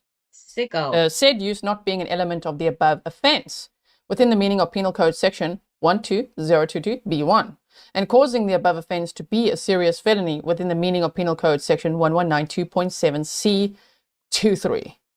There's where it says a deadly and dangerous weapon, sharp instrument. We had not heard that before, right? Charges filed Monday. We've been through that. Now let's go over the timeline. 2022. Break it down. Burke's music goes viral. Burke, a content creator who began making his own music to accompany the video game montages he would post online, goes viral on TikTok for his song Romantic Homicide. There you go. Wow. Never gonna live that down. The song ultimately peaks at number 4 on Billboard's Hot Rock and Alternative Songs chart, and Burke signs with Darkroom and Interscope Records. Okay, before she gets too far ahead.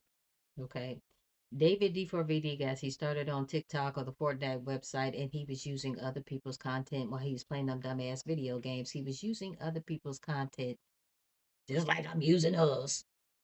And the music was playing in the background, and he was getting flagged. That's what happens, guys. Sometimes you can get flagged, and you know the website was like, "Look, we're gonna take your shit down. You keep using other people's content." So anyway, to make a long story short, he went home to his mama and told his mama what was going on. I'm on the Fortnite gaming website. I'm using other people's content. I'm being flagged. And then the mother says, which was ingenious like a mofo, the mother sat up there and said, make your own content. And wow, I guess a light bulb went off into to the back of his head.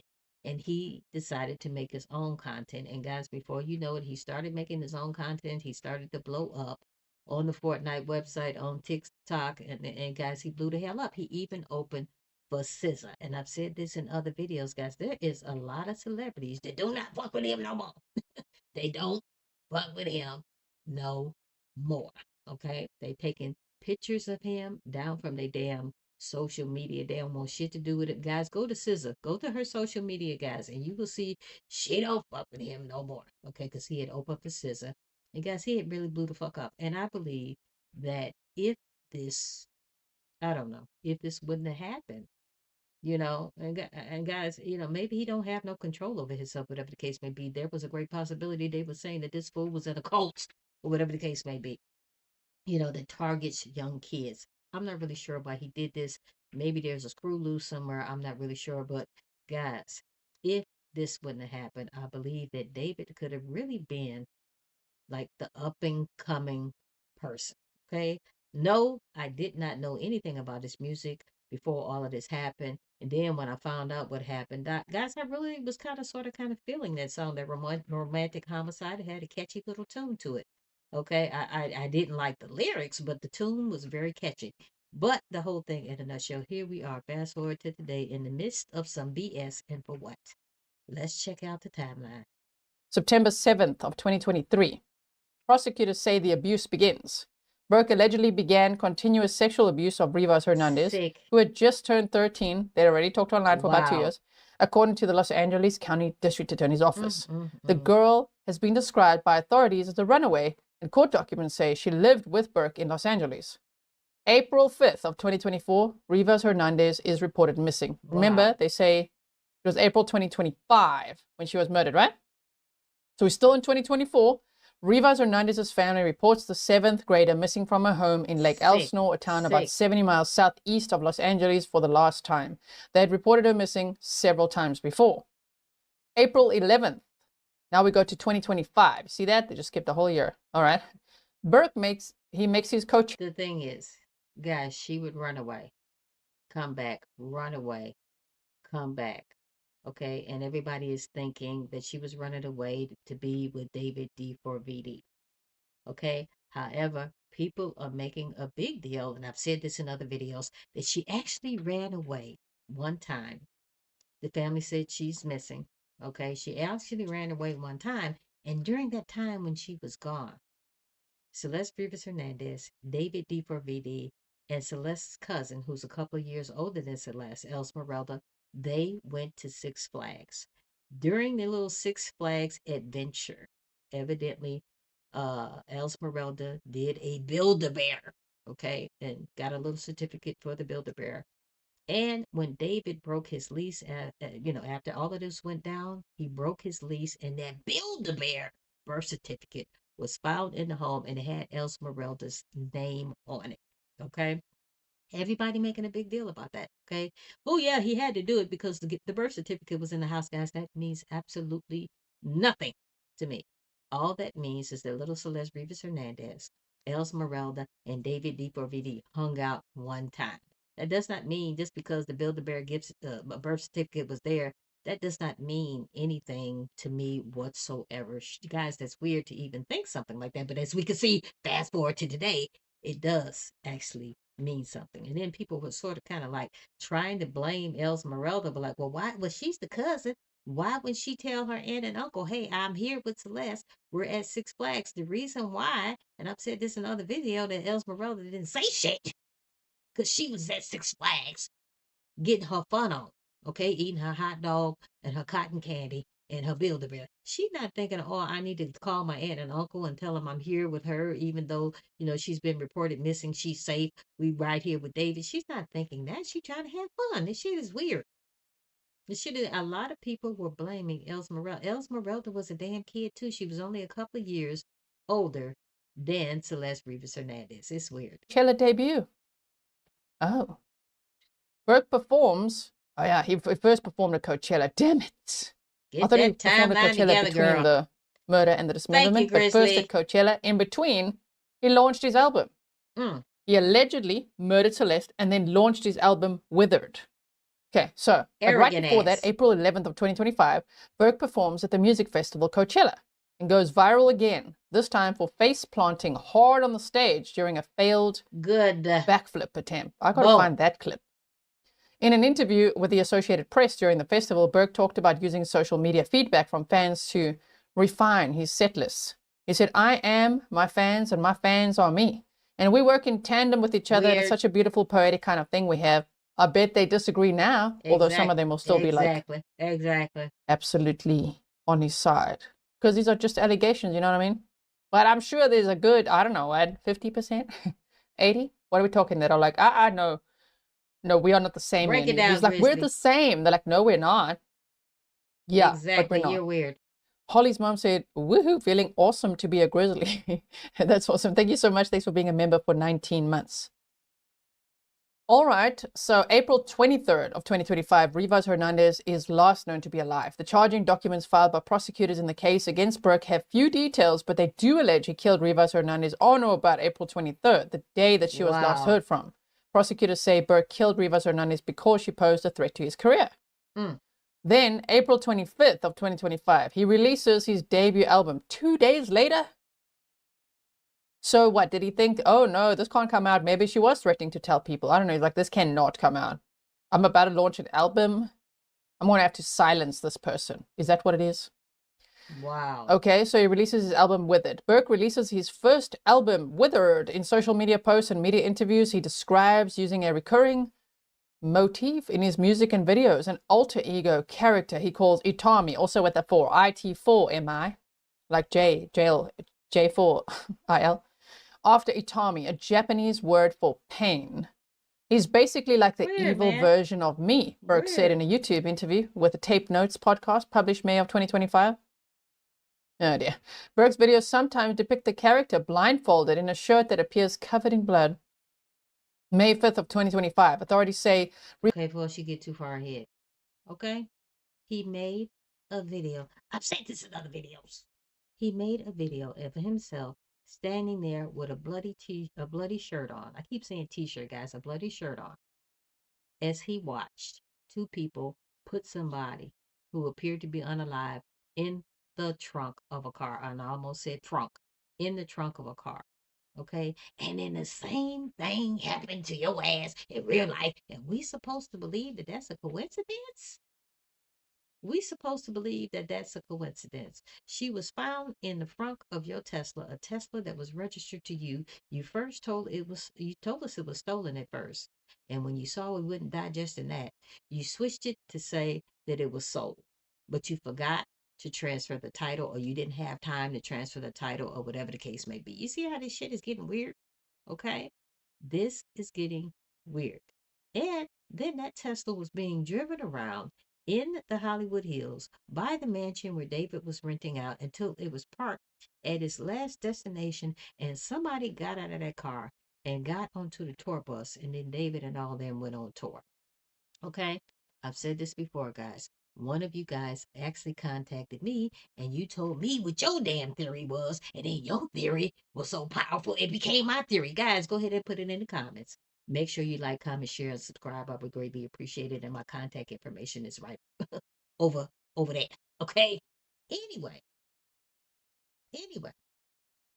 One of you contacted me and told me your theory, and your theory became my theory, guys. And if you want to get on the mic, guys, there's the number. If you're watching this live, the number is 682-812-9713. Okay? We're using audio, No video, guys. And then if you want to get on the live later, guys, you could text me, whatever the case may be, if you want to get on here now. My whole thing is, one of you actually said, Kelly, that was not the final plan for them to put her unalive body in the trunk of the Tesla and leave it there in the elements in August and September for it to later be towed. Okay, because she was found in 2 cadaver bags. Okay, we're in the heat in the Hollywood Hills of California. I said, this is the craziest plan I ever thought of in my whole damn life. But one of you actually said you believe that somebody was supposed to come back, somebody who did not have access to the doggone mansion. Okay, they were supposed to come back, okay, and drive that car away, either to be burned, crushed, drowned, whatever the hell they were planning on do with it. That's what the plan was. Okay. And I'm thinking, damn, that's a plan for your ass. Never thought about that. And I'm thinking that was the case. However, the person who was supposed to move the car, there's 2 scenarios with that. Either they knew little Celeste Rivas Hernandez was in the car and they didn't want shit to do with it. They chickened out. Or they didn't know that she was in the car and they were getting real lax with it. Okay. And then when the car got towed, they probably called David, say, hey, dude, I know I was supposed to move the car, but the car has been towed. And that's when David probably had a big old boo-boo in his drawers.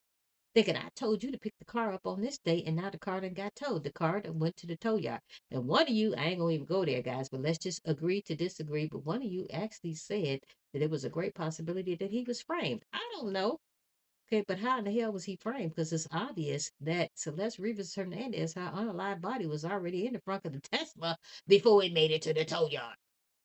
Ain't nobody going to bring an unalive body decomposing in 2 bags to a tow yard not with all that security. Okay, because we already know, guy. I don't even know the tow yard, but we already know when a car is in a tow yard, they got tight security up in that mofo because you got a lot of angry people mad because their car got towed.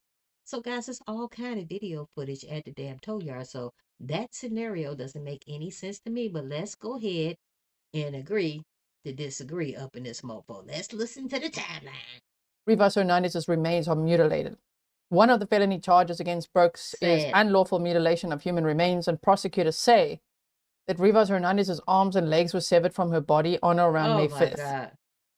April 5th of 2025, Burke launches tour.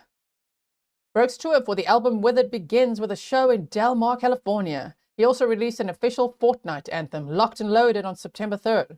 The collaboration with video game creator Epic Games echoed his start in the music world, and he would create and post Fortnite montages online. September 8th of 2025, Celeste Rivas Hernandez's body is discovered. On the day after she would have turned 15, her body, badly decomposed, are discovered in body bags.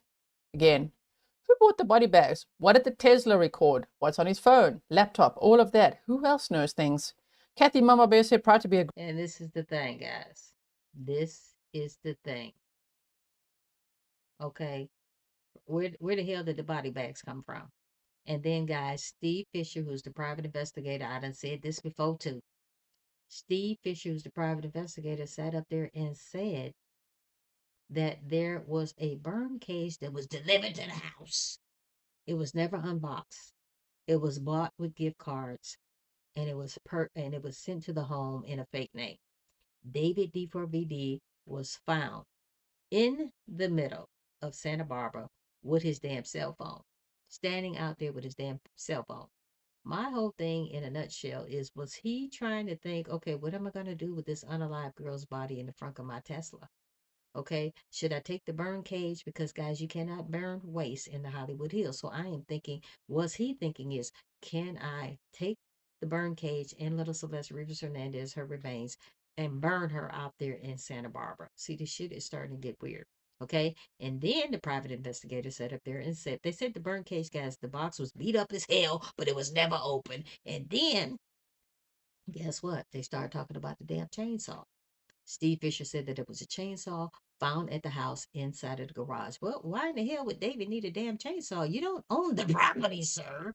If there's a problem with the property, you contact the damn landlord. You do not sit up there and cut the damn tree down yourself, but they said even the chainsaw was not used. So, guys, this is weird as heck. Guys, please go ahead and check out Grizzly True Crime. Amazing, amazing YouTube channel. Go ahead and check it out, guys. Make sure to like, comment, share, and subscribe to her channel as well. I would greatly appreciate it. Grizzly, and if you know, you know. Can't wait to be able to type again. Thank you so much for all your support. All right. So it says the 2023 Tesla model, I think it's an X according to the documents, is TYO Toys here. You just corrected it the other day, and I was saying thank you. I think it's an X according to the document. Had been towed from an upscale neighborhood in the Hollywood Hills, where it had been sitting seemingly abandoned. Police searched the vehicle. They found a cadaver bag covered in bugs with her head and torso inside, and a second bag containing her arms and legs was found underneath the first. Sad. September 19th of 2025, Burke's remaining tour dates are cancelled. So he didn't cancel that immediately when the car was towed or discovered, or Celeste remains were found. Only when the remains were identified. Nobody going That's to when that he canceled shit. the tour. So did he think that they wouldn't know? Did he think that he could just He's arrogant. leave her remains in a hot car, That's what he thought. you know, in the frunk, Exactly. and that he watched no true crime? He's like, the it's back okay, of like his mind. it's just they will never know. They'll That's never know what who his that even ass is. thought. They're gonna know. There you go. Break it TYO down. Toy, did you answer the question or no? It's a Tesla Model X, am I right? That he had. It says Sorry a if Y. I missed it. I thought it was a Y, guys. I thought it Okay. was a Y. So that was September 19th. Then he canceled his tour dates, right? He was even going to come here to Switzerland. Oh my word. Like world tour, yes? Nobody Warsaw, wanna see Poland that canceled. shit. The Associated Press confirmed that David was also dropped by his label Interscope Records at some point in 2025. Good. October 6th of 2025, a funeral service is held for Rivas Hernandez. Sad. Multiple news outlets reported that Rivas Hernandez's family held a funeral service for her at the Queen of Heaven Unbelievable. Cemetery and Mortuary in Rowland Heights, California. Unbelievable. November 24th of 2025, police block release of coroner's report. We've gone over that. February 2026, Burke revealed as the target of a secret grand jury probe. I've got a whole video on that if you missed it. April 16th of 2026, Burke is arrested. And on Good. April 20th, he's charged with murder. Good. And there we go. Today, I am announcing the charges against David Anthony Burke, Good. the musician known as David, spelled D4VD, in connection with the brutal and horrific murder of Celeste, a Sad. 14-year-old at that time. Weird. These charges include the most serious charges that a DA's office can bring. That is first-degree murder with special circumstances. The special circumstances being lying in wait, committing this crime for financial gain, or murdering a witness in an investigation. These special circumstances carry with it, along with the first-degree murder charge, a maximum sentence of life without the possibility of parole or the death penalty. The determination on whether or not the district attorney's office will seek the death penalty will be made at a later time. Before I get into the actual charges, and there are additional charges against Mr. Burke, including continuous sexual acts, lewd and lascivious sexual acts with an individual under 14 years old, and mutilating a human remains of a body. Before I get into the description of these charges and their seriousness, I want to look at this as a parent. I am a parent of 3 children, and a parent's nightmare is a situation where your daughter goes out one night and never comes back. Exactly. As we will show in a court of law, and what I also want to make sure about that the understanding of these charges is clear, is my description of these charges is not evidence that we are going to present in court. These charges, in fact, will not be evidence in the court. Evidence will be the witness testimony, the documents, and different types of admissible testimony that we will admit into court in the prosecution, and if it leads to the eventual trial of Mr. Burke, to convince a jury of 12 people beyond a reasonable doubt that each and every one of these charges is true, as well as the special allegations and circumstances that have been alleged. Now, back to this being a parent's nightmare. On April 23rd, 2025, as been alleged by the complaint, Celeste, a 14-year-old at that time, went to Mr. Burke's house in the Hollywood Hills. She was never heard from again. Wow. On September 8th, 2025, as alleged in the complaint, Miss Celeste remains, her dismembered and decomposed remains were found in 2 bags inside of a front trunk of a car registered to Mr. Burke. Thereafter began an investigation. The investigation was to determine who killed, who murdered Celeste months and months before. That investigation was carried out in unison and in partnership between the LAPD's Robbery Homicide Division and the District Attorney's Office. At every point in the investigation, through the arrest and the filing of charges, the LAPD and the District Attorney's Office have worked in lockstep. There's been no disagreements amongst these entities in deciding. How in thy hell did David D4VD think that his monkey ass won't get away with this? I do not understand it. But listening to this, guys, it is obvious that he was already under investigation. And there was a great possibility that little Celeste Rivas Hernandez was about to rat him out about this. Guys, this is strange. And finally, we're going to get some justice. I am praying for little Celeste Rivas Hernandez. This is truly Judgment Day for David D4VD. How to proceed with this case, ultimately leading to these charges today. Horrible. So what you have as well with these charges is that, again, there are 3 sets of charges that have been brought. The first-degree murder with special circumstances, and again, those special circumstances are lying in wait. That Celeste went to Mr. Burke's home on the night of April 23rd, 2025, as alleged in the complaint, at his invitation, and again, was not heard from again. Wow. The second is a special circumstance being that this murder was committed for financial gain. As the evidence will show in court, the financial gain was for Mr. Burke to maintain his very lucrative musical career that Celeste was threatening on that particular night. The third charge, in addition to lying in wait and for financial gain, is murdering a witness to an investigation.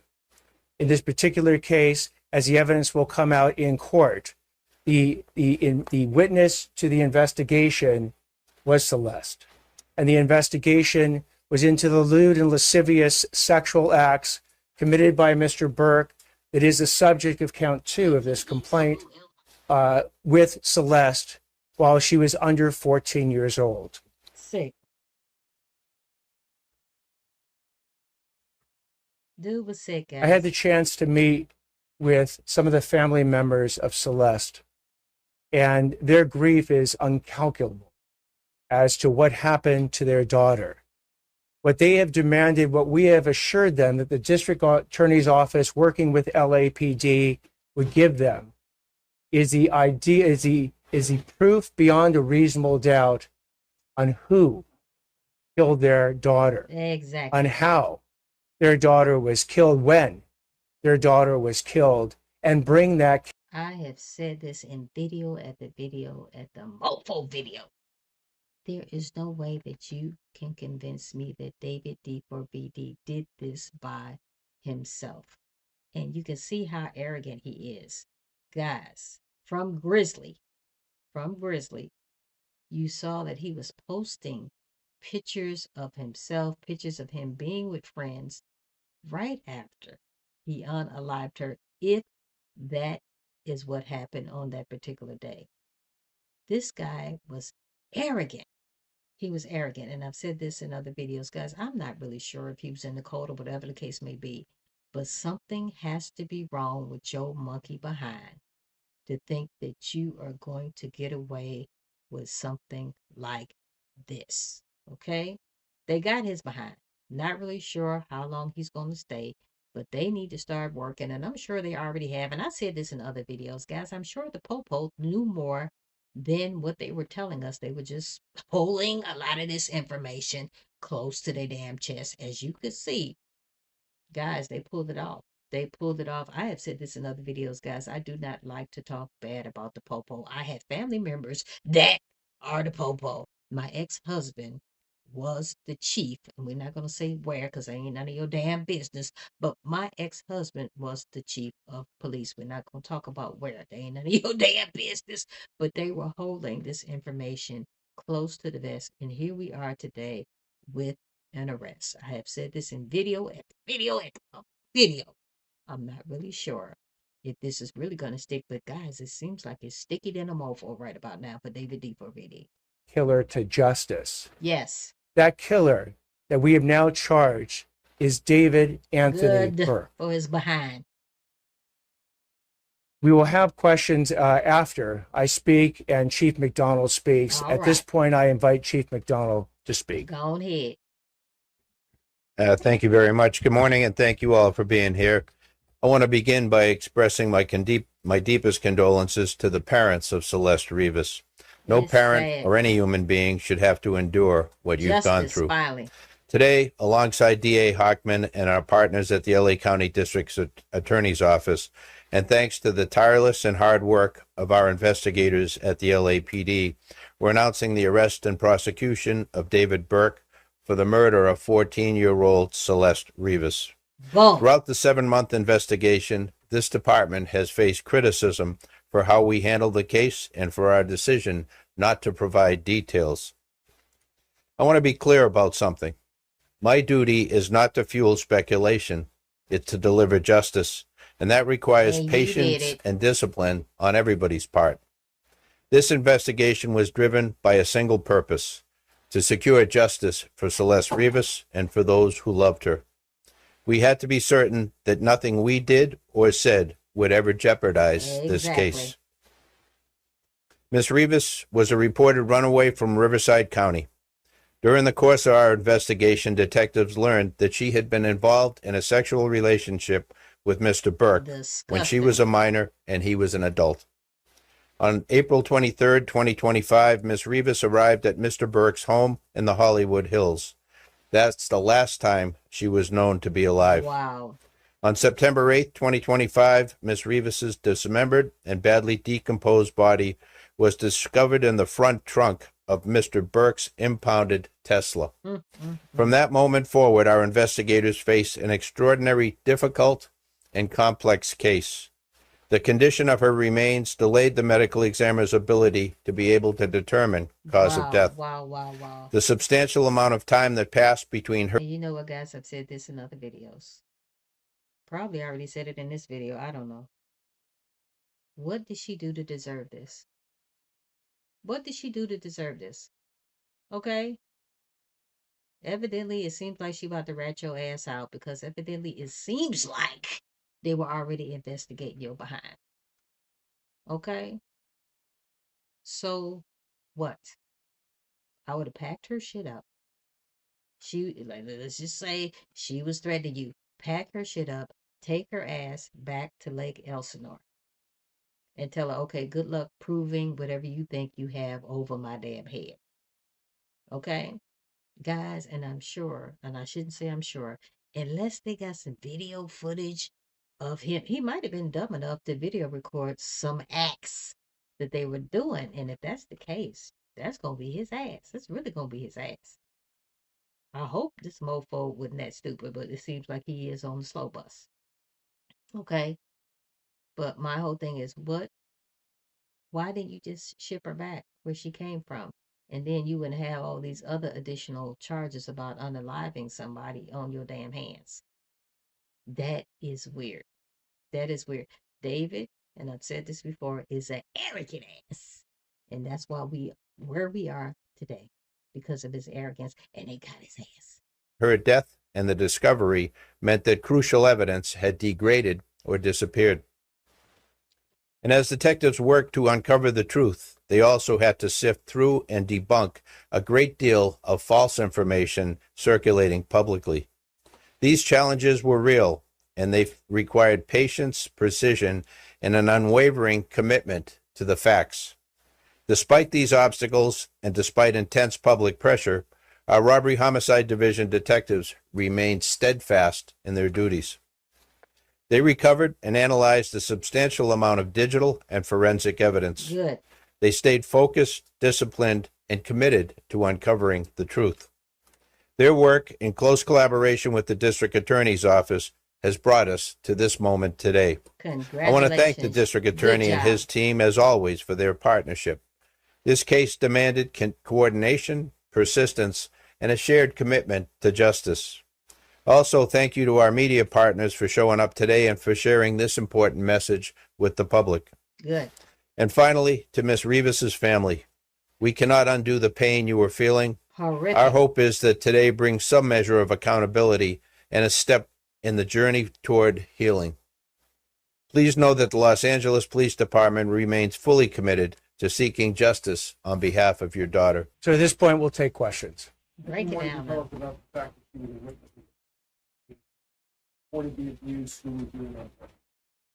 The details of the allegations that have made, particularly with that special circumstance, will be produced in court. You believe the difficulty was to determine both the matter, cause, and date?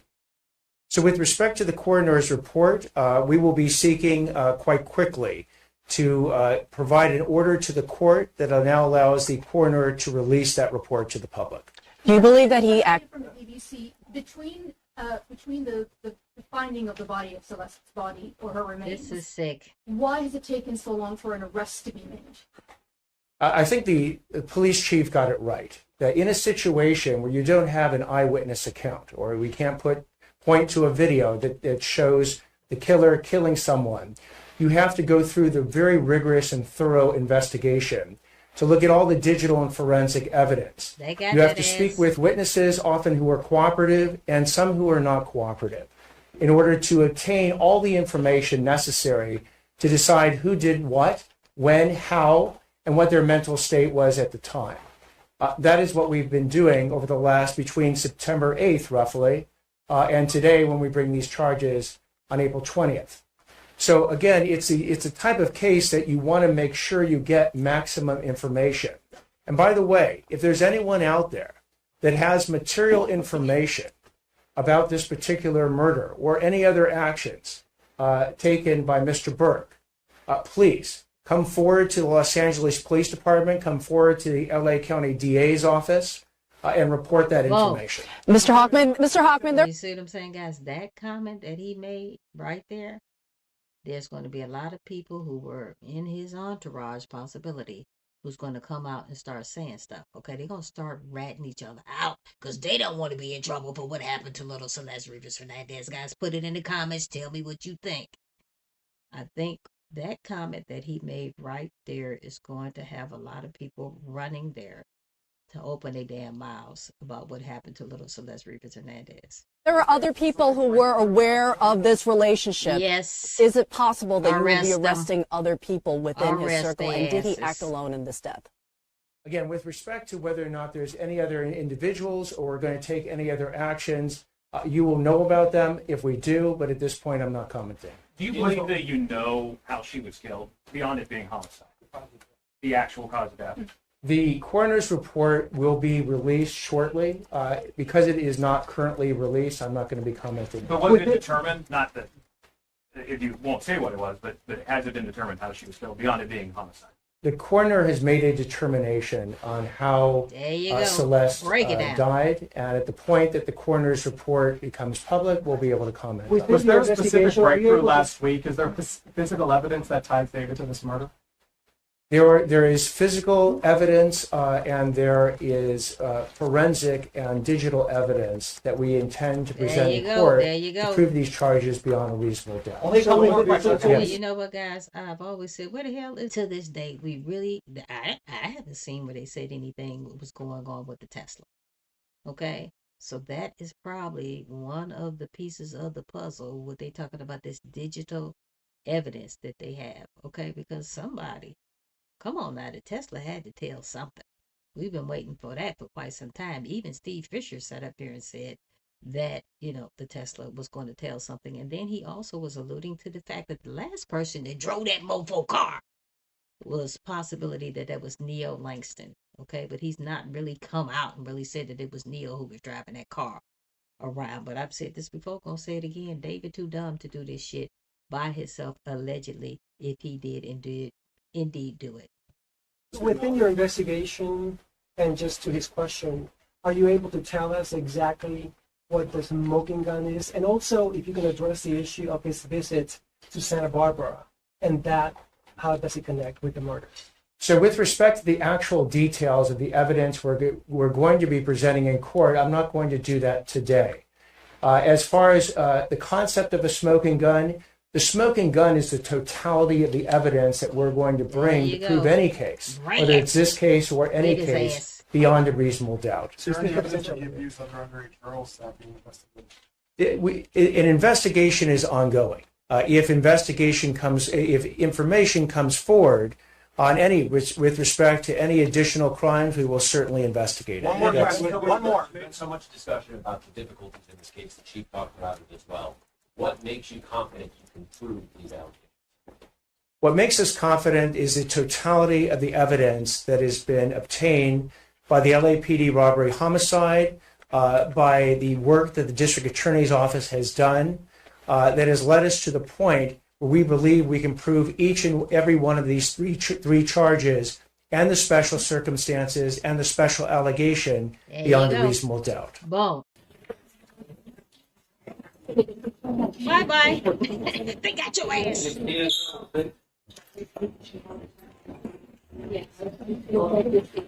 Calling People versus David Anthony Burke. That's case number 26 CJC F02399.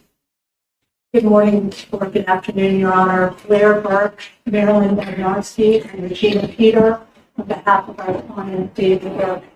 Thank you. Good afternoon, Mr. Burke. Deputy Attorney Beth Silverman with the people, Your Honor. Thank you. And counsel, on behalf of your client, do you waive formal reading of the complaint, advisement of rights, including armed forces and veterans' rights, enter a plea of not guilty, denying any and all special allegations, enhancements, and priors? Yes, Your Honor. And requesting a preliminary hearing within the period? Yes, Your Honor. From the media reports, apparently there have been 4 months of secret grand jury proceedings. We believe that Mr. Burke is entitled at the earliest opportunity to an open preliminary hearing and the proceedings not be done in secret. So we are asking for a preliminary hearing to be set at the earliest possible date on the 10th day. Your Honor, we believe the actual evidence will show David Burke did not murder Celeste Rivas Hernandez, nor was he the cause of her death. And we would like to be able to have the evidence come into the light of day at the earliest opportunity in order to establish that. It's coming. We're asking for April 23rd as a 3 of 10, Your Honor. Anything from the people? We'll be very happy to put on the evidence that we've collected in this case over the last several months. Thank you. So the matter will be set. Plea of not guilty has been entered on behalf of Mr. Burke. The matter will be set in Department 105.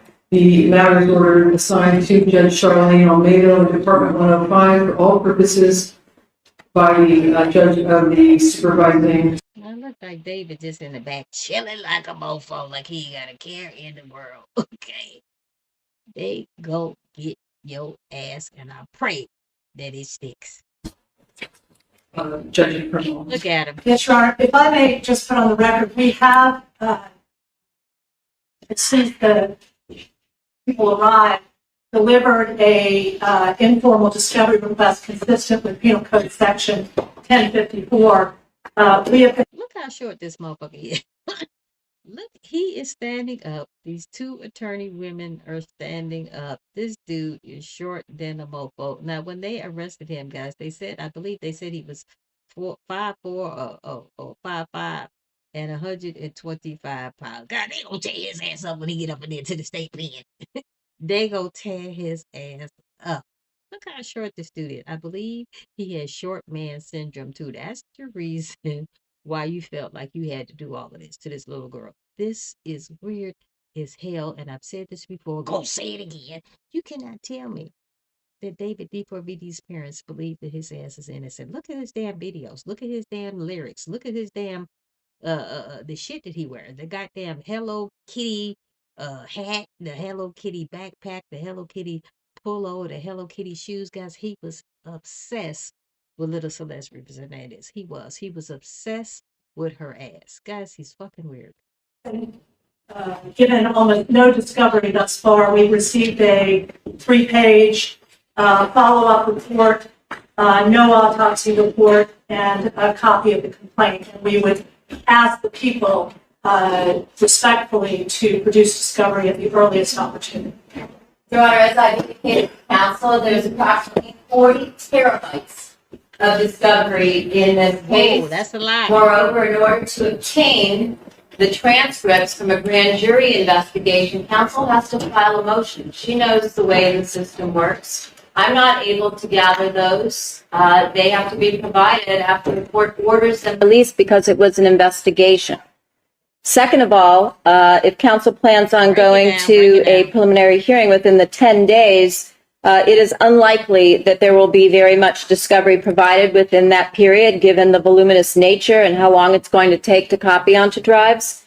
In addition to that, the coroner's report was sealed in this case in order to prevent it from hampering truthful testimony from witnesses that testified at the grand jury. So an order will also have to be obtained in order to get the coroner's department, which is now the medical examiner's department, to release those materials. Break it down, girlfriend.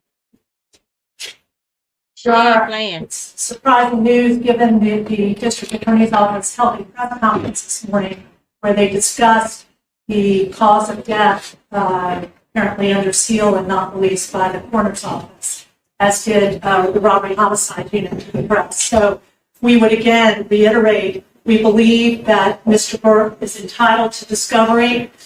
We have served the people with notice. They have 15 days to produce discovery in this case. We would ask that they do that in conscientious earnestness and as quickly as possible. I ask the court to make an order today. We'll take a copy of the minute order ordering the Department of Medical Examiner to release their coroner. Anyway, before we get too far ahead, guys, put it in the comments. What do you think? Do you think that this is going to stick? I am praying that it does.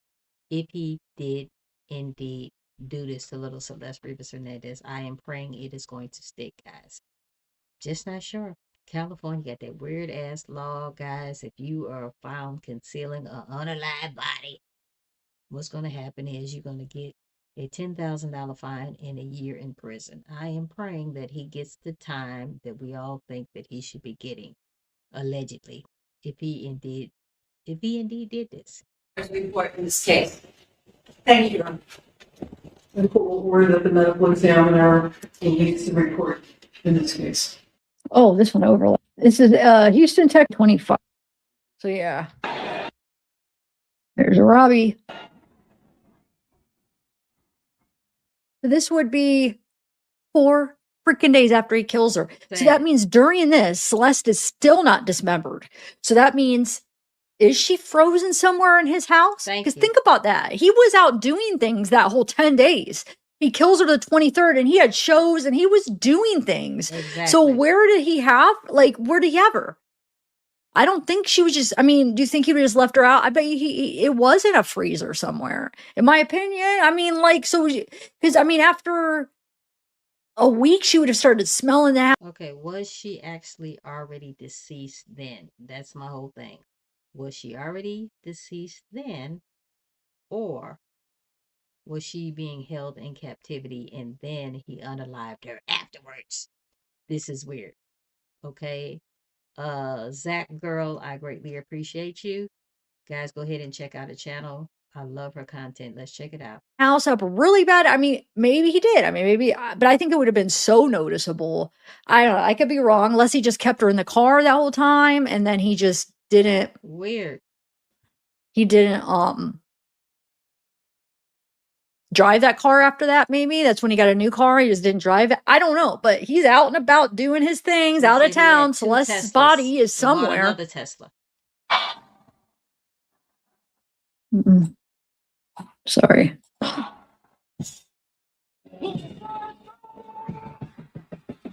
Love you from that.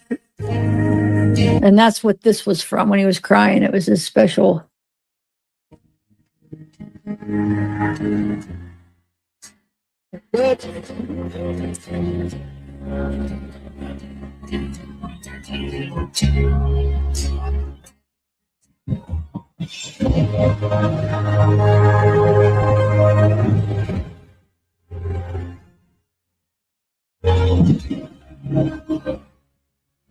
Sad.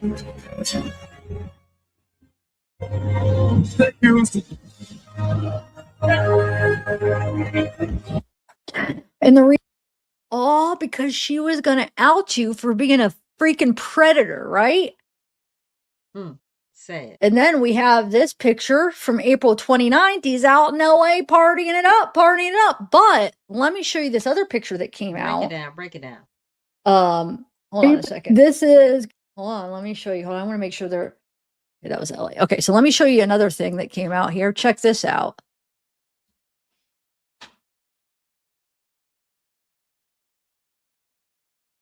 April 23rd. He posted this the day he freaking killed her. He posted this. Wow.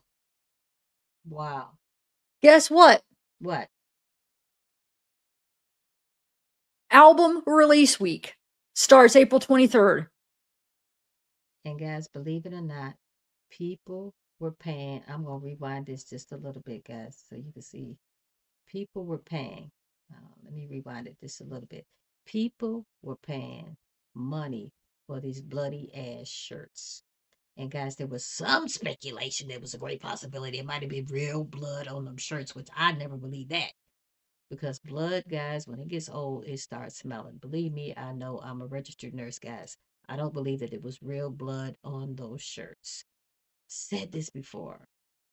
How in the double boo-boo, David D4BD, did you think that you can present a video to us with some crazy ass lyrics? You wearing one of these bloody shirts, okay? And you're watching two people put somebody in the trunk of a car in your video, and the same thing happens to you in real life, and we supposed to sit up here and believe that all of this is a coinky dink. That is weird to me. I do not understand it for the life of me. Guys, go ahead and like, comment, share, and subscribe. I would greatly appreciate it, and push that damn notification button. And then, guys, I got a new feature where you can call me at 682-812-9713. You can call in as long as we're live. Even if we're not live, you can call and leave a message, or you can text me and say, hey, Kelly, I want to be on the next show, guys. I really don't give two boo-boos as long as you get up on here, guys. We're only doing audio. We're not doing video whatsoever. Guys, this whole thing is weird. It was unfreaking called for. He didn't have to do that little girl like that. Little girl. She was not 15. She was 14 years old. This was all uncalled for, in my opinion. So it looks like we got a caller waiting, guys. The number, you two can get on here, guys, as long as I'm live. The number is 682-812-9713, guys. Make sure you go ahead and like, comment, share, and subscribe. I would greatly appreciate it. And guys, my contact information is right there. I got my email, my Venmo, and my Cash App, just in case you want to buy me a cup of coffee. I would greatly appreciate it. We got the caller on the line, guys. Hold on 1 second. Yeah, Kelly, thank you so much for providing the information here on YouTube. I like how you give it like a comical spin. And, even though this ain't no laughing matter by no means, you make this situation, lighten our hearts up just a little bit. But I am so glad that Celeste Rivas Hernandez, her family, is finally going to get some justice. And I know that you said before that you didn't think that this was going to stick, but and I was thinking the same thing. I was thinking the same thing. It wasn't going to stick, but it looks like looking at CNN and listening to other podcasts and listening to you, I'm really starting to think that there's a great possibility that this is going to stick, and finally it's going to be justice for Celeste Rivas Hernandez, because this is horrible. This should not have ever happened. And I totally agree with you. I think she was living life in the fast lane and sort of kind of got caught up. So I would like to see what other people have to say, and other people comment on this situation, because this didn't have to happen. I too sort of kind of blame the parents. It should have been more supervision going on with that. But once again, Kelly, this is Tony out of New York, and thank you for sharing. All right, guys. Just like Tony did it. He was on the mic. You can get up on here too, as long as I'm live, guys. If you do not want to be live, guys, you can still go ahead and send me a recording. The number is 682-812-9713, and I will use your recording. Okay, guys, let's agree to disagree up in this camp. Guys, make sure you go ahead and like, comment, share, and subscribe. And what do you think about Tony's comments? Okay, I've said this, guys. I've said this. I do blame both sets of parents. I just don't blame little Celeste Rivas Hernandez's parents. I blame both sets of parents. I don't know what kind of relationship she had with her mom. Evidently, her half-brother actually got on YouTube and said that the father was trying to get little Celeste Hernandez to live with him. Okay, because I don't think the parents are together anymore. But the mother would not allow it. Okay. The half-brother also mentioned something to the fact, guys, and I'm not really sure if it's true or not, that there was a great possibility that the mother, not only could they not get along, that it was sort of kind of like the mother he felt was abusive. Okay, guys, I don't know. We're talking about teenagers. Who the hell knows what they're talking about? Okay. You tell a teenager no, and then all of a sudden they think you're abusing them or whatever the case may be. I'm not saying that this was what happened, but I'm saying their relationship wasn't the best. And I was thinking when I heard that their relationship wasn't that good, guys, is this a regular relationship that a teenage girl has with their mom? I mean, me and my mom used to get along back in the day. Now I love her to death. Can't get enough of her. Okay. So I was thinking that was the type of relationship that he was talking about, the half-brother, but the half-brother was alluding to the fact that the mother and Celeste Rivas Hernandez, her mother, did not get along because evidently Celeste and a half-brother share the same father, not the same mother. Okay. And that the father was trying to get Celeste to live with him, but the mother wouldn't allow it. I don't know.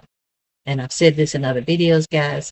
I believe that she was growing up too fast. Evidently, David D4VD was not even her first boyfriend, guys. How is that possible? When you met David roughly when you was about 10, 11 years old, 12 years old, they said she had a boyfriend named Gus, and evidently Gus was older than David D4VD, and evidently Gus was unalived, nothing to do with David D4VD, I think. But they said Gus was older than David was, and he was unalived in a totally different situation. How is all this happening? And this girl is a teenager, okay, no older than 13 at the time. How is this happening? Where did she meet these people? Okay, I've said this before. The parents said that the last time that they saw Celeste Rivas Hernandez, she was headed to a movie theater with a guy. This is what evidently with a guy named David. How is it that you never met him? You are letting your teenage daughter just go out with whoever, never met him, don't know too much about him, just know that she was headed to the movie theaters? That's weird as boo-boo to me. How does that happen? I do not understand it. And I blame David D4VD's parents because, guys, there is no way. Guys, you see that little bitty picture in the circle? Do you see that little, look, guys, I don't know what I'm pointing. But do you see in the thumbnail, guys, there's a little circle of a little girl. That is how little Celeste Rivas Hernandez was looking initially at 10 years old. Okay? So you mean to tell me I don't know how old she was when David's parents met her? But come on now. You can tell when somebody, even if somebody looks 19 and they're not, you can tell in their damn conversation that something is off. Okay? Maybe they look a little mature for their age or whatever the case may be. But that damn conversation gonna give it away each and every damn time.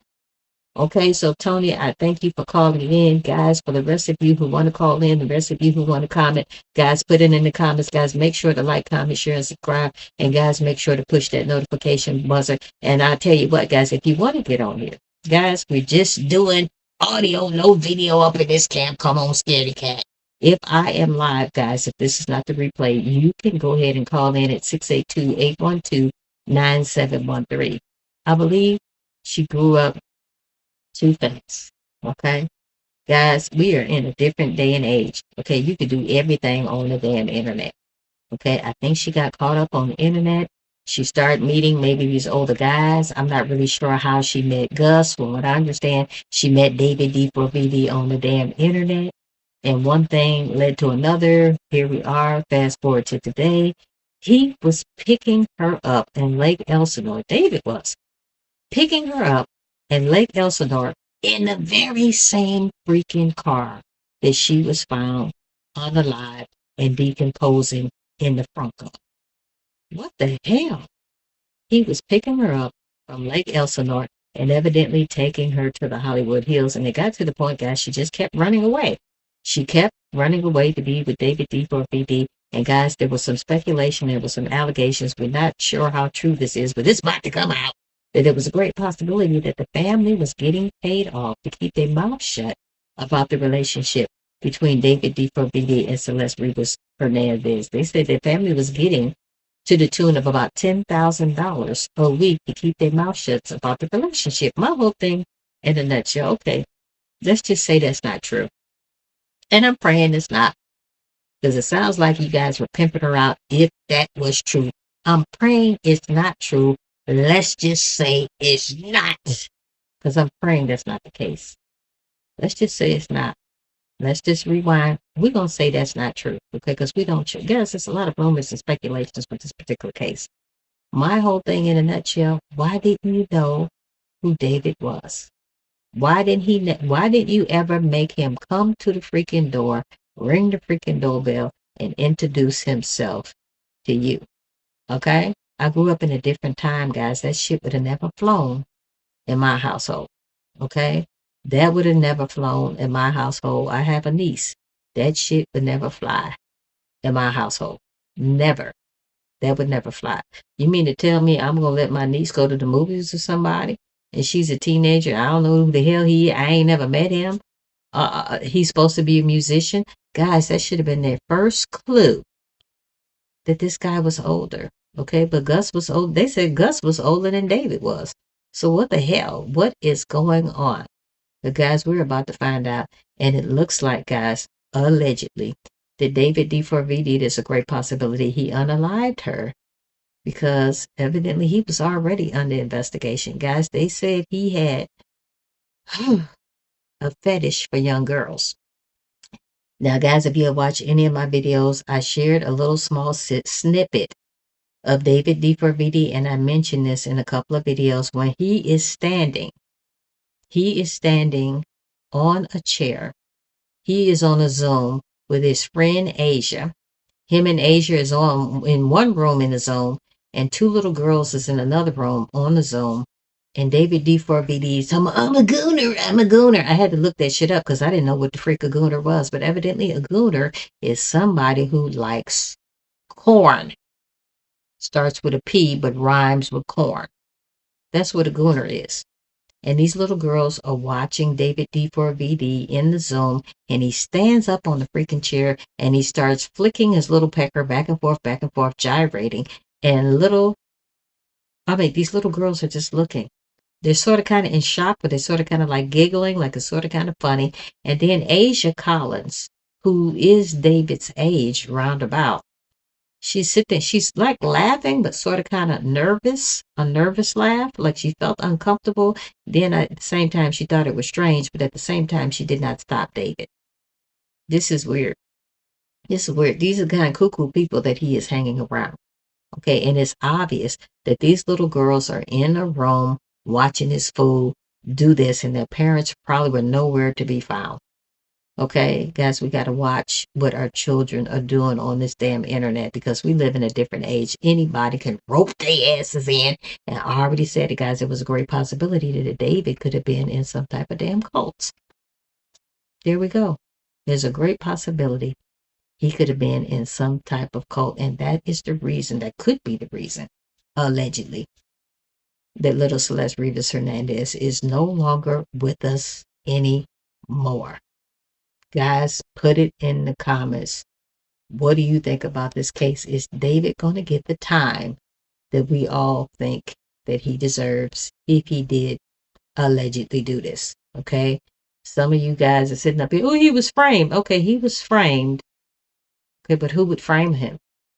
One of you even mentioned, oh, there's some bunch of haters out there. I'm sure it was people hating on him all day long. But they're going to hate on him to the point where they're going to unalive his friend. And when his friend went missing, he never mentioned, oh, he never inquired. Where's Celeste? He never inquired anything about her once she went missing. This is what makes me think that you did it. Okay? So you got this hater, evidently, that does not like you. You're a big celebrity. You're opening for SZA and all these other people. You're taking pictures. You're well known. You got the #1 song. This hater comes, unalives your friend, put her in the front of the Tesla, and then the Tesla gets towed to the tow yard. Okay? Really? That's a little far-fetched to me. Guys, put it in the comments. Tell me what you think. My contact information is right there. My email, my Venmo, and my Cash App, guys. Go ahead. If you want to get on here, 682-812-9713. As long as I'm live, guys, you'll be able to get on here live. If you want to get on here at another time, guys, just go ahead and text me. I would greatly appreciate it. A California man accused of sending a fake ransom demand to the family of Nancy Guthrie made his initial appearance today in federal court.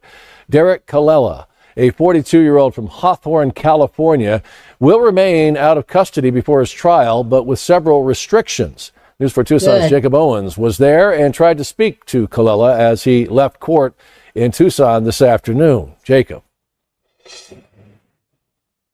Hey, Sean. Yeah, Colella declined to talk to me. He was joined by his mother today in court here in Tucson in federal court. He had already appeared in court in California last week. And we didn't hear much from him during this initial appearance. Some yes, your honors, just when the judge was asking him if he understood different things. So those of you who are not familiar with who Derek Colella is, he is the one who sent the fake ransom note to little Nancy Guthrie. Oh, Lord.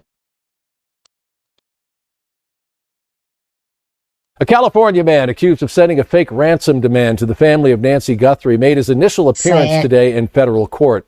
Derek Colella, a 42-year-old from Hawthorne, California, will remain out of custody before his trial, but with several restrictions. Good. News for Tucson's Jacob Owens was there and tried to speak to Colella as he left court in Tucson this afternoon. Jacob. Hey, Sean. Yeah, Colella declined to talk to me. He was joined by his mother today in court here in Tucson in federal court. He had already appeared in court in California. Okay. Right off the back, I got something to say. How is it you appear in court with your mommy, but the Guthrie family, their mommy is missing, and you want to sit up here and play games and send a damn fake ransom note to the family? How is that possible? Last week, and we didn't hear much from him during this initial appearance. Some yes, your honors, just when the judge was asking him if he understood different things about his case, but he's facing 2 felony counts related to that fake ransom demand. According to court documents, he sent a text to one of Nancy Guthrie's daughters, as well as a son-in-law for Nancy Guthrie, and this happened on February 4th, according to those documents. That was just 3 days into the search for Guthrie. Now we'll show you. This is Colella heading into leaving court today, I should say. And he's accused of sending that ransom demand across state lines and using a device to threaten or harass someone while hiding his identity. In court, federal prosecutors did not appeal a decision made by a California judge. That's what has let him out of custody before trial. However, the government called the damage Colella had done fairly significant. Exactly. Prosecutors spoke of the emotional damage done to the Guthrie family, as well as the resources deployed in 2 different districts to possibly rescue Guthrie following Colella's alleged ransom demand. Now, guys, remember in the beginning of the news article that he's saying in the video, he sat up there and said that Colella showed up there to court with his mama. There is no mama nowhere to be found because she is embarrassed probably to walk out there with his monkey behind. Okay, I would be. You're sending fake ransom notes, okay, to a family that's looking for their mom. Okay, that is uncalled for like a mofo. A new hearing has not been scheduled for Colella, but we know from court today that he faces several restrictions and he's already turned over his passport. Good. Colella will have his electronic devices monitored, and his travel is being limited to California, Arizona, and the necessary travel you need to go in between those 2 states. Sean, Colella was also ordered not to have any contact with the alleged victims or potential witnesses in this case. Reporting live downtown, Jacob Owens, News 4 Tucson. And he may be out, but it is clear that man is facing some serious charges. Good. Once again, we want to remind you, as we mentioned, the FBI is now offering a $100,000 reward. They have doubled it from information leading to Nancy Guthrie's recovery. So, guys, there's the phone number there. If you have any legitimate tips, go ahead and call. But that's embarrassing. That was my child. If he was my son, I would be embarrassed. Why are you sending off fake ransom notes? Okay, and he's about to go to court here pretty soon, guys. So we go monitor that. But why are you sending out fake ransom notes? That's weird. Folks, if you have any information, no matter how small the detail, you're asked to call the number right there on your screen. Savannah Guthrie's family renewing their pleas to their mother's kidnapper in another emotional video. Meanwhile, we're learning more about the Southern California man who's under arrest accused of sending a bogus ransom demand. Sad. Eyewitness News reporter Leanne Suter live in Torrance with the new details in this heart-wrenching case. Leanne. Mark, here in Torrance, neighbors of Derek Colella say they can't believe that someone would target Nancy Guthrie's family just as they are desperately and anxiously awaiting any word on the 84-year-old's whereabouts. That's horrible. This is the man now accused of texting a fake ransom demand to Nancy Guthrie's family. The FBI says Derek Colella did it shortly after the 84-year-old's daughter, Today Show anchor Savannah Guthrie, and her siblings posted an emotional video pleading for information from their mother's kidnapper. We need to know, without a doubt, that she is alive. In Torrance, Colella's neighbors surprised by the federal charges. We haven't seen him as much over the last year, I want to say. Yeah, but yeah, his parents are, everyone kind of keeps to themselves, but very friendly, good neighbors. Whoever is out there holding our mother, we want to hear from you. We haven't heard anything directly. So this is Savannah Guthrie's brother. Okay, Savannah Guthrie's brother. Guys, this is pretty much the only new thing going on in this case is that this mofo about to be in trouble. This Derek Colella. He's about to be in trouble, guys, for sending this old fake ransom note off. We need you to reach out, and we need a way to communicate with you so we can move forward. But first, we have to know that you have our mom. Tonight, another plea for proof of life from Guthrie's son as federal investigators work on authenticating. Now, we already know, guys, that was quite some time ago when the family did several emotional pleas on the internet concerning whoever kidnapped Nancy Guthrie to bring her back. We already know that this is old. A ransom letter sent to several media outlets demanding Bitcoin. There was no other demands within that letter, so they're still waiting for communication. Investigators now laying out a detailed timeline focusing in on a 45-minute window in the middle of the night when they believe the elderly grandmother was abducted. Sad. She had dinner and game night Saturday evening at daughter Annie's house. Family members brought her home just before 10. 4 hours later at 1:48 a.m., her doorbell camera was disconnected. At 2:12, a Nest camera detected a possible intruder, but it was not set up to record images. Like a mofo. And at 2:28, Nancy's pacemaker app disconnected from her phone, which was left behind in her home. At the the front door, drops of Nancy's blood. To anyone that may be involved, do the right thing. Exactly. This is an 84-year-old grandma. This is an 84-year-old grandma Exactly. that So needs vital sad. medication for her well-being. So anyway, guys, we already know ain't shit new going on with this case. Nancy Guthrie was 84 years old, had heart problems, needed her medication, was probably on the blood thinner, had a pacemaker. Guys, she was probably on a diuretic to keep the swelling down, because people who have pacemakers, that's what they have as far as medication goes. Okay? And I have always said, guys, I've said this from the very first time I made a doggone video about this case. I believe that this was an inside job. You cannot tell me, you cannot tell me that somebody came to her house who had never been there before and kidnapped her damn near in the middle of the night. In the middle of the night, and never been there before, and she lived on acres and acres of land. The whole thing in a nutshell is this guy that recently had this doggone kidnapping fake ransom note, Derek Colella, is about to be in big trouble for what he did, and he should be. Now guys, this is probably one of the biggest things that's going on in this damn Nancy Guthrie case. We already know it. We already know it because, guys, she has been missing for quite some time, and it seems like every time they get a little sprinkle of information, guess what? The sprinkle goes back. Okay? Nothing new going on with this particular case, except for this man is about to be in trouble for this damn stupid ass ransom note. California man charged with transmitting a demand for ransom. I can't understand. Why in the heck would you do that when you yourself know you have a mother? See, that's the weird part. I don't like weird stuff like this. Tucson, Arizona. This happened on the Thursday, guys. February the 5th, 2026. It's old in a mofo. The FBI arrested Derek Colella, who was 42 years old, in Hawthorne, California. Colella had been charged via a criminal complaint filed in federal court for transmitting a demand for ransom in interstate commerce, and without disclosing his identity, utilized a telecommunication device with the intent to abuse, threaten, or harass a person. See what I'm saying?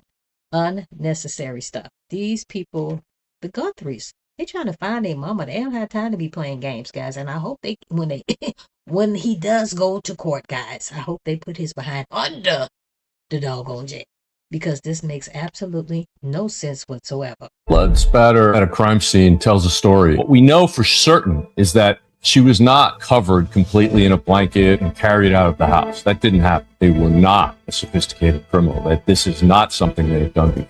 This is far from a cold case. They're going to have his name and his age and his address in a matter of weeks. Hey guys. Okay, guys, I'm not really sure of this matter of weeks. Not really sure about that. I've said this in other videos, guys. I strongly believe that they are going to find out who did this to Nancy Guthrie, but in a matter of weeks, guys, I'm not really sure about that. I'm not really sure how, they come up with this in a matter of weeks, unless, you know what, guys, look at the David D4BD case. Look at that case, guys, okay? They had been holding a lot. When I'm talking about they, I'm talking about the police. I'm talking about the FBI. They've been holding a lot of information close to their chest. And maybe there's a great possibility that the police and the FBI know something that we don't know. Maybe they are going to figure out who this person is. I don't know.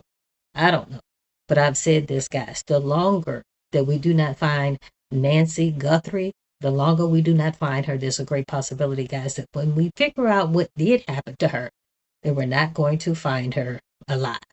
Sad to say. Guys, make sure you like, comment, share, and subscribe.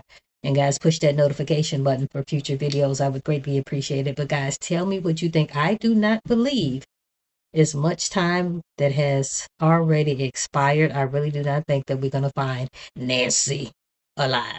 Guys, it's Jackson Buhai here with TMZ. Now, we are coming up to the nearly 3-month mark since Nancy Guthrie was initially abducted. Today, joining me is Jim Clemente. Now, he is a retired FBI supervisory agent and profiler, and he also runs the Real Crime Profile podcast. So feel free to go and check that out. Mr. Clementi, thank you so much for joining me today. Bring it on. Bring it on. So it seems like as things evolve with this case, every question that gets answered comes with more questions. You know, a retired FBI special agent recently said that the abductor is most likely a Tucson local. We've interviewed a genealogist that said, no, I totally agree with that. The local, in my opinion, has to be somebody who knows the area. Couldn't be somebody that took a flight from another state and came there. And guys, like I said, she was on acres and acres of land. She was in a community. They prided themselves in having no damn street lights whatsoever. You cannot tell me somebody just jumped off a plane from another state and they came and did this. No. Somebody knows the area. Somebody knows that. I would not even be surprised if it's a damn neighbor. I would not be surprised if it's a doggone neighbor. Okay? Because I've said this in other videos. Nancy Guthrie was a proud woman. She was proud, and she was proud of her children. And I believe that Nancy Guthrie was running her mouth like a lot of proud mothers do, talking about what her children have accomplished. And then when somebody got wind that her daughter was Savannah Guthrie from the Today Show, guys, they probably just went haywire. Like, okay, I know that your daughter is a millionaire. I'm about to kidnap you. That's what I think happened. It was an innocent thing. Running her mouth as a proud mother. Somebody put two and two together and they figured out, hey, we can get some money if we kidnap this lady. Now, I've already said it was an inside job. When I say inside job, guys, I'm not really talking about that it's a possibility that one of the immediate relatives could have been involved, okay? Because in the beginning of this, people were talking about Savannah Guthrie, they were talking about Annie Guthrie, they were talking about Annie's husband, Tommaso. Guys, I'm not really saying it's one of them, okay? I'm for sure not saying it's Savannah Guthrie. I'm not too sure about Annie, but Annie seems like she's just as distraught about her mother being missing as Savannah is, okay? For sure, not the brother. Cameron, I'm not saying that it's Cameron whatsoever, okay? But I am thinking maybe it was Tommaso. Maybe it was one of Tommaso's friends. Maybe Tommaso was running his damn mouth and talking about his mother-in-law and talking about his sister-in-law. I'm not really sure. Maybe it was the pool guy. Maybe it was somebody, the housekeeper, okay? Maybe it was the yard person. Maybe it was the person delivering the mail. I do not know. But you cannot tell me that this person flew in from another damn state and did this. No. it could be a matter of weeks that authorities get a DNA match and we actually nail down who the person that conducted this crime could actually be. And what you're bringing to the table is that we can learn a lot about the blood spatter patterns. Can you talk to me a little bit about that? Sure. Blood spatter at a crime scene tells a story, a particular moment in time. And it can tell us what happened and didn't happen before and some of what might have happened after. So in this particular case, I'll refer to the first image, which is, it shows two distinct blood spatter patterns, one in the upper center and one in the lower right. Break it down now. These are very close to the front. Now, guys, I'm sorry, I messed it up. But anyway, if you look at the blood spatter there at the front door, people were saying that it was a great possibility. Maybe the people who kidnapped her possibly did something physically to her. I'm praying that's not the case. Okay, but they did say, they confirmed that the blood splatter, I can't spit it out. The blood spatter at the front door was indeed the DNA from Nancy Guthrie. And that's sad. And I've said this in other videos, guys, due to the fact that I am pretty sure that she was on the blood thinner since she was, she had a pacemaker. I am pretty sure, guys, she was on the blood thinner. And I'm thinking the stress of these mofos coming up in her house and kidnapping her, I am believing there's a great possibility that is the reason for the blood at the front. Okay, I believe her nose, the blood vessels in her nose got engorged because they were stressing her the hell out. Being in her house and kidnapping her. That's what I'm thinking happened with the blood. I'm praying that they did not get physical with Nancy up in there. Door. And what these tell me initially is that this is most likely at the front door where Nancy Guthrie refused to cooperate or put up her last stand, basically, against the abductor. And if there are no blood spatter patterns in the house, I think that totally confirms this, that this is where they decided, she decided, that she would not cooperate any further. And as a result, the abductor Break it down. assaulted her and Oh my basically God. struck her in the face, No, not the that. mouth or nose area, No. or both. And she then aspirated blood Jesus. and then coughed it up. If you go to the second image, which is a close-up of the one from the previous one on the upper center, you'll see two distinct types of patterns, maybe three. And the larger droplets that are sort of in a circle around this dropped almost straight down from her face. And her face then was within inches of the ground when she coughed up. She aspirated and then coughed up this blood that you see, these tiny droplets, because of the... Now, I really do believe that during all of this commotion, like I said, I'm praying that they get physical with Nancy. That I am praying that maybe she passed out. That's why it seems like it's low velocity blood right out there, right outside the porch, guys. Okay, I don't want to get too graphic on this because, guys, this lady could have been my mama. Okay, this whole thing was senseless, in my opinion. viscosity of blood. In order to get blood droplets that small, there has to be some speed behind it. And medium velocity droplets, like we see here, generally come from coughing or sneezing, whereas high velocity blood droplets would be from a gunshot wound. So there's no evidence of that here at all. Thank God. But here you also have several droplets that are sort of hollow rings. They're larger in size and they're hollow rings. That's because there was air in that droplet. It was a bubble. And when it hit the ground, it then burst, and you only see the ring of blood instead of the solid droplets of blood that you see elsewhere in this image. So the fact that the larger droplets they don't have much of a tail. There are two that appear to maybe have a little bit of tail, Break it out. giving us Break it down. directionality. If she was moving at that time, then there would be tails on all of these big droplets, and it would be they would be pointing in the direction that she was traveling. I don't see that here. So I know that she was either on her knees or hunched over very low. That's sad. And her mouth was very close to the ground when she made this blood spatter pattern, when she coughed up this blood, because of the narrow nature of these spots. They're fairly well contained.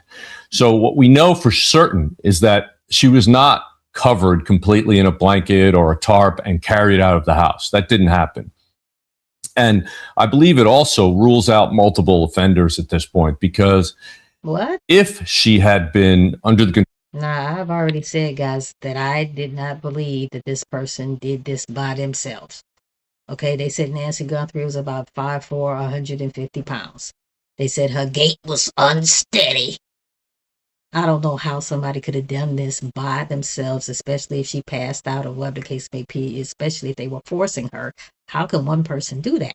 That is a whole lot to do. Okay, but due to the fact that nobody has really come forward and said anything, guys, that is just strange to me, because normally when you got two people doing something foul like this, one of them going to give up the goods. It's just a matter of time. One of them is going to give up the goods. It's just a matter of time. So now I'm starting to think, was it one person? Okay. But guys, those of you who have ever watched the Nancy Grace show, she said that there were two people at the front door of Nancy Guthrie's home. So my whole thing in a nutshell, was there two or is there just one, or whatever the case may be? And who is this person? And why did they do it?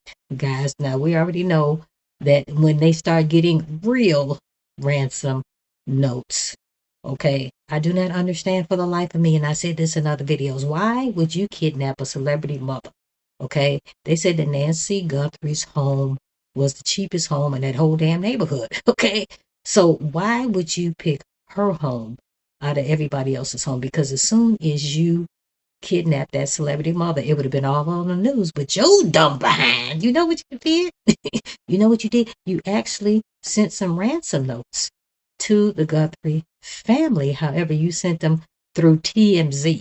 And that's what I'm saying. Are you wanting the Bitcoin? Because at first you started off wanting $1 million in Bitcoin, and then you changed it to $6 million in Bitcoin. So now I'm confused. Are you wanting just the 15 minutes of fame or 3 months of fame, whatever the case may be? Are you really wanting the Bitcoin? I'm really lost. And then you sat there and you wrote another letter, and you sat up there and said that you did not think that Nancy Guthrie was as sick as she was. Okay.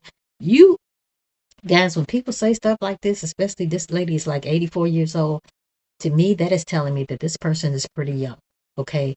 Because it has to be a young person. Because why would you kidnap an 84-year-old lady and sit up there and say, oh, I didn't think that she was sick as she was? Guys, there is no 84-year-old person on top of their game physically. It's always going to be something wrong with them. Hell, they're 84. Damn. What do you think? What do you think? Her gait was unsteady. She had a pacemaker, on blood thinners, probably on a diuretic. Okay, walk with a cane. Did you think that she was spry? No, she's not spry. That's what makes me think that something is wrong with you, that you would kidnap a lady so old. And then, guys, evidently, this was supposed to be some type of apology letter, okay? And you apologize in your letter. Guys, we had to do the parenthesis, okay? You sent out an apology letter, and guys, I'm paraphrasing. You said big as day that you didn't realize how sick she was, and she has gone on to be with God. Okay? She was 84. What did you think? This is crazy. Control of 2 or more offenders, they would have had no reason to let her drop to the ground.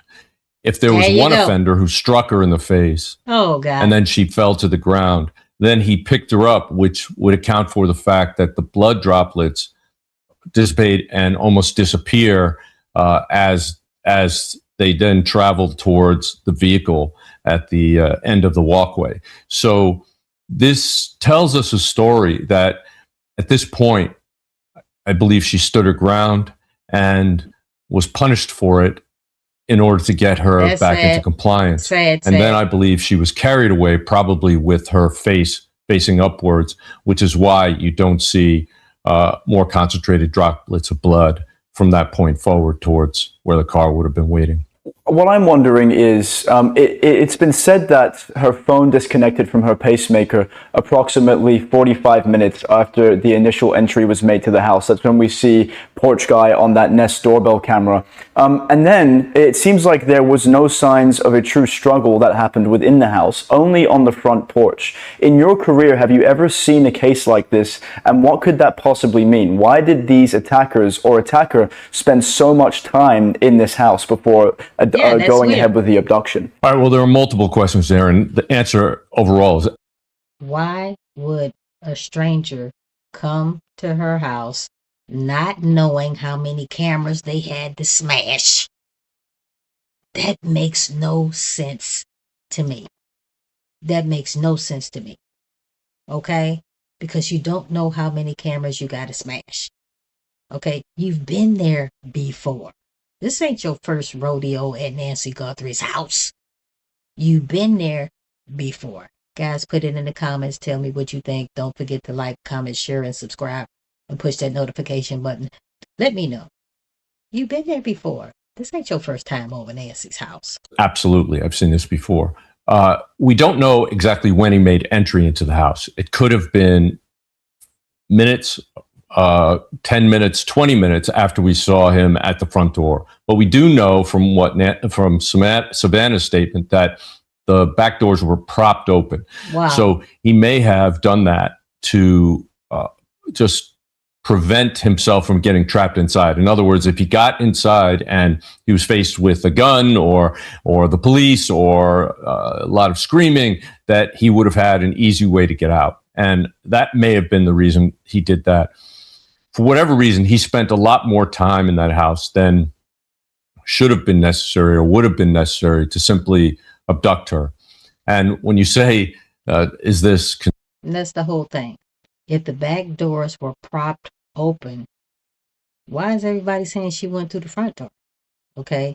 Evidently, at some point, she was at the front door. She was at the front door because her DNA couldn't be at the front door. At some point, she was never there. But my whole thing in a nutshell, I believe, even though, guys, they got video footage of two fools at the doggone front door fumbling around with tree brush trying to get the Nest Cam off of the front door. I am believing that the entry point was at the back door. And I'm believing this person or persons had been there before and they probably unlocked the door because they knew they were going to come back at a later time. Nancy Guthrie's house was big than a mofo. 3777 square feet. It was big. She would have never noticed that the door was unlocked. Her dog had died the month before of cancer. Somebody probably started putting two and two together and said, Snoopy is dead. It's time for us to strike. Because I don't give a damn if the dog is sick or not. If a dog, I got 3 dogs. Okay. If my dogs hear somebody coming near my house, they're going to start barking. So now that Snoopy is dead, they probably said, this is our time to strike. Because there will be no dog barking. And I believe that this person, possibly because they had access to the house before, housekeeper, pool boy, a paper boy, a delivery mailman, whatever the case may be, I believe this person unlocked the door and came back later. Consistent. The fact that there was no signs of a struggle until getting outside, really, on the front porch. The fact is, we all know he had a gun, a very visible gun in his crotch area, and I'm certain that he used that to control her. Why you got and it in if the you're an crotch? 84-year-old woman who has trouble hearing and is aroused in the middle of the night by a stranger in a full. See, it's amateur night. It's amateur night. Why do you have the holster and the gun right there where the beans and the frank is located so you could possibly blow that mofo off? That makes no sense whatsoever. It is amateur night. This person had been there before. At least one of them had been there before, maybe not both of them. This person had been there before. The amateurs, they are young. They are young. Have they done this before? I seriously doubt if they had ever done anything to this magnitude. Probably never really held the gun before, okay? Especially you got the holster right there where the beans and the frank is located. You could blow that puppy off. Are you crazy? No, it's amateur night. It is amateur night up in there. Face mask, it's frightening. It's frightening as hell. And she most likely would have complied, especially since he had a gun. It was probably pointing at her. And she got out of bed and she went downstairs with him. And then when she realized that she was being taken away from the home, she fought at that point. And that's why. Wait a minute. She got out of bed and went downstairs with it. She got a 1-story house. What is he? Guys, it was 1 story, right? Okay, we're going to have to rewind just a little bit. Is that what he said? I'm sorry, guys. We're going to have to rewind. I'm sorry. She got out of bed and she went downstairs with him. What? And then when she realized that she was. Okay, that must be some type of Freudian slip or something like that. She only got a 1-story house. Guys, am I lost? She only got a 1-story house. What the hell is he talking about? Was being taken away from the home. She fought at that point, and that's why you see the blood spatter on that front porch area. You were a supervisory special agent. I'm wondering if you were working this case in the Phoenix FBI field office right now. You know, we're approaching nearly the 3-month mark since she was abducted. What do you think would be some of the things you're doing right now to further this investigation? Well, the most promising thing that can be done is the forensic genetic genealogy. If they actually have isolated a profile of this offender, then there's absolutely no question they're going to identify him. They're going to find him. They're going to have his name and his age and his address let's hope so. in a matter of weeks. If they did isolate that. If not, the best thing that law enforcement could be doing is basically finding out every single person she had contact with over the last weeks, months, years, even a decade. And the same with Savannah. Because Savannah is a celebrity, we may be dealing with somebody who was basically a celebrity stalker, somebody who felt in their mind they had a delusion that they had a reason to have a relationship with her, and she may not have reciprocated that just in their own mind. And let me tell you something, guys. The reason why I know that it's two people, the reason why I know, guys, these are my opinions. Take it or leave it, do whatever the hell you want to do. The reason why I am suspecting that it was two people, because the first person already knew Nancy Guthrie, had already been in the house. Okay. However, he had to recruit somebody else because Nancy Guthrie was 5'4", medical problems, gait unsteady, 150 pounds. Medical problems, heart problems. And you can't do that by yourself. You're going to need some help. But guys, remember they said that Savannah Guthrie's income was Googled. Guys, go on Google Trend. You could figure out what somebody's income is. It was Googled. It had been Googled several times before all of this went down. Because she's a celebrity. That's what people do. I do the shit too. I Google people, oh, how much Michael Jordan make, or whatever the case may be. You do it too. Stop playing games. But the whole thing is, that person who already knew how much Savannah Guthrie made because they had been in the house talked to the other person who had never been there before, who was fumbling around at the damn front door. They were the one Googling Nancy Guthrie's address. You've been there before. This other person been there. They already knew Nancy Guthrie's address. They've been in there. They've been in the house a time or two. So the person that they told, hey, this old lady got some money. Her daughter's rich. She lives there by herself. Her dog just died. That person is the one who was Googling Nancy Guthrie. That's why I know there were two people. One person already knew about Nancy Guthrie and her rich daughter. And the other person was just trying to confirm what the other person had told them about Nancy Guthrie. They said her address had been Googled before all of this happened. Why would somebody need to Google her address? Nobody even knew who the hell Nancy Guthrie was before all this shit jumped off. You see what I'm saying? That's how I know it was two people. And that could have given them cause to try to hurt her by abducting her mother. The reason why I feel this is a very strong possibility is that they didn't send a ransom note privately to the family. They sent it to the media. TMZ. That tells me a very important difference between most every other kidnapping case with a ransom that I've ever seen. And that is, they usually want privacy. They want secrecy. They don't want the media and the police involved, because as soon as the media is involved, the police will be involved, and they're trying to avoid that generally. So it tells me what they wanted was the publicity. They wanted the attention of Savannah Guthrie, and they got it. I love this guy. She talked directly to them. She made several videos. She apparently sent a note back. And all of that could have been exactly what this offender wanted. Now, I believe that they thought they were more prepared than they actually were. Obviously, their actions and inactions around that door camera show that they were not a sophisticated criminal, that this is not something they had done before. This is someone who really thought they were prepared. And some of you guys were talking about, oh, it's the cartel. How in the hell is the cartel? Well, one of them had a damn backpack on with the reflectors on it. Okay? That's not what the cartel does. Okay? The cartel don't wear no damn reflectors in the middle of the night. Okay? That's an amateur. Somebody who wear a damn reflector in the middle of the night because you did not want to get hit by a damn car when you was out there. That's amateur night all over, guys. This person this was their first time probably doing some crap like this. But showed up in an outfit that was light in color for a night operation with reflective straps that identified a backpack that is only sold by one retailer. These are major mistakes. He held up his hand. Guys, I swear for God, I have not watched this thing. I swear, as you are watching it, I am watching it too. But I'm going to tell you what, I'm in love with this guy.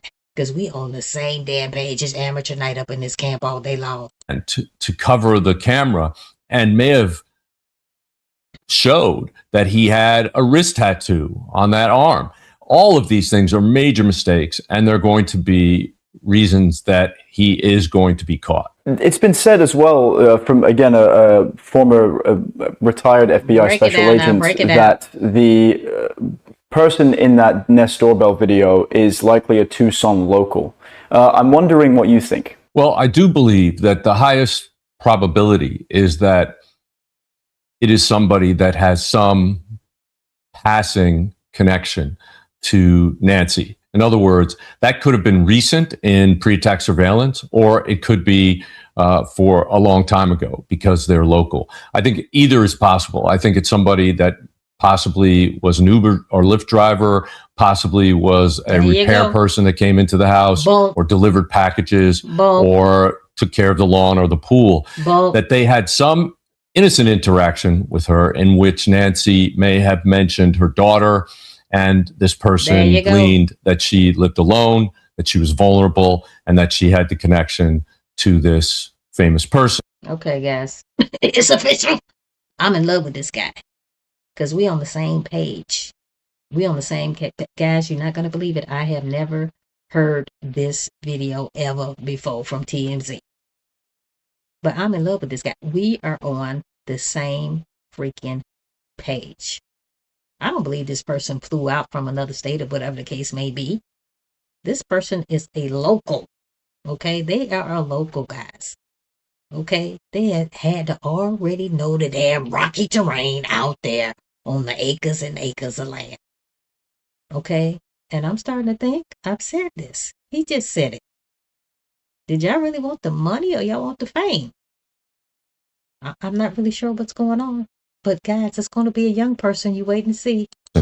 All of that tells me that they at least spent some time in the Tucson area before this abduction. I don't know if they were actually local, but they may have gone there for that reason, to find out as much as they could about her. Many have called the investigation at this point a cold case. Again, nearly 3 months have passed. Have you ever seen an investigation like this one, where it goes for 3 months without any meaningful leads, at least to the public's knowledge, before a breakthrough happens? Absolutely. Well, I'm gonna say this. It might not be cold, but it's chilly than a mofo. It might not be cold, but it's chilly than a mofo. That's all I got to say about it. This is taking too long. And the longer we wait to find out what happened to Nancy Guthrie, the likelihood of her being alive is slim to none. I'm just going to throw that out there. I hate to say it. I hate to put that out in the atmosphere, but that's just the way I feel. Absolutely. It happens all the time. But this is you hit on the point. Without the public's knowledge, is how most investigations like this, especially when somebody's life was in the balance, they should be conducted, because the investigators have to keep things secret so that they don't have people interfering with their investigative process. There you go. Agree. But the fact that we don't know doesn't mean that they don't know. And the fact that I do believe that I've heard reported that the FBI has a DNA sample potentially from this offender, and that they are performing forensic genetic genealogy process on it, so that the answer will be coming out soon. Something else I'm wondering is that, when we spoke to our genetic genealogy expert, she said that, in a house like Nancy Guthrie's, there could be hundreds, even thousands of different DNA samples. How would the FBI know that the DNA sample they've gotten is one belonging to the suspect here? You use the word no. They wouldn't know unless and until they actually identify the person and find that that person was responsible. They will have a high probability of getting a DNA sample from him if they got it from break it down. The doorknob on her door, on her bedroom door or her front door, the bed sheets, the light in her room, something connected they knew was connected to this abduction. He could have discarded something. Maybe he ripped off her watch. Maybe he grabbed her pillow and put it over her face so she wouldn't scream. I don't know what the facts are of this particular abduction, but there would be ways investigatively to try to narrow that down. Of course, And I'm going to tell you this, guys. That person's or persons' DNA is definitely in that house. They done touched something they wasn't supposed to touch, or whatever the case may be. I totally agree with that. With this genealogy stuff, this DNA stuff gonna take forever. It's gonna take forever, guys. That's just my personal opinion. But yes, I do believe that that person or person's DNA had already been left in that home. There's going to be DNA samples from many people in any house. But if they can tie it to a particular location and point in time, then they can actually minimize the chance that it's not related to the crime. Break it down now. Break it down. They may have to do this with multiple samples, and that might be why it's taking so long. I would not at all think that they would only have gotten one sample of one male that wasn't related to the family. I'm sure that they must have taken samples from male family members to make sure that they could rule them out. And then they would, anybody else that they knew that was in that house, they would also take samples from them to rule them out. Based on the information you have at hand, does it seem like more than one perpetrators are involved here? I see no evidence at all that more than one perpetrator was involved. And I won't speculate that somebody was involved if there's no evidence of it. I mean, we saw one guy at the front of the house. Okay. Apparently. Evidently, he don't watch the Nancy Grace show. Evidently, I see, guys, I was in love with him, and then now he gonna flip it around and say this. I totally disagree. I believe that there were two people at the front door. Those of you who have never watched Nancy Grace, watch Nancy Grace. You will see that there's two people at the front door. Now, people trying to say that the video footage was from two different nights or whatever the case may be. There was a guy there. This guy, we already know, freaking around with the brush, trying to get the Nest Cam off of there, off the front door. But guys, Nancy Grace produced an image where there's another guy holding a cell phone to help this guy visualize the Nest Cam in order to get it off the door. Okay? My whole thing is they wasn't getting through the front door. I already said that. They wasn't getting through that damn front door. There was a security door. There was no way they was going to get in through the front door. They were probably just trying to pull that Nest Cam off and then go around the back door. Because remember, I said there was a great possibility this is an inside job, and I believe somebody unlocked the door. And because Nancy Guthrie lived in that big old house, she did not notice that the door was unlocked. Guys, nothing to this magnitude had ever happened in this damn neighborhood. Nancy Guthrie was a sitting target that felt safe. Okay? And for her son to be in the military and this type of crap go down, that's weird to me. That's really weird to me. And for her Nest Cam subscription to be no longer, that is weird to me too. Why didn't she have a subscription? That's weird. The FBI had to fumble around through the cloud and try to get some video footage of who was at the front door. And through the grace of God, they managed to get some video footage, and this is part of the video footage. Okay, but due to the fact she did not have a Nest Cam subscription, they don't have a whole bunch of camera footage as to what happened inside that house. So they say. They might surprise us, okay? They might surprise us and come up with some stuff that they've been hiding. Okay? I have said this in other videos, guys. Why in the hell wasn't that crime scene locked down? Everybody named Mama was in the damn driveway. The crime scene was contaminated, and I think that that's the reason why we are not that far ahead, in my opinion, with the game. We're finding out what happened to her. Now, later on, they might come up with some stuff that's going to shock me to death. But as of right now, no. To me, this case might not be cold, but it's chilly like a mofo. Not just that day, but at an earlier time as well, without the backpack. I don't know if that was the same day or if that was, days before. But there's no indication that there were other people involved, especially when I realized that the blood spatter evidence on the front porch indicates that she actually went down to the ground. And that tells me that she was not being carried by two people or or even assisted in walking by two people, because I don't think they would ever have let her fall to the ground if that were the case. You're saying the blood spatter indicates to you that it's highly likely that only one person was involved in this abduction. Disagree. Would you say that's accurate? At that scene, yes. At that scene, okay. Disagree. And do you entertain the idea of a getaway driver? Guys, put it in the comments. How many people do you think did the kidnapping of Nancy Guthrie? Put it in the comments. Just type in the number you think. I am thinking at least 2. I am thinking at least 2. Put it in the comments and tell me what you think. Considering that the trail of blood stops at the end of the walkway before we get to the road.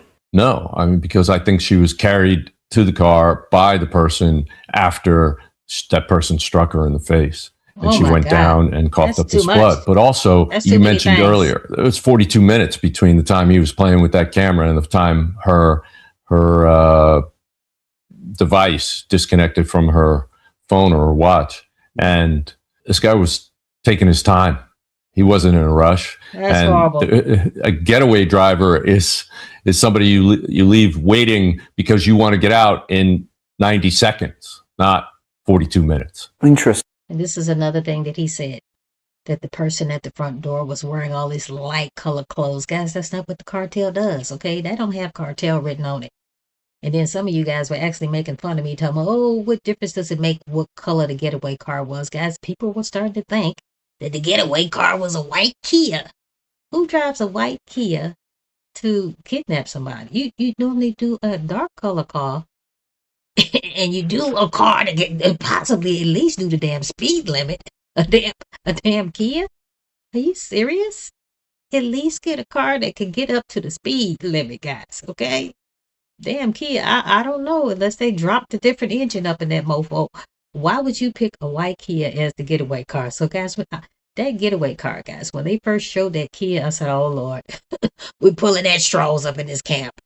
I think you provide a different insight to anybody I've interviewed before. In the sense I've worked thousands of abduction cases and bank robbery cases bragging. Kidnapping cases and sexual assault cases over the course of my career. And we actually, at the BAU, the Behavioral Analysis Unit in the FBI, where the profilers are, is actually part of the National Center for the Analysis of Violent Crime. We study all the violent crime in the United States and much of it across the world. So we're in a unique position in that we get to actually do this our entire time in the FBI. Amazing. And therefore, we have exposure to a greater variety and a greater number of each type of case that most agents and most law enforcement officers don't have. That's why we actually teach law enforcement across this country and around the world. No, I agree. And what I was going to say was, we've interviewed other people from the FBI that have entertained the idea of a second perpetrator. But I like what you're doing. You're taking the evidence you have at face value. Break it down. And you're not speculating. And I think it's interesting to entertain the idea that it could have been an Uber driver. It could have been someone that she knew, a construction worker doing work on her house. Okay. He's contradicting himself like a mofo. He's talking about he's not speculating, but he named off 3 different people it could have been. Could have been an Uber driver, could have been a housekeeper, could have been a pool boy. Okay, that's speculation. Okay, that's all we can do is speculate. Because nobody was there besides Nancy Guthrie, and these 2 damn knuckleheads that came up to her damn door. That's all you could do is speculate. That's all I'm doing is speculate. I wasn't there. And neither was you. And something I haven't heard before is just based off the blood pattern. It's a very significant indicator that only one person conducted this attack. So yeah, at least at this point, I'm not ruling out that somebody else is involved somewhere else, but there's no proof. There's no evidence of more than one person. We only have evidence of one person, and so yeah, you can speculate. First of all, you got to be an idiot. You got to be an idiot. This lady was 5'4", 150, heart problems, gait unsteady, and you're going to go over there by yourself? You got to be on idiot mode. You got to be on idiot mode. The only way that I'm sort of kind of siding with him is because nobody has run their mouth yet as to what happened. Normally when you got two people, somebody gonna get scared of the mofo and they gonna start talking. That makes me think that it's only one person, because as of right now, ain't nobody said nothing. And I've said this in other videos, guys. I sort of kind of blame the family for not hiking that damn ransom up to $1 million right out the gate. Okay? Savannah Guthrie was a freaking millionaire. Is a millionaire. Okay? And so when she allowed those people who got donations for her family before her family actually stepped forward with the $1 million ransom, guys, they were starting off at $2,500, $50,000, $100,000, $200,000. I had already said this in other videos, guys. That ransom was too low. That's why we don't have Nancy Guthrie back today. Okay? Okay? I'm sorry, not the ransom, the reward. Let me rewind. The reward was too low. It was set too low. How you gonna sit up there and ask for give somebody $2,500? They whole life about to change to help you figure out what the hell happened to your mother, and the reward is only $2,500. Then it went up to $50,000, and went up to $100,000, and went up to $200,000, and then you cranked it up, you and your family, to $1 million. It should have been $1 million right out the damn gate. It should have been $1 million right out the damn gate. Cause if it would have been, we'd have been having tips out the yin yang right about now. Okay, and if you notice, guys, when it did crank up to $1 million, now I think we about $1.2 million right now. But now that we're up to $1.2 million, there's a lot of tips. But guess what? I think we a day late and $1 short with that one. As I said, I can't absolutely rule out that anybody else was involved, but I certainly don't see any evidence. We'd be looking for things like multiple footprints in the blood pattern. We don't see that. We see one smear pattern in that lower right of that first image. We see one smear pattern. We don't see multiple shoe prints going through there. And so that would be an indicator. We don't see, I'm not aware of multiple shoe prints in the bushes around the house. Good point. Any indication that things happened so fast it couldn't have been done by one person. Good point. So all of those things in my mind tend to dispute multiple offenders at this location. But of course, I can't absolutely rule it out. All I can say is I just don't see it here. Would you say that in a situation like this, there is a way that cases are solved most of the time? The question I'm trying to ask you is, in what way have you seen in your career cold cases usually get solved? Is it someone that's talking to somebody else and just says the wrong thing? Is it a DNA sample? First of all, this is far from a cold case. Okay, I disagree with him. It might not be cold, but it's chilly than a mofo. Okay, it might not be cold, but it's chilly than a mofo because it's taken too long. Okay. And guys, that's why I'm sort of kind of siding with him when he say one person, because if it were two persons, two people, somebody would have got nervous by now and they would have spilled their damn guts, say, oh, hell no, I'm not about to be in trouble for kidnapping this old lady. Okay, that's what's kind of making me think maybe he is correct with the one person. And I do like how he said there was no different, all kind of shoe prints out there. Okay, maybe that person didn't step in the blood. Who knows? I don't know. Guys, these police, the FBI, they know stuff we don't even know. Okay, look at the doggone David D. Fervidi case. I never thought in a million years he'd be arrested, but here we are today and his ass is arrested.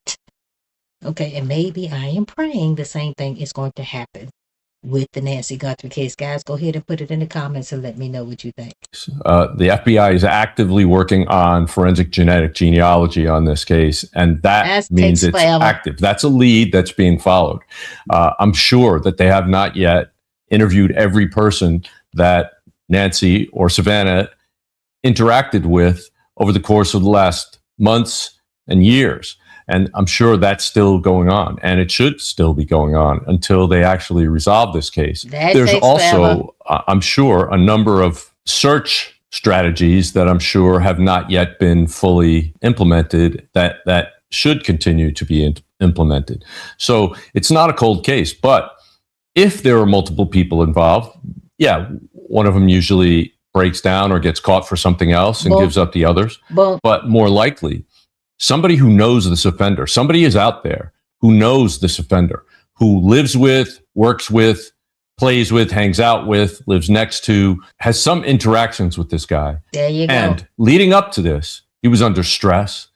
And when the images were released, that stress maxed out.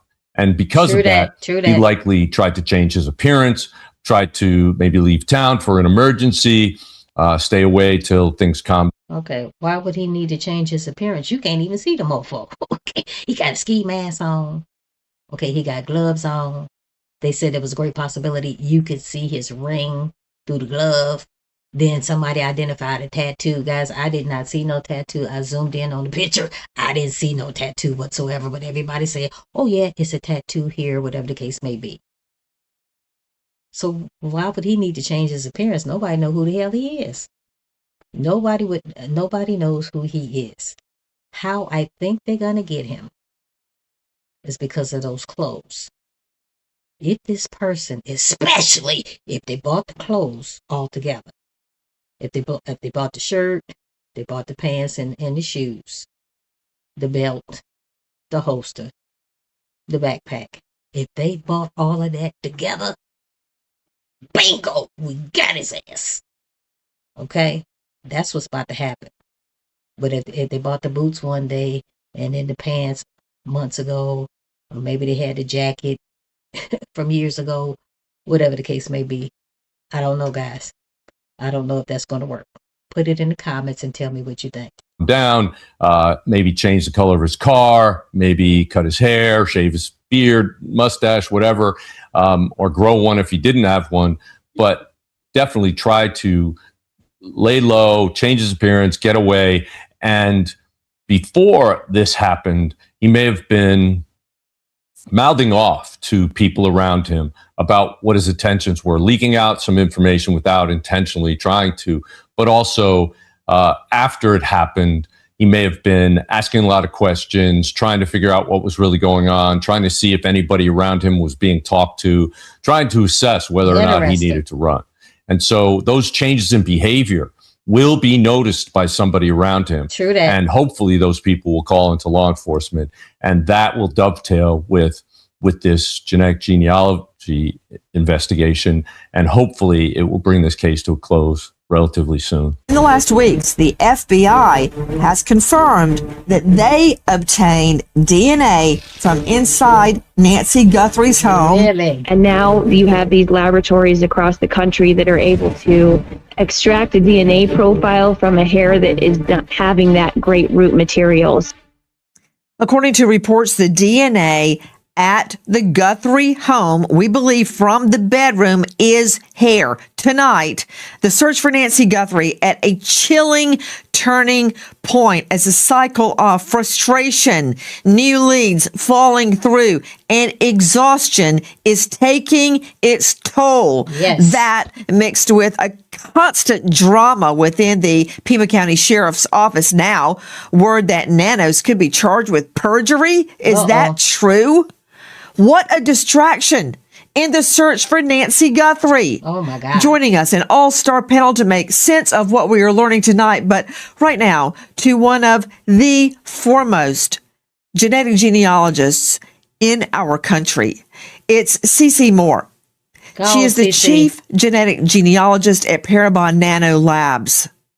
She has worked with our government, the feds, and private institutions for decades. Break it down, Nancy. Cece, we have heard so much about what is happening with the DNA. We are now into day 82. Oh my I God. don't understand it. Even if SNP. Guys, we're into more days than that. Okay, this was posted, I roughly believe, about 3 days ago. Guys, if you know how many days, go ahead and put it in the comments. I don't know. I lost count up in this camp. I done lost count. It's weird.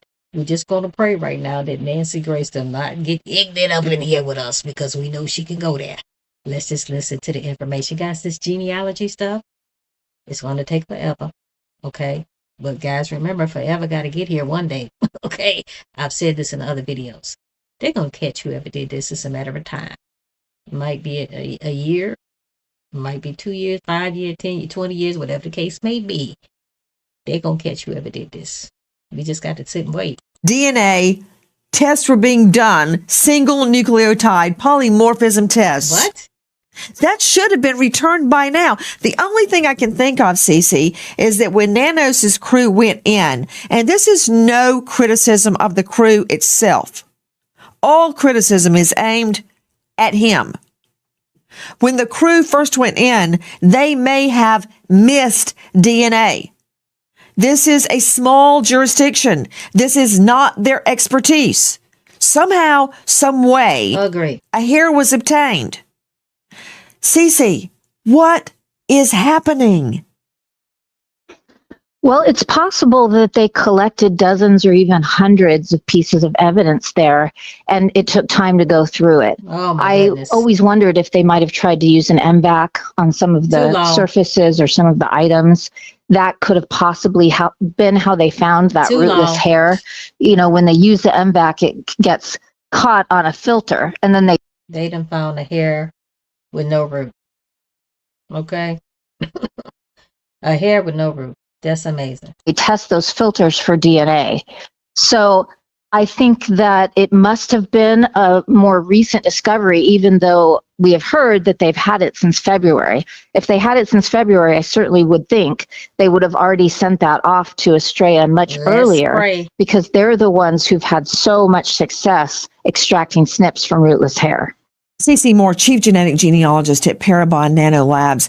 You threw out a lot of phraseology right there that lay people, civilians, Break it down. and lawyers Break it that down. are not well versed in DNA are not going to understand.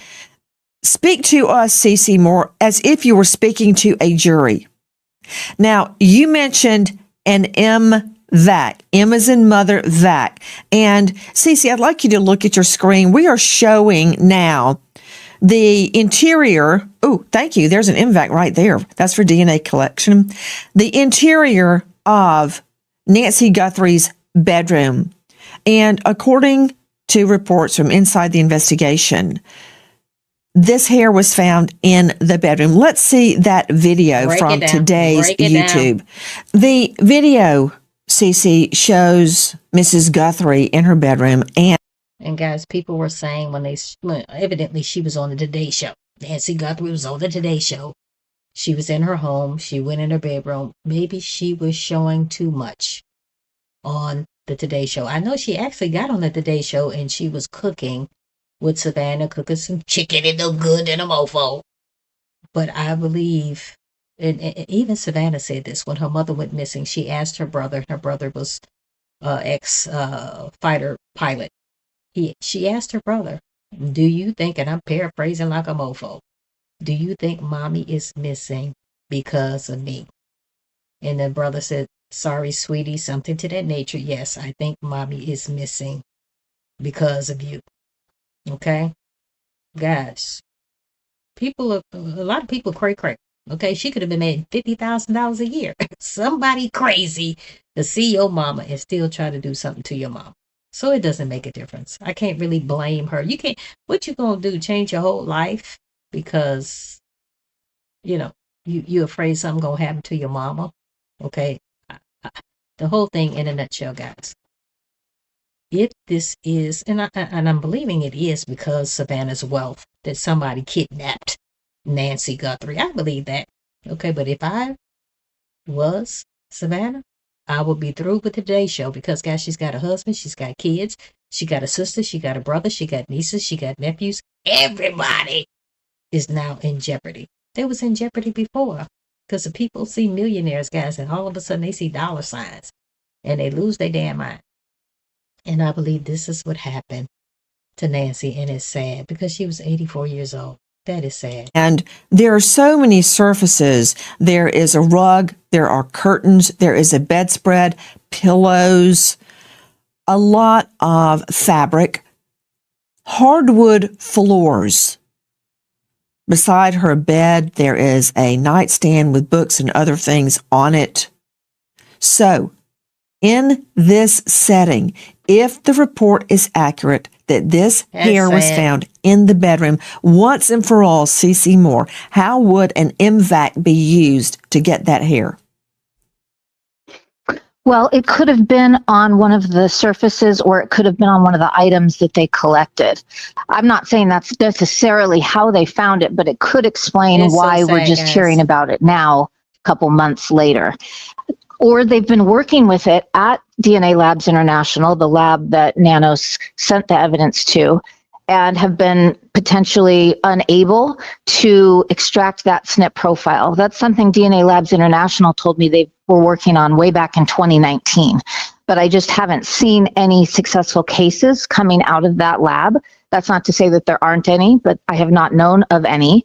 Whereas Estrella Forensics has had one success after another with rootless hair, and they are the ones that originally developed this technique to extract SNPs from rootless hair. And guys, they said that Nancy Guthrie was a sweet lady. She was a sweet lady. She bought the house that she was abducted from back in 1975, okay, for $85,000. Guys, it's worth a little bit over $1 million. They said that Nancy Guthrie's house was the smallest house in the entire neighborhood, the least expensive house in the entire neighborhood. So that tells me it's a great possibility it's some millionaires living in that damn neighborhood. That's why I can't understand, out of all the people in the world, did you pick her? And I said this, guys. Did you pick her because she was a celebrity? You're not really, I'm sort of kind of thinking that you're not really wanting the money. You're not really wanting the money. You want the celebrity, the 15 minutes, 3 months worth of fame, 5 years, however long it take. I'm thinking that's what you wanted. You really didn't want the money. You wanted the fame. That's what I'm thinking. Because why would you pick her? It makes no sense. There were other millionaires that lived in that neighborhood that you could have abducted, and you wouldn't have made the news, probably not one time. You probably would have got your money by now.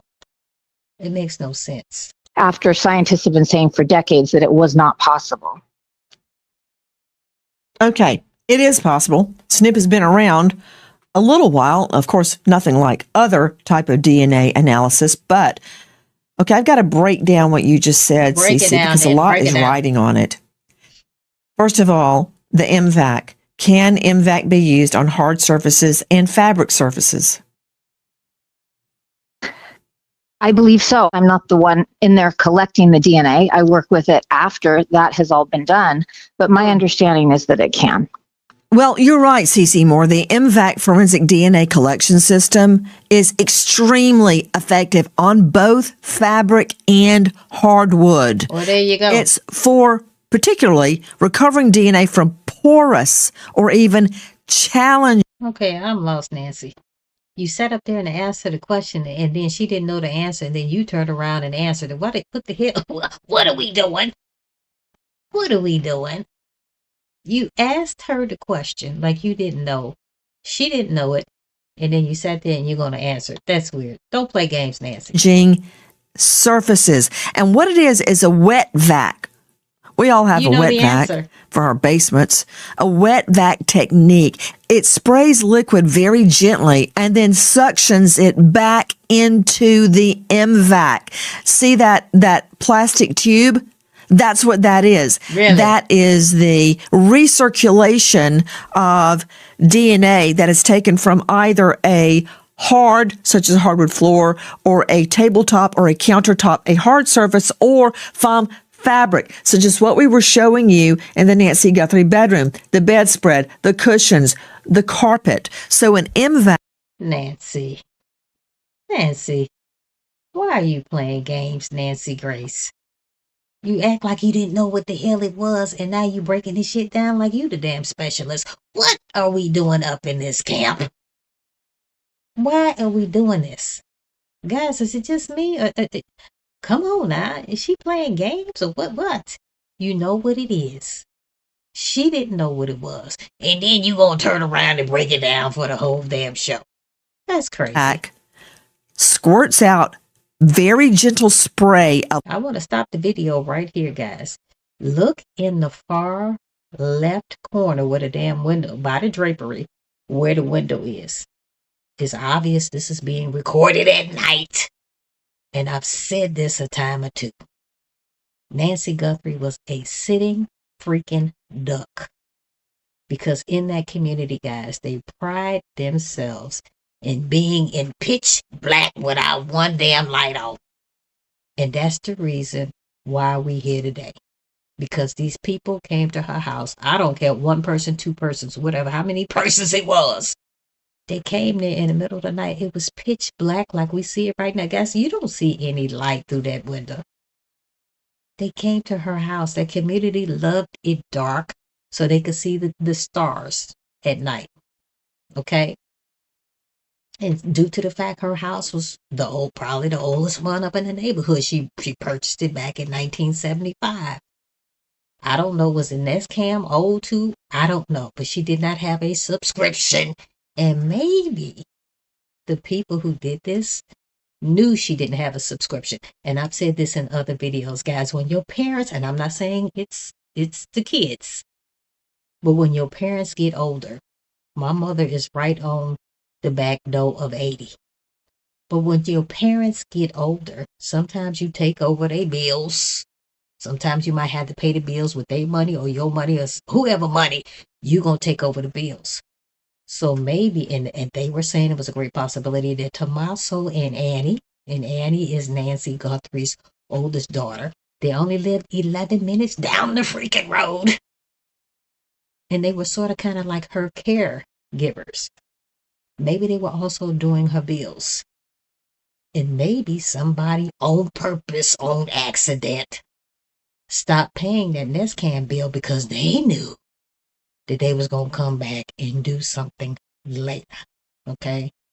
Now, the FBI has not cleared the entire family, but the police and Chief Nanus has cleared the entire family. Okay? I am not too sure about Tommaso. Okay? I'm almost 100% sure about Savannah, even though there was some speculation that Savannah had this damn throat surgery before all this went down. She had some damn throat surgery. And guys, the ratings for the Today Show went up when she was gone. That ain't no good sign that the ratings go up when you gone. She got so concerned with that, she wanted the Today Show to follow her to her doctor's appointments so her ratings would go up. I don't think they did that. I could be wrong, but I don't think they did that. But that ain't a good sign. And people were saying there was a great possibility that Savannah might have kidnapped her own mama. People were saying that. Guys, I saw how distraught Savannah was. Not really sure that she did that. I saw how distraught she was on those YouTube videos. Not really sure that she did that. Everybody was looking at Annie. Annie is her oldest daughter. And they were saying she is not quite distraught like Savannah was. Well, yeah, I agree. She wasn't as distraught. But you got to remember, Savannah is the baby girl. Okay. The older daughter, she done been through death a time or two. She ain't been through nothing like this, I am sure. But I don't think that the kids are involved. I really don't. But I am thinking maybe somebody stopped paying that Nest Cam subscription for Nancy on purpose. Maybe, and I'm not saying that this is what happened, but this is normally what happens in life, because your parents, they start getting forgetful. Next thing you know, the water company calling you, the light company calling you, your mama ain't paid this, she ain't paid that. Shit gets shut off. And then you're going to be like, hey, mama, I'm tired of this. I'm going to help you with your bills. Like I say, either with their own money or with her money. But whatever the case may be, did somebody on purpose stop paying her bills? But look there through the curtains, guys. The only light that you're seeing is the freaking shadow from the damn lamp. Other than that, if that lamp was shut off, guys, that window would be black than a mofo. liquid, and then it sucks it back up through that plastic She's still tube. talking It about looks that. like you're actually Oh my using a wet vac. Oh now, my God. this has by far outperformed traditional swabbing on materials like cloth, bedding, and wood. Why? Because it gets the entire surface. When you use an MVAC, you get the whole surface, like you're vacuuming your floor or your carpet, and you can see. Nancy, I thought you didn't know what the hell it was. Okay, here it is 2 hours later. You still talking about it. Damn. Get on with it. See where you vacuumed? Same thing with an MVAC. When you swab, which is with, very often it's with a long the hell? Q-tip. And a substance is put on the Q-tip, and it is then used to collect DNA off the surface. So clearly, an MVAC will cover a greater area, hence why it is so much more successful than traditional swabbing techniques. So once you get the MVAC result or the swabbing result, Oh, Lord. you get one hair. CC Moore, you keep mentioning Austria Labs. What is that? Oh, my God. It is a lab out in Santa Cruz that was founded by the very brilliant Dr. Ed Green. And when I say that we were told it couldn't be done, that's because for decades we were told that you could only get useful DNA from hair that has a root. And so there are many cases out there that only have rootless hair, or that hair shaft. And Dr. Ed Green proved everyone wrong by developing a technique to extract SNP DNA, which is what we need for genetic genealogy, from those hairs. I personally have helped solve 6 cases using rootless hair alone, working with Estrella Forensics, and they have done dozens and dozens more cases since they developed this technique. Rootless hair evidence. Now, CC, you are referring to rootless hair evidence. That's what she This said. is critical. Correct. Rootless hair evidence traditionally would require a mitochondrial DNA analysis. In your hair, in the root of your hair, it's called nuclear DNA, like the nuclear family, a mother, a father, child, nuclear family. Okay. Did I miss something? Or did Nancy just turn into a damn chemist on my behind? Okay. Please, Lord, don't let her ask a question she already know the damn answer to. Please don't let that happen, guys. Nancy could get ignorant on here, guys. Nuclear DNA has DNA from the mother and the father only found in the root of your hair when it comes to hair. So if that root is not attached to the hair, which is very often the case, we shed thousands of hairs a day from our arms, from our body, which reminds me, Cece, I got to talk to you about the difference if this is a head hair or an arm hair or a leg hair or an eyelash or an eyebrow, how that differentiates when you're doing this analysis. But without that nucleus in the root, it becomes a whole nother can of worms.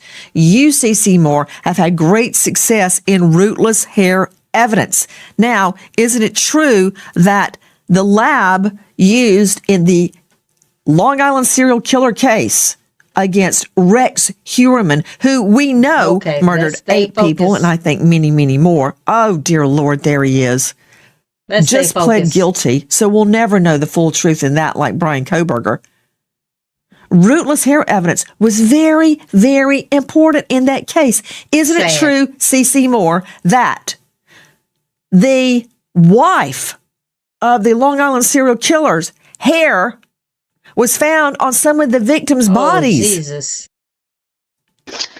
Yes, so 9 hairs were found and analyzed by Estrella Forensics, and they were found on 6 to 7 of the victims, on belts, on tape, and in the burlap sacks as well. And those hairs were then traced back to Rex Heuermann, his wife, and his daughter. I think that's one of the reasons he probably decided to confess, because when they had a Fry hearing to determine whether that DNA evidence could be used in court, the judge ruled in favor of the prosecution. So that was a really important precedent that was set using rootless hair in a court of law. Wow. So, Cece, the lab behind the Gilgo Beach killer conviction is now believed to be involved in the Nancy Guthrie kidnap case. Now, what do you make of that? You are referring to Astria Forensics. Is that the lab you're talking about? It is, and I've been hypothesizing that the FBI would send that rootless hair onto Estrella because that is who they've had so much success with, including in the Gilgo Beach murder prosecution. But that's not the only one. There have been dozens of other cases where the FBI has sent rootless hair to Estrella and had success. Question to you. If it is one hair, Cece Moore, if it is one hair, then how can it be used over and over and over? Good question. For instance, if it went to DNA Labs International and they were obviously not successful with the SNP technique, now it's being sent, we believe, to Estrella. How much analysis can you get out of one hair? Exactly. Yeah, that's a real issue because the hair is destroyed when it is being analyzed in that manner. And so I don't know if this was a longer hair, which gave them more opportunity for testing, or whether DNA Labs International didn't even attempt to analyze that. We don't know, unfortunately. But I know that even at Estrella, sometimes it takes multiple attempts to extract that SNP profile from the hair. And by the way, SNP profiles are nuclear DNA. That is why we can use that for genetic genealogy. And so that's what makes it so valuable to. So, guys, it looks like this is what's going to have to solve the case. This genealogy with Nancy Guthrie. Guys, put it in the comments and let me know what you think. This lady has been missing since January 31st, 2026. She went to a family function the next day. The previous day, she went to a family function. Okay? Her son-in-law evidently was at the family function with her oldest daughter, Annie. Okay? He brought her back home. I'm a little confused as was the family function at Annie's house. I'm a little confused. Like I said, Annie and Tommaso lived 11 minutes down the road. They were school teachers, and they have a home that's worth, I think, $650,000. Okay? People are saying, well, how can they afford a home like this? Home school teachers pay. Hell, guess what? Their sister and their sister-in-law is a millionaire. I don't know. Did she buy the house for them? I don't know. They were saying that it was a great possibility that Tommaso and Annie were in some type of debt. And evidently Tommaso had a gambling problem. This is what they were saying. After the family function, Tommaso drove his mother-in-law, Nancy, back to the house. They said she went in through the garage. The garage door opened and it closed. It took 2 minutes. What I am saying is there a possibility? Put it in the comments, guys. Let me know what you think. Is there a possibility that Tommaso could have went into the garage as well to help Nancy out of the car, put her, help her get in the house? He went in the house just to try to, survey the area, make sure it was safe. Did he unlock the back door? Because he knew he was coming back later. Okay? I'm just throwing that out there. All right? He knew he was going to come back later. Supposedly. Allegedly. Guys, my videos are for educational purposes. Okay? Everybody that I talk about in my videos are presumed innocent until we find out that they are guilty. But my whole thing is, this is hypothetical like a mofo because I wasn't there. Is it a possibility that he unlocked the door, came out? It could have took him only 2 minutes. Said goodbye to the mother-in-law and left. And then came back later. Is that off the table? Please let me know what you think. Is that off the table? Because as of right now, what's weird to me Well, let me rewind.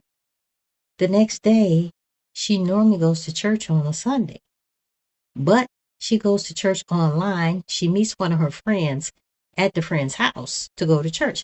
The next day, that never happened. The friends started calling around, hey, Nancy didn't make it. Okay.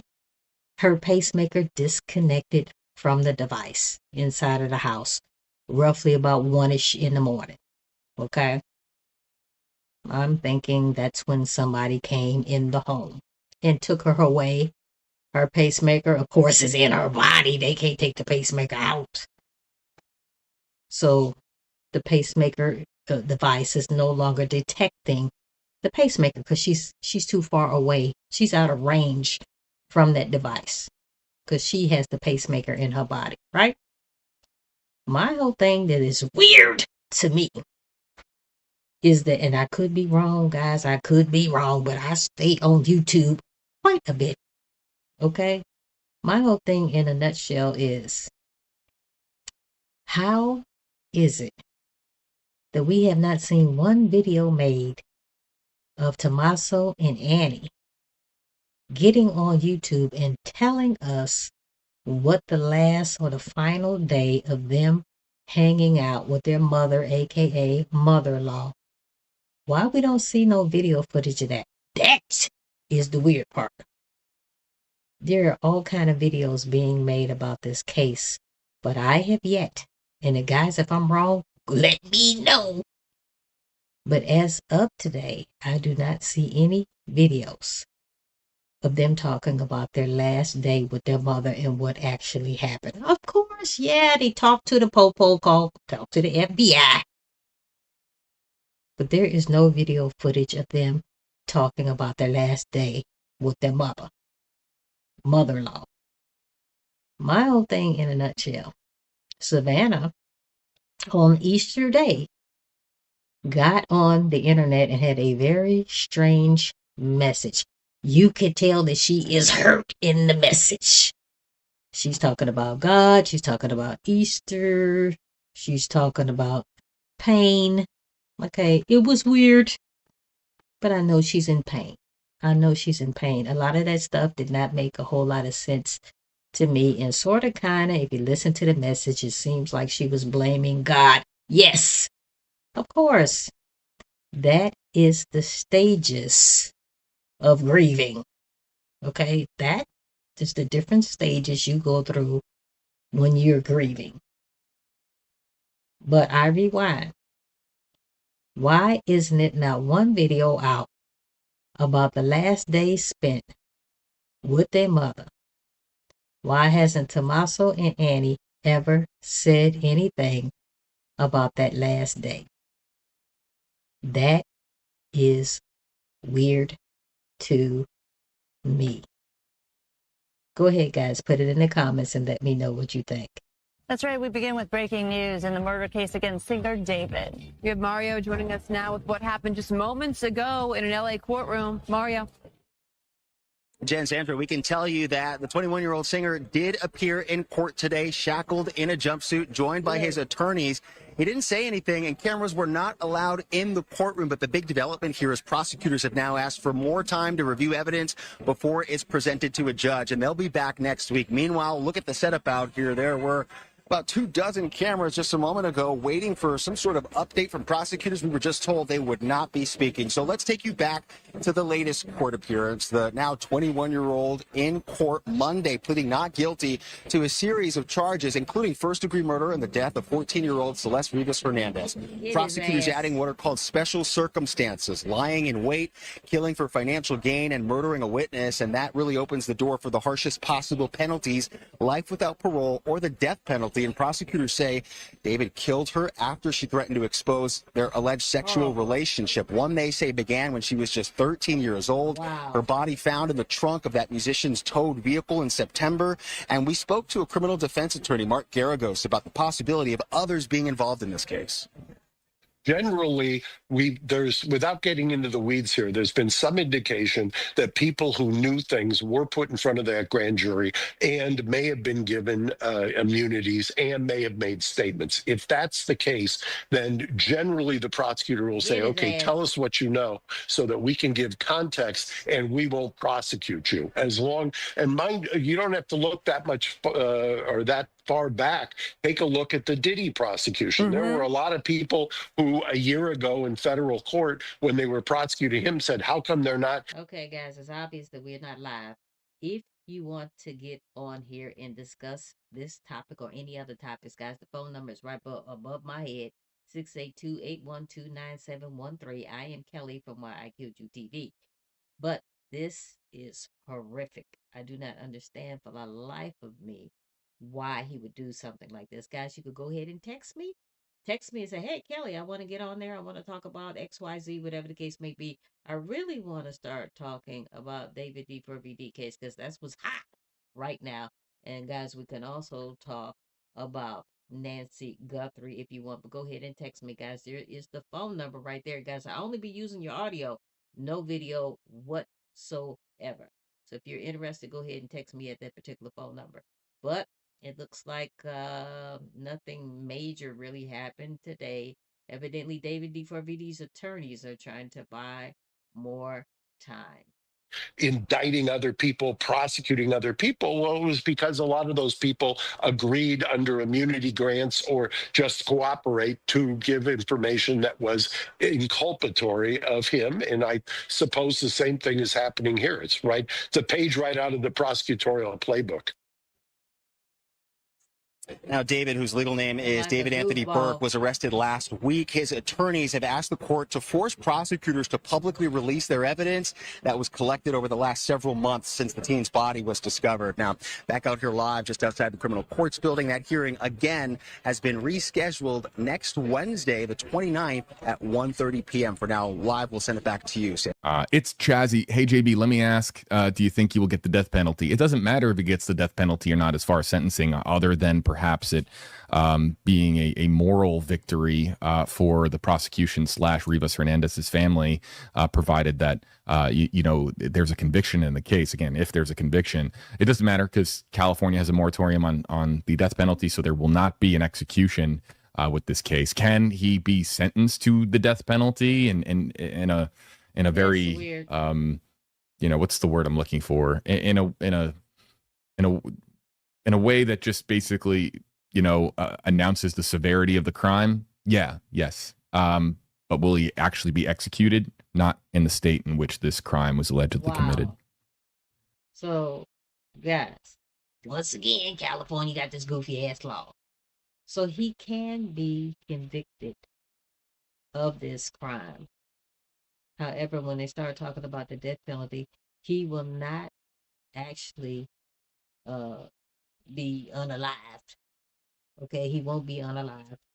They're not gonna, take him to the electric chair, whatever the case may be, whatever they're trying to do to him. Okay, but on paper, which means absolutely nothing to me, especially if this is my daughter, because of the state that it happened to. California, guys, is whack, is crazy. They got some crazy ass shit going on in California. Because this happened in California, on paper, it says he's going to get the death penalty, but in all actuality, ain't shit going to happen to him. Okay, guys, go ahead and put it in the comments and let me know what you think. That shit is weird. On paper, it will say that, he's going to get the death penalty, but that, guys, because of the goofy ass state, and guys, please don't message me about your state, but because of the goofy ass state that this happened in, ain't nothing going to happen to this guy. Nothing. Probably just going to spend the rest of his life in prison. Today, singer David is expected to be back in court, this time for a hearing that his team wanted to happen right away. And this morning, we're also getting chilling details about how Celeste Rivas died. This is sad. CBS LA's Rick Montaner is live outside the courthouse in downtown LA. Rick, what are we expecting for today? Chris Kalina, so today is just basically the next step in what is potentially a lengthy court process. This preliminary hearing is where a judge will decide whether there is enough evidence to continue holding the singer turned murder suspect over for trial. Also, this comes one day after the medical examiner was finally able to release its report about what happened to Celeste. Horrific. So the young victim, her family says that they are absolutely devastated by hearing the gruesome details in that report. According to the report, the 14-year-old girl, Celeste Rivas Hernandez, died of sharp force trauma, but the autopsy was made difficult because of the severe decomposition of her body when it was found in the singer's abandoned Tesla last September. Officials say she died 5 months earlier in April. And David Anthony Burke, the suspect known by his stage name David, was arrested last Thursday. On Monday, he pleaded not guilty to capital murder charges. We spoke with a former federal prosecutor about the case. He says the victim's body was severely decomposed when it was discovered, so the defense may claim too much time has passed to know exactly what happened to her. But he also suspects that there is evidence the prosecution hasn't publicly revealed. They talked about digital evidence. People that are younger, they tend to use their cell phones. And we know that those phones have a treasure trove of information. There you go. Boom. So if convicted, the singer David could be facing the death penalty. But District Attorney Nathan Hochman says that will be determined. Whether they pursue the death penalty will be decided sometime in the future. So yeah, Celeste Rivas's family were obviously devastated. So the medical examiner finally yesterday released the full autopsy report. Yes. Which had all the details in it. And we got a statement last night through their attorney saying they were experienced profound emotional pain after looking over the report, which is interesting, which means that they didn't even have the report until they released it to the public. Because it was sealed. Because as a victim, I thought maybe they would have access to the report, obviously, before the general public do, but it doesn't seem like they did. No, because the LAPD got a court order. Right. Having it. Can you imagine being a parent and this happens to your child and you got to sit up here and listen to this shit? Okay, David D4VD, why in thy hell did he do this? This is weird. Be completely locked down because it was an ongoing investigation. And apparently they found this all out December 9th. Got it. The medical examiner. Yeah, no, they've had this done for a while. They were just unable, obviously, to release it to anyone until yesterday. Yes. So obviously they described the details as horrible and gruesome, and they're requesting privacy and patience as they process the tragedy of their daughter. Horrible and gruesome. Like, I didn't even know this person, but to have this details come out and know it to be like your 14-year-old daughter. Well, they heartbreaking. They had officially, like you said, back on December 9th, ruled it a homicide because they were able to determine that, despite, which I don't really know how they were because of how the body had decomposed, but they were able to determine that the cause of death was multiple penetrating injuries, 2 penetrating wounds of the torso with smooth edges that may represent sharp force injuries. So AKA like a knife of some sort, I would assume. It's horrific. Her left ring and pinky fingers were cut off. So unclear why that was. I know there's been some speculation online that she may have had a tattoo on one of her fingers. So I obviously don't want to speculate here, but and then the other interesting anecdote from it was they obviously got the toxicology back. So initially it showed up as there was meth and MDMA. Were presumptive positive. And then, so how it was explained to me is then they retest it. And then basically it was, the MDMA was not detected. And then the methamphetamine, it was inconclusive. So it's kind of like, how else would that show up on the initial screening? I don't know how, you know how many days apart like they were tested? Because like that I don't know. I do know, obviously, when you pass away, whatever's in your system doesn't keep breaking down. So so if there were traces of that, then that could add another wrinkle to obviously what was going, could be used in David's defense, maybe also could be used by the prosecutors saying maybe that he drugged her. Who knows? But Now, we do have through TMZ, this has been a snippet that has been made public, and we're going to go through this here in just a moment. But before we do, we want to caution our audience that viewer discretion is advised. Some of the things that we're going to be talking about are quite gruesome. It's going to be difficult for some people to hear. We're talking about a victim that is a minor in the form of a 14-year-old girl. Again, her name's Celeste Rivas Hernandez. So some people might find this content to be something that is a little bit difficult to handle, and we totally understand that. So I'm going to give another warning here in just a moment as the audience starts to file in here and people find the live stream. We want to give people an opportunity to find the live stream. But again, it's really important for us to note that viewer discretion is advised, because we're going to be talking about some difficult subject matter in relation to the gruesome way that this murder was carried out. And so and also the aftermath of that, as we kind of hone in here on the medical examiner's report and show you some of the findings post-mortem in relation to Rivas Hernandez's remains. So I believe we actually just went down on TikTok. Is that correct, Josh? If I'm seeing that correct, or no, maybe not. Are we there on TikTok? I'm trying to find if we're still live or not. I've had to refresh a couple times, and let's see. If you can hear us there, let us know. If you can't, well, you can't hear us there. Let's go over to YouTube and just see if we're live on YouTube, because we are up on YouTube. Okay, that's great. So folks, we're gonna get into the report here in just a second. Please be patient with us because we're getting live on a lot of platforms really quickly.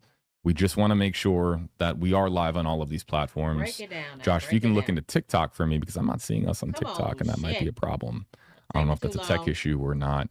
We're also going to be live on Facebook. I think we're actually already live on Facebook, but we'll bring that up here shortly. How we're going to do this live stream is it's going to be in 3 parts. We are going to read the full release, the public release that has been put out by the medical examiner's office.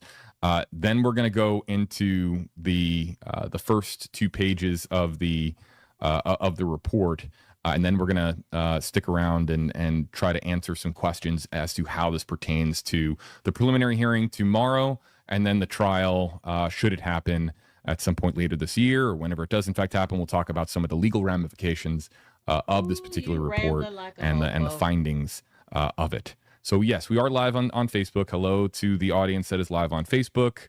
I can't bring us up on TikTok. Yeah, we just ended it. We're resetting there. Oh, okay. And then let's see here. And then I do see YouTube. Hello to YouTube. Good to see everybody there in the YouTube chat. Let me read the public report. Okay, this is the report that I could put the link in the description. This is available to everybody. It's basically, in essence, 4 paragraphs, and I'll read as follows. The County of Los Angeles Department of Medical Examiner, DME, determined the cause and manner of death for 15-year-old Celeste Rivas Hernandez as multiple penetrating injuries caused by objects. Horrific. The manner of death is homicide. Miss Rivas Hernandez was discovered at 1100 hours on September 8th, 2025 in the front trunk. Did we know it was the front trunk? Of the Tesla. That's it was the front. From okay. the video. I didn't remember if it was front or back. So okay, front trunk, also known as the front trunk of a vehicle in a tow yard in Los Angeles, and death was pronounced by a detective with the LAPD. Wow. A deputy medical examiner conducted an examination of Miss Rivas Hernandez on September 10th, 2025 at the DME Forensic Science Center. September 10th, 2025. Is that the day?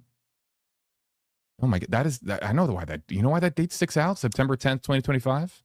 Is that the Charlie Kirk assassination date? So on the same day that Charlie Kirk was assassinated, the deputy medical examiner in LA County performed this autopsy. This is also 3 days after what would have been her, I believe, 14th birthday. Right. Okay. So that also makes sense as to why she's being referred to as a 14 and 15-year-old. The cause and manner of death were determined December 9th, 2025. Okay. So we're going to pause there for a second. That means for a period of, so September, October. So it's 3 months, right?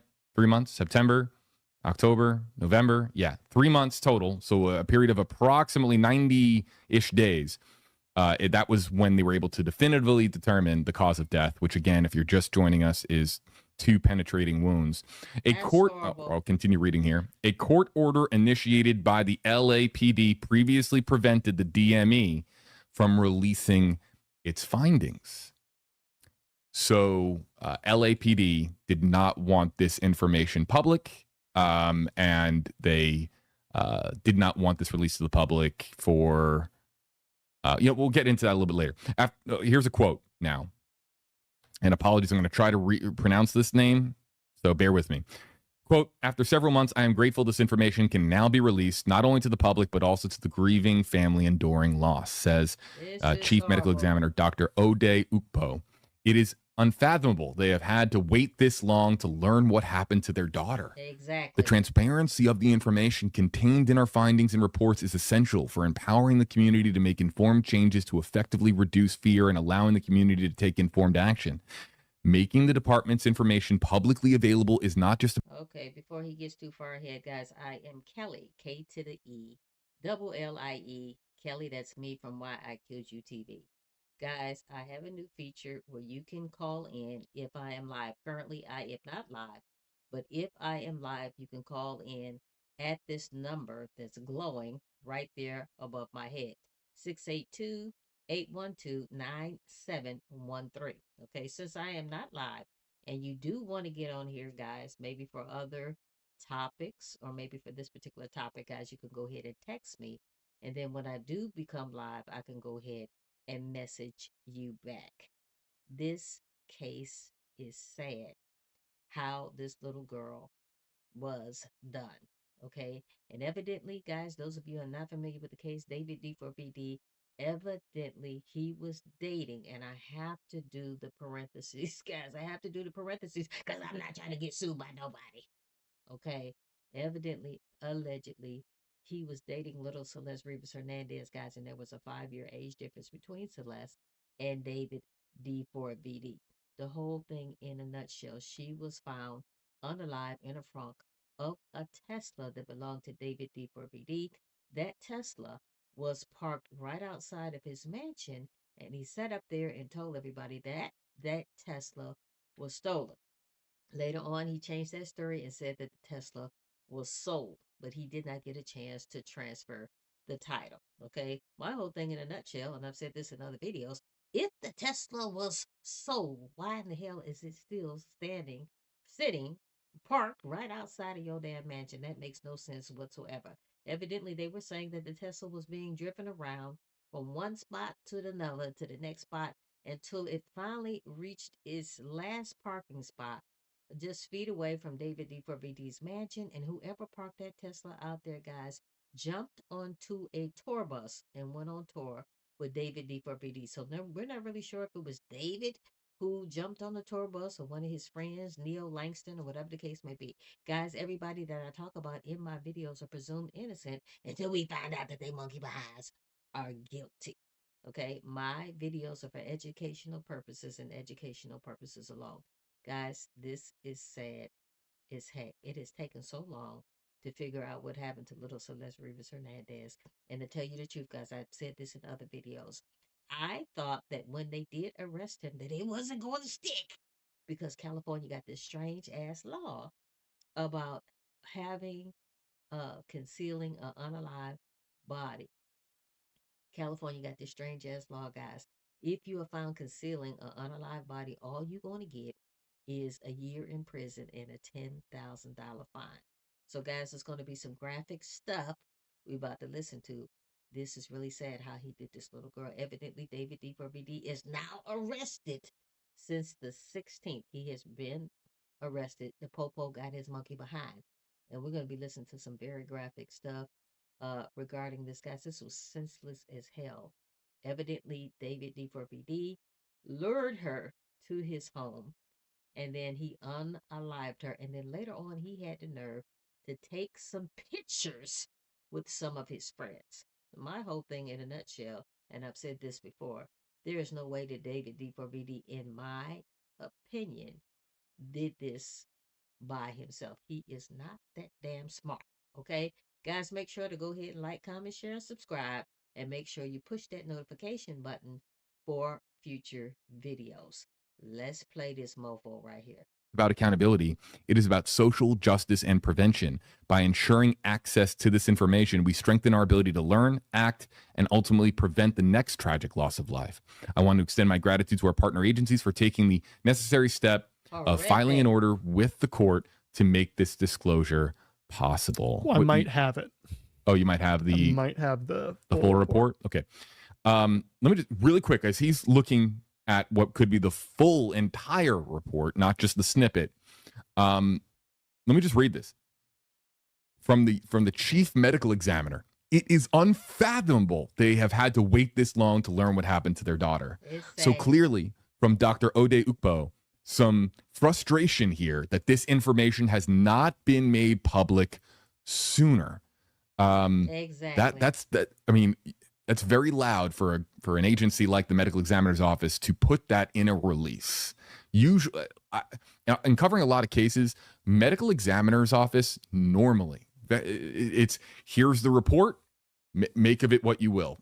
There isn't really much of a gift wrapper on it. It's more of a here's our findings. They're not an agency known in most jurisdictions to be highly vocal. It's usually we let the science and let our work do the talking for us. Now, I get it. We're talking about Hollywood. We're talking about Los Angeles, California. It might be a different position to be the chief medical examiner in LA than it would be some rural county in Mississippi or Missouri or Oklahoma or some, other section of the country where it's not as high profile. Okay, he's rambling like a mofo. Anyway, guys, we are now going to be talking about whether or not David D. for VD will be getting the death penalty. Okay, California got some strange ass law that even though they are going to quote unquote say that he's getting the death penalty, evidently, guys, he's not going to get the death penalty. They're just going to say he's gotten the death penalty, not that they're going to put him to death. That shit, I mean, California got some weird ass shit going on, guys. That is all that's going to happen to David D. for VD if they do find him guilty, because like I said, California got this weird ass law. And guys, we're going to be going over the autopsy report, because the autopsy results for little Celeste Rivas Hernandez has come in, and guys, this is beyond strange, disgusting, the stuff that we're going to be listening to. This is a pretty high profile job, but to say that it's unfathomable that they've had to wait this long, pretty loud. Okay, so what do you have? We have the full 26-page document. Okay. And 16 minutes to break it down? I don't think that's realistic. We'll do it anyway. Let's start with the snippet. Okay. And let's go there. And let's show everybody. Again, viewer discretion is advised. Some of the subject matter here could be gruesome. This is a warning to our audience across all platforms that some of this could get a bit unsettling for people, given the graphic nature of the crime. And so viewer discretion is advised to all listeners, watchers, regardless of platform. So when you say snippet, do you want to go, are you talking the press release they put out, or are you talking the imagery? The imagery from... Yeah, okay. Let's you know what? Yeah, let's look at this first. And this is something that was originally posted by TMZ. This is sad. And now this obviously is in the full report, right? Correct. You've been able to confirm that. And it wasn't a separate secondary document. So, Josh, can we zoom in here on page 1 of 2? Would you be able to... I'd like to actually pull this up in the... Now, before they get into their... Guys, this is weird. This is so sad. Before they get into talking about what happened to little Celeste Rivas Hernandez, you remember TMZ was the first ones who sat up there and said that their informant told them, their very reliable informant told them that little Celeste Rivas Hernandez had been beheaded. She had been chopped up into little pieces and she had been frozen. And then later on, it was discovered there was great possibility that TMZ might not have known what they were talking about. Their informant. I have said this time and time again. If she was not frozen, Where in the hell had she been all this damn time? Okay, my whole thing in a nutshell was she being held in captivity. Guys, there's timelines all over the place. We're really not sure of what timeline to really pay attention to, but this is sad.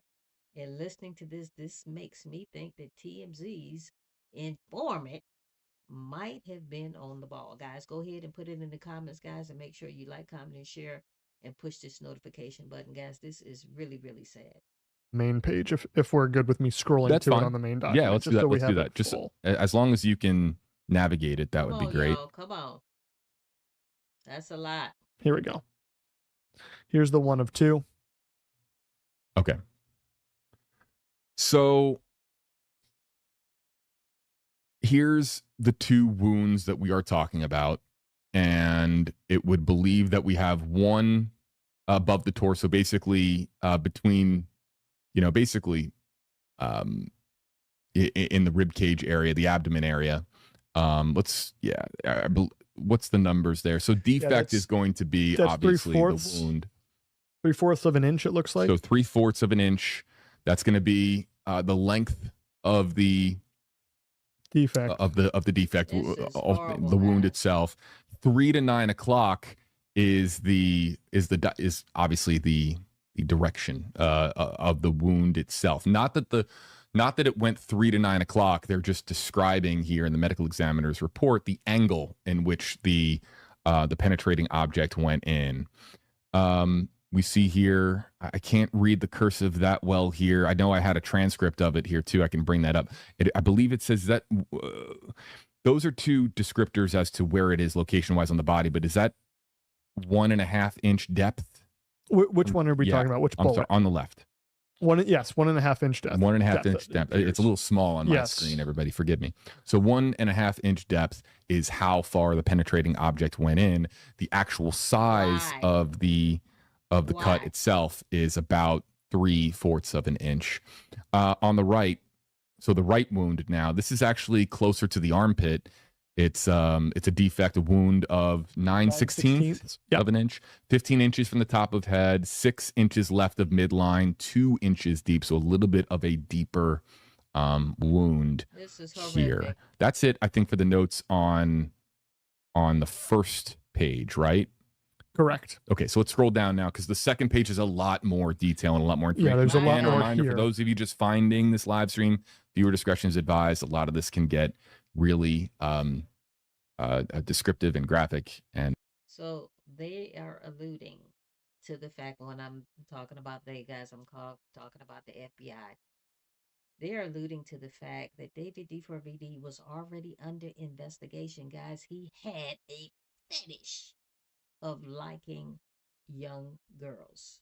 There was a 5-year age difference between Celeste Rivas Hernandez and David D4VD, and evidently, guys, when they met, roughly, I believe she was on the internet when she met him, and she was only 10 years old. Okay, so there was a 5-year age difference. Okay, when they started meeting up front and personal, everybody is thinking that there was a great possibility, guys, and these are all allegations, guys, that she might have been 12 years old. So if she was 12 years old, that made David 17. Okay. So he had a fetish for dating young girls. He was already under investigation, allegedly, via the FBI. Okay. And evidently he lured her over to the home. And evidently she was having this over his head. There was great possibility that she was going to say something about them having an inappropriate relationship, but he was already under investigation. So he felt, in my opinion, guys, I could be wrong all day long. I believe he felt that, hey, I cannot have this girl jeopardize my career and tell everybody there's a great possibility that we have been going out. So I need to unalive her. I need to unalive her, guys. And also they were talking about it was a great possibility that he might have been in a damn cult. And that is the reason why he possibly unalived little Celeste Rivas Hernandez. Guys, this is horrific. I do not understand why he even did it. Okay, let's just say she said, I'm going to rat you out. We've been going out. Okay, pack her shit up. Let her go back to Lake Elsinore, California, where she is from. And let her try to prove that you were going out. Now you got this big ass murder case on your ass, and for what reason? That is weird as fuck to me. Why would you do that? This was senseless. I have said this in other videos, guys, and I'm gonna say it in this video. It is my personal belief that David D4VD stole little Celeste Rivas Hernandez childhood. She didn't get a chance to be a freaking teenager because she was so busy fooling around with him. I've said this in other videos, guys. It's my great belief that I believe that the family, the parent, both sets of parents, they already knew that Celeste was a 19 and she was a damn college student. They already knew that. Okay. And then her parents, I believe they allowed little Celeste Rivas Hernandez to grow up a little bit too soon. Because from what I understand, David D4VD was not her first damn boyfriend. How in the hell is that possible when we're talking about a 10-year-old girl? That's weird. Viewer discretion advised to everybody, regardless of platform. All right, page 2 of 2 now. Let's start top down here. And we'll because of that, we'll work on the right side. Long black, that's obviously long black hair, partially skeletonized. That means that obviously parts of her bone structure are exposed. Globe not present means that her eye has suffered such advanced decomposition that it is not there. I mean, that's the way that I read this, unless that there's some other note in the document that we haven't seen yet. Globe not present is the eyeball, and the eyeball could not be there. The reason it might not be there is because of advanced decomp. Intact hardware present in the mouth. I actually don't know what hardware present means. It could be braces. Yeah, it could be braces. It could be a gold tooth or a full. It could. I don't know if it would be a filling. Bridge. But it says intact hardware present. Then they go down to the defect, the wound itself. Some notes there. And then let's focus. And again, I know this is graphic, but we're gonna focus in on the left hand here. Okay. The medical examiner noting that 2 fingers are absent. Wow. Now, I would be very surprised, and I would need another medical examiner or retired medical examiner to So those of you are not familiar with this case, evidently Celeste Rivas Hernandez and David D4VD had matching tattoos on their fingers that said "shh" on it. Both of them had matching tattoos. So I'm interested to figure out if, it couldn't have been one of those fingers, because the reason why I know it's not one of those fingers that's missing, the one that says "shh" on it for Celeste, is because this is how her mother was able to identify her body, because of the damn tattoo. Okay. I've said this in other videos, guys. I do not understand for the life of me. I don't understand for the life of me how you as a parent sit up here and let your daughter go to the movies, and you claim that's the last time you ever saw her. You sit up there and let her go to the movies with a guy named David, and you never met him? You never met him. That is really weird to me. That's really weird to me. I do not understand it. But she was able to identify her daughter from a tattoo finger that said "shh." So I'm sure, and guys, I'm watching this just like you guys are watching this. I'm sure that that is not the finger that is missing. Blame the notes here for absent, but that, whether or not that could be chalked up to advanced decomposition, I'm going to say that would surprise me. Not an expert, and I want to look into the camera and just let everybody know, not an expert here, but absent. I don't know if they are referencing the fact that the 2 fingers on her left hand there were cut off, or what happened to those 2 fingers. We don't know, but it says absent. All right, so now let's go down the left side. Let's scroll up a little bit here, Josh, and it says globe with extensive postmortem changes. That reads to me as advanced decomposition. So her right eye is present in the autopsy. God. However, extensive postmortem changes means likely just has broken down so much that it doesn't probably resemble much of an eyeball anymore. 9 inches top of shoulder. So let's get over.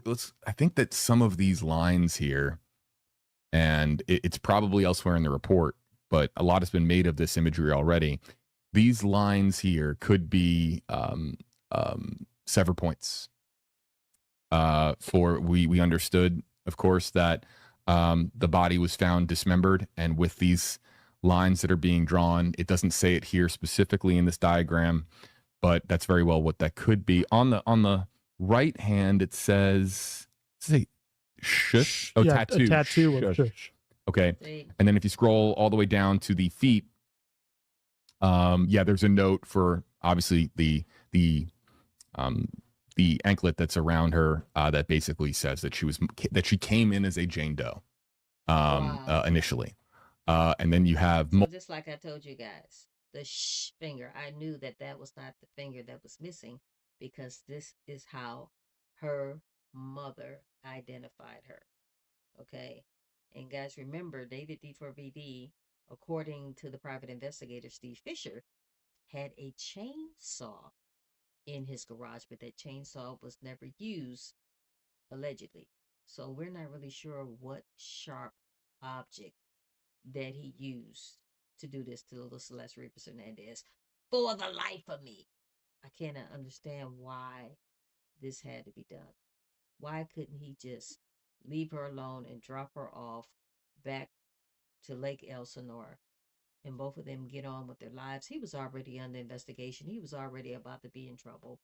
Why did you have to add this to this half-baked bullshit that's going on in your life, that you had to do this little girl like this?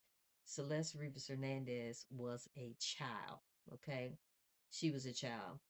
And I could tell that she was a child, because why in the hell, if he lured you over there, you did not know what his plans were. I am sure you wouldn't have went over there. But my whole thing in a nutshell is, why did she sit up there and run her mouth and tell him what she was going to do? Okay? If she did indeed tell him that that's what she was going to do, was tell the popo that he liked young girls, and it was a great possibility that they were having an inappropriate relationship, because it was a 5-year age difference between David D4VD and herself. Guys, go ahead and put it in the comments and let me know what you think. This is sad. multiple linear abrasions on her right hand here in the second diagram. You see that there, Josh, on the right? Multiple linear abrasions. So some, I'm not exactly sure how to describe that. And then if we scroll up there, I think there were some other notes. Yes, the multiple defects there as well on the right side. Okay, we only have a few minutes left, unfortunately, because of Stream Center availability. So what else is noteworthy in this report that we can highlight while we have a few minutes left? Well, it's a long report. Jesus Christ. These are obviously going to be what's probably talked about most out of it. Yeah. Here's drugs in the bloodstream. Is this toxicology? It appears to be. Okay, so I haven't seen this yet. This is just coming out. Wow. So, and I'm trying. And again, here we go. And then this is another thing, guys. This is another thing. Everybody was sitting around here saying there was a great possibility that little Celeste Rivas Hernandez had like an accidental overdose. Okay, yeah, let's just say she had an accidental overdose. Okay, fine. Why didn't y'all just call the cops after you found her? Okay, or maybe y'all were partying together and she overdosed right there in front of you. Why didn't you just call the cops? Why didn't you try to render some aid and call the cops? Or did you get scared and start doing all this crazy stuff, chopping her up or whatever the case may be? This shit is weird, okay? But, okay, let's just say it was an accidental overdose. How in the hell did she wind up in the front of your Tesla in 2 cadaver bags? How is that possible? We are talking about a sick individual. And guys, I have said this before. You cannot tell me that David D4VD's parents don't realize that they got a weird motherfucker on their hand. Okay? They got this dude is weird. He's got some major issues.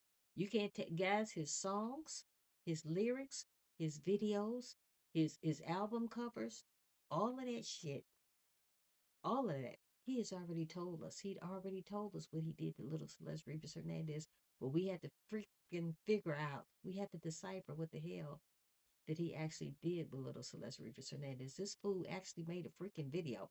I've said this in other videos. He made a video of himself standing there with a bloody shirt on, watching some. This is his video, guys, and I'm sure he got input into the bullshit. He actually standing there with a bloody shirt on while two other people put somebody, a woman, it looks like a woman, and it looks like she's unalive, in the trunk of a car. And he's standing there and watching this. Okay? And you mean to tell me the same thing happens to your ass in real life and we supposed to sit up there and think, oh, what a coinky dink. What a coinky dink. Okay? He's already divulged to us what he did to little Celeste Rivas Hernandez, guys, but now we have to try to figure out exactly what happened, because he ain't gonna open his damn mouth. He's not gonna sit up here, guys. He would never tell the truth about what happened. Okay, I've said this in other videos. This dude is arrogant as hell. Oh, okay. So here's I assume ND is no data.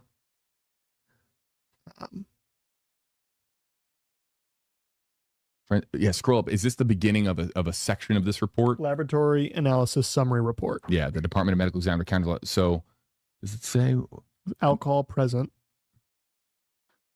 Right. Why is she okay, scroll on down. Years old? Yeah, this is a list of possible. So bunch of ND, which I not found, no data. The two inconclusive are designer opioids and methamphetamine. Wow. Okay, let's continue to scroll only because we have a few minutes left. And all right, so yep, there's and then we have basically the indexed version. Mm-hmm. Yeah, and then here are the redactions. All right, guys, if you want to get on the mic, there is the phone number right above my head. Guys, you can go ahead and text me for future live videos. Guys, we're just using the audio, no video whatsoever.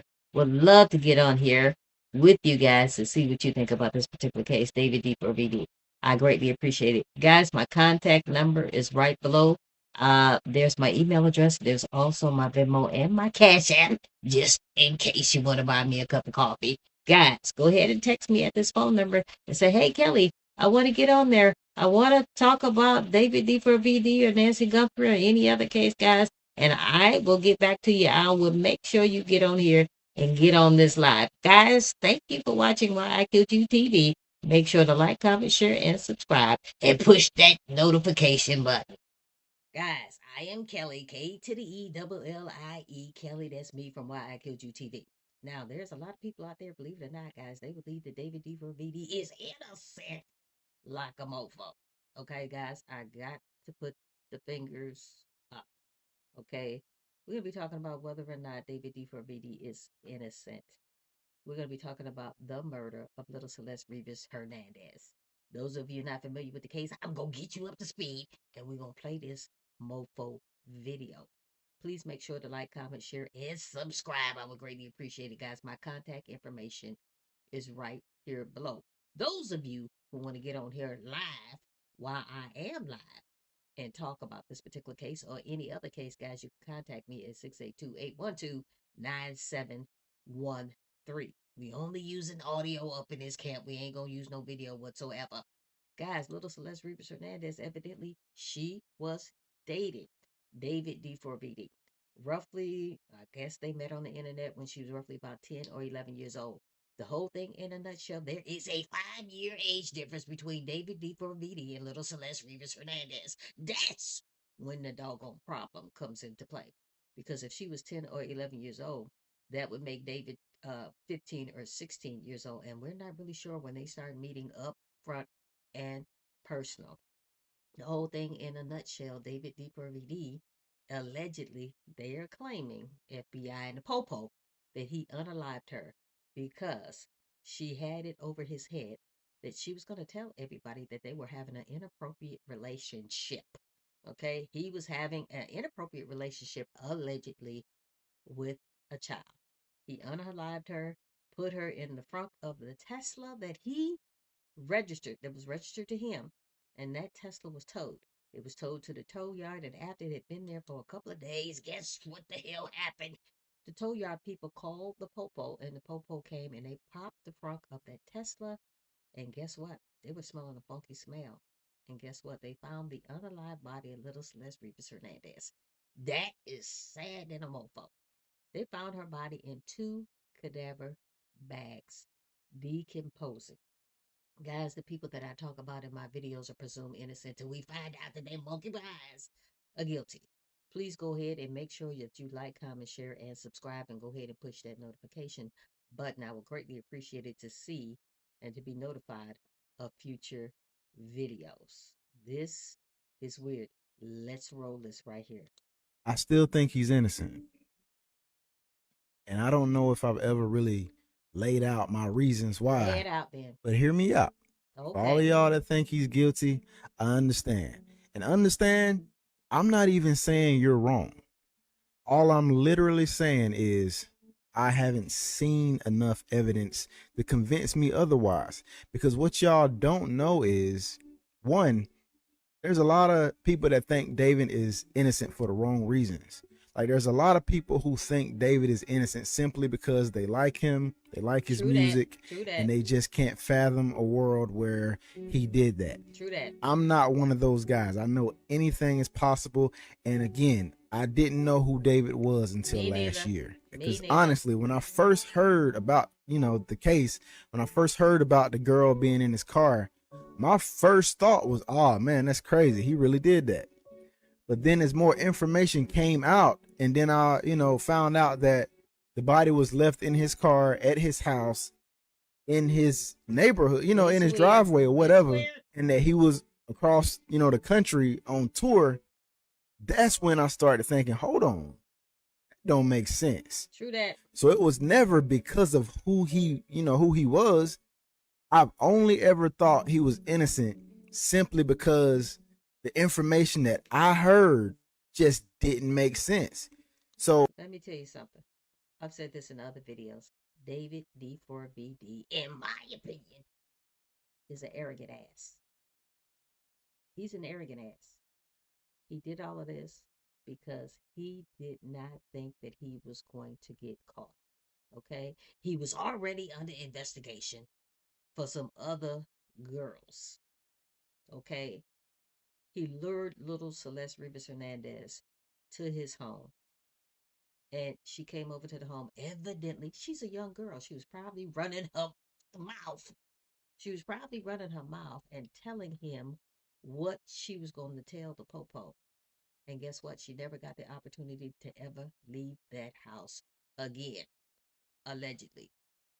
Okay? He was already under investigation. And he was fearful that if she would have said something, his career would have been over.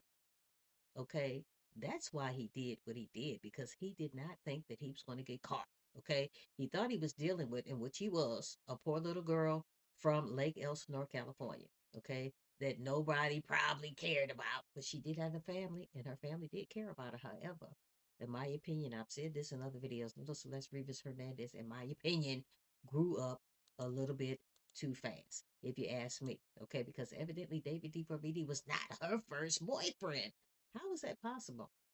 How is he not your first boyfriend when you met him on the internet roughly when you were about 10 or 11 years old? She grew up too fast. I do blame the parents for a lot of what happened with little Celeste Rivas Hernandez. I blame David D4BD's parents, and I blame little Celeste Rivas Hernandez's parents, because evidently they said the last time that they saw her, she was headed to the movie with somebody by the name of David. How in the hell that you're letting your young daughter go to the movies with somebody and you're not really sure who the hell they are? Okay? That is weird to me. if you think he's guilty, just let me ask you some questions. Break it down. And feel free to leave your honest opinion in the comments. This is not for those people who are not open-minded and can't take it if you have a different opinion than them. Let's agree to disagree up in this camp. Okay? Let's agree to disagree up in this camp, guys. Guys, the people that I talk about in my videos are presumed innocent until we find out that they are guilty. So let's agree to disagree. Go ahead and put it in the comments, guys, and let me know what you think about this whole situation. Is David D4VD guilty or is he innocent of the murder of little Celeste Rivas Hernandez?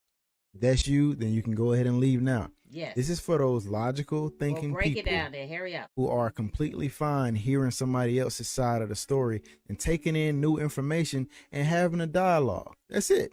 That's all we doing. Because at the end of the day, none of us know what happened. Exactly. I'm only giving theories and my personal stance on this whole situation. There you go. So check it out.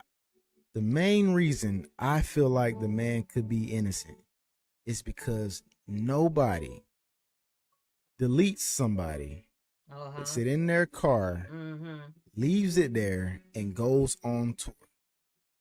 That's the main thing that's throwing me off in this whole case. If they have found the car in the woods somewhere, or if they have found the car in the river, then I'd be like, yeah, he did that, man. He was trying to hide that car. But nobody. I've said this before, and he brings up a good point. Who in the hell does that?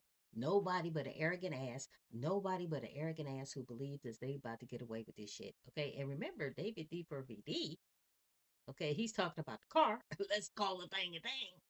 David D4VD actually later on purchased another Tesla, and I believe the color of that other Tesla was red.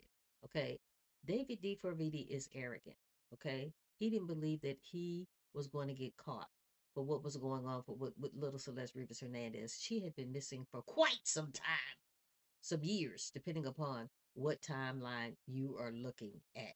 Okay, so the whole thing is weird. He's right. Why didn't he take the car, or whoever did it, whatever the case may be? If he did do it, why didn't he take the car with her unalive body in it and put it out in the woods, or whatever the case may be? Now, remember, David D4VD, actually, guys, he was discovered in Santa Barbara, standing out there with his dumbass cell phone in his hand in the middle of nowhere.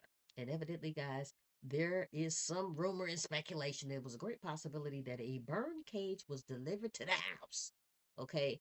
And the burn cage was delivered using some gift certificates, and it was delivered in somebody else's name.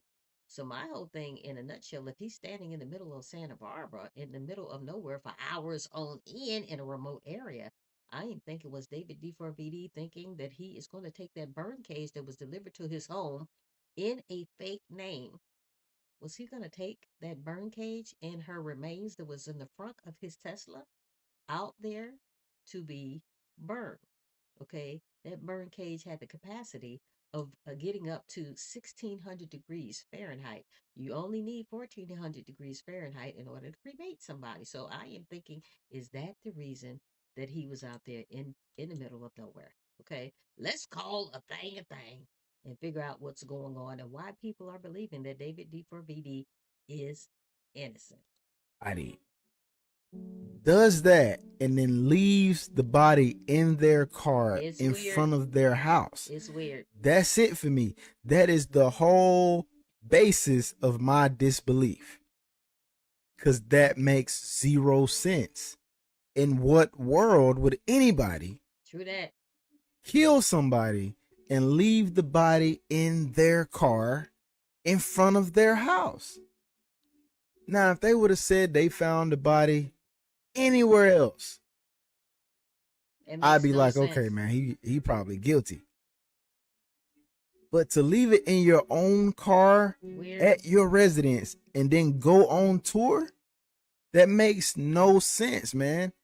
So I'm going to tell you something. One of you actually contacted me, and I said this before. You said that that was not the final plan of David D4VD. And I'm like, hell, it does make sense what you said. It makes lots of sense. That the final plan was not to leave the Tesla out there with her unalive body parts decomposing in the front of the Tesla. The final plan was to eventually, while he was on tour, eventually somebody else was supposed to pick that car up. They were supposed to either burn it, drown it, I don't know, crush it, whatever the case may be. not to leave it there so it would eventually be towed by the popo. That wasn't the plan. And I've said this in other videos. So that other somebody who's supposed to come pick that car up, either they already knew, there's two options. Either they already knew that little Celeste Rivas Hernandez unalive body was in that car. And that person might have got scared and like, oh, hell no, I don't want nothing to do with this. Or scenario number two, the person who was supposed to get the car, maybe they did not know that little Celeste Rivas Hernandez unalive body was in the front of the Tesla. Well, all they knew that they were supposed to go pick that car up and, like I said, drown it, crush it, catch it on fire, whatever the case may be. But they did not know that her unalive body was in the front of the Tesla. That person who was supposed to do that, guys, they did not have access to the mansion. That's why the car was left outside, because the person who was supposed to pick up the damn car didn't have access to the mansion. They just had access to the car. Okay, remember, guys, if you really think about it, the key fob for that Tesla was found on the ground by one of the neighbors. And I believe that key was left by that car on purpose. So whoever was supposed to pick up that car, David DeForviti allegedly told them where the key was. The key was right outside of that damn car. And like I said, they were supposed to come allegedly. Guys, this is my thought process. As a matter of fact, like I said, one of you told me your theory, and your theory became my damn theory. Somebody was supposed to come and pick up that car and do something with it. And I've said this, guys. Either they knew that little Celeste Rivas Hernandez body was in the car, or they did not. But whatever the case may be, the car was supposed to be burned, drowned, crushed, whatever the case may be. Okay, the final plan was not for it to be outside of the mansion. And let's just say, hypothetically, the person who was supposed to get the car, let's just say, hypothetically, they did not know little Celeste Rivas' body was in the front of the Tesla. All they knew, they were supposed to get the car and do something with it. I think they got real lax on us, guys. I think they got lax and they said, oh, well, I'll pick up the car tomorrow. Tomorrow came, oh, I'll pick up the car another day. Another day came, oh, I'll pick it up another day. And guess what? It eventually got towed because it had a bunch of dust on it, had a big ass dent in it. It was getting a shitload of tickets and eventually got towed. So then this person probably called David and said, oh, shit, man, I know I was supposed to pick up the car Monday, but guess what? Somebody towed the car. And David probably had a big boo-boo in his drawers when he found out that the Tesla was towed before this other individual came and got it. Okay? That is what I am thinking happened. All right? Thanks to one of you guys. If you are somebody who feels like he's guilty, how do you explain that? How do you explain him leaving the body in his car at his house? Weird. That don't sound weird to y'all? Arrogant is weird. Like, that's what's, I kid you not. That is the thing that is throwing me off. And to add to that, he was on tour when he got the news. When he heard that something, a body was found in his car. Because originally they didn't know who it was. When he heard that a body was found in his car, bro did another show the next day, right? Am I tripping? Because it seemed like I specifically remember that when they found a body in his car, before they said who it was or knew who it was, he went on to do another show. Really? So what that said to me was, okay, I don't know who this person is they found, but I know for a fact I haven't done anything. So I'm just finna do my next show. I assume they will get all this sorted out, but I know I haven't done nothing. That's what that said to me. No. Because a guilty person that know they, killed somebody recently, they not gonna go and do another show. They gonna be sweating bullets. They gonna be like, oh, hold on. Dang, I'm about to get caught. See, this is how I know David DeForviti is an arrogant ass. Because, okay, let's just say you didn't do it, David DeForviti. You had nothing to do with the unaliving of little Celeste Rivas Hernandez. She was still your friend. She was your friend. And she was found in the front of your Tesla. And you still went on with the concert. you still went on with the concert. This is how I know something is wrong with your monkey behind. Allegedly, you still went on with the concert. This was your friend. This was your friend. Okay? You were hanging out with her little cousin Elsmeralda. You guys were at Six Flags. Don't fake the funk like you didn't know who the hell she was. She was your friend. And you didn't give two boo-boos about her when she was found in the trunk of your Tesla. You still went on with your damn concert. I know what I did. I need to leave. I need to, you know what I'm saying? I need to get my alibi together. I need to do something. But they don't go and perform another concert, bro. Like, hear me out. Break it down. Yes, I know there's a possibility that he could have done it. Yes, I know it does not look good for him. But it's just those things right there that just had me feeling like there's no way. There's no way he did it, but there's no way anybody would kill somebody and then have the behavior that he's had. Like, bro has just been super calm through this whole thing.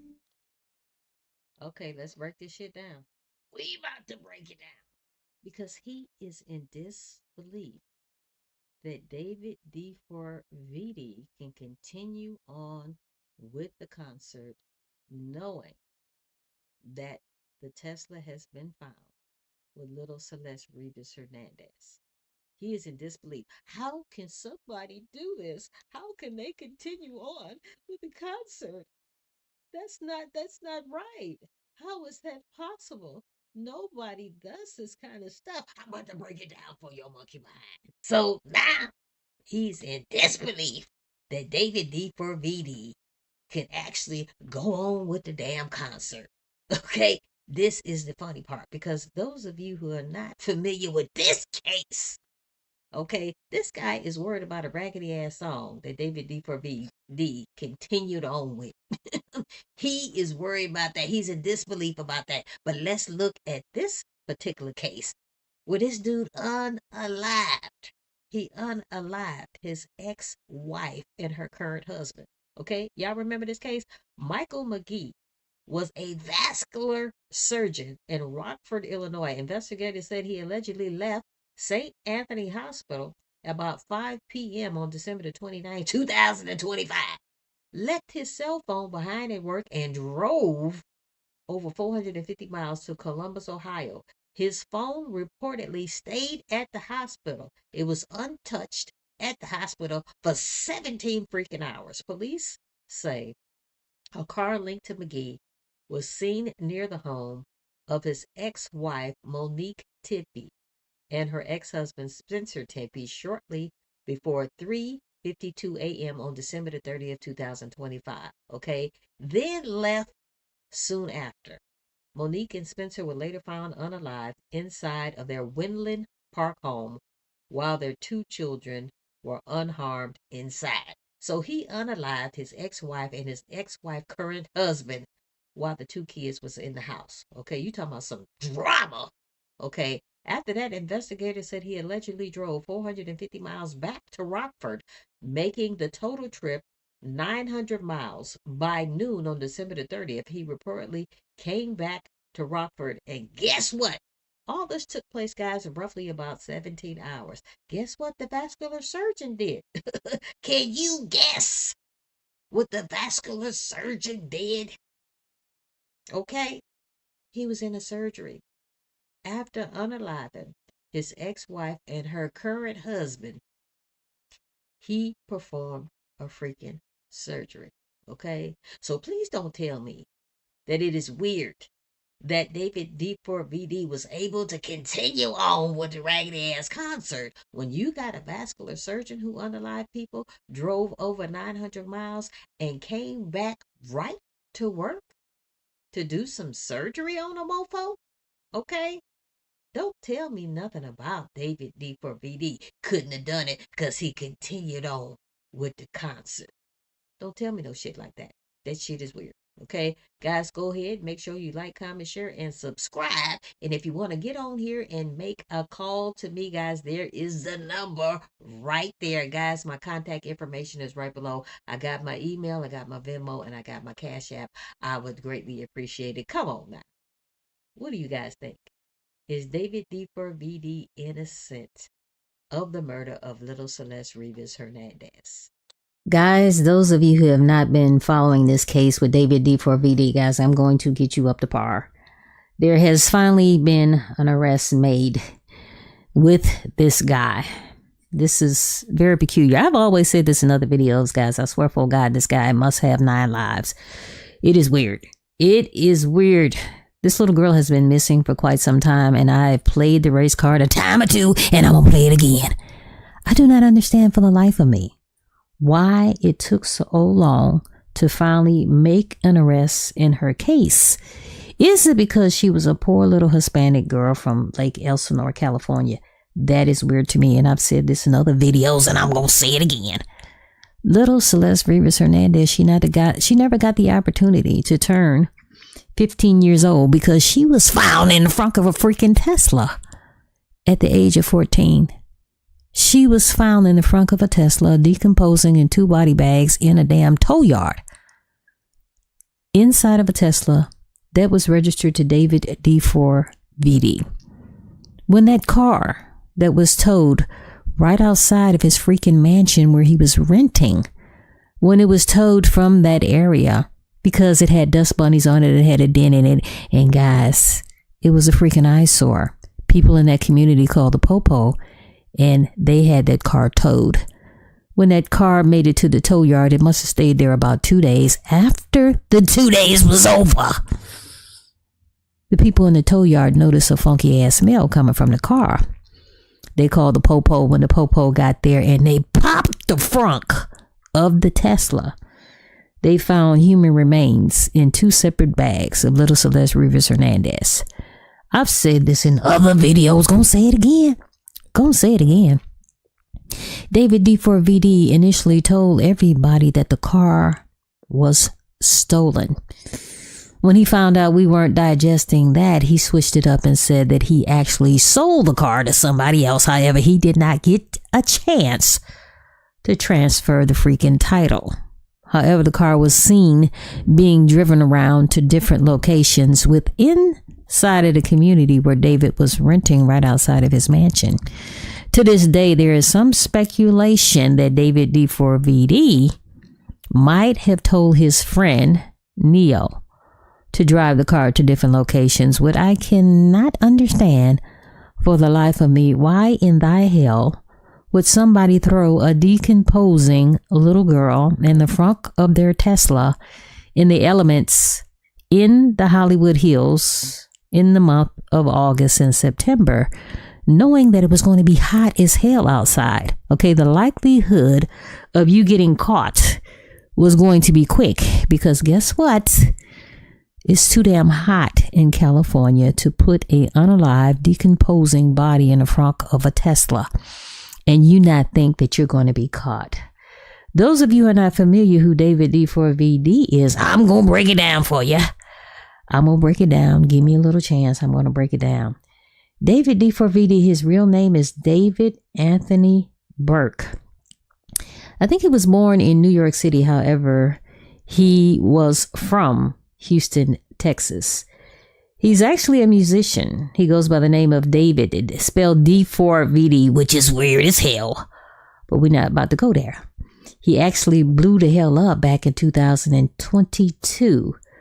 After recording a couple of songs for his videos on Fortnite, he went viral. He went viral to the fact that he actually opened up for SZA. There are a lot of people in the music industry, a lot of celebrities who do not fuck with David D4VD anymore because they do not believe his story about he had nothing to do with the unaliving of little Celeste Rivas Hernandez.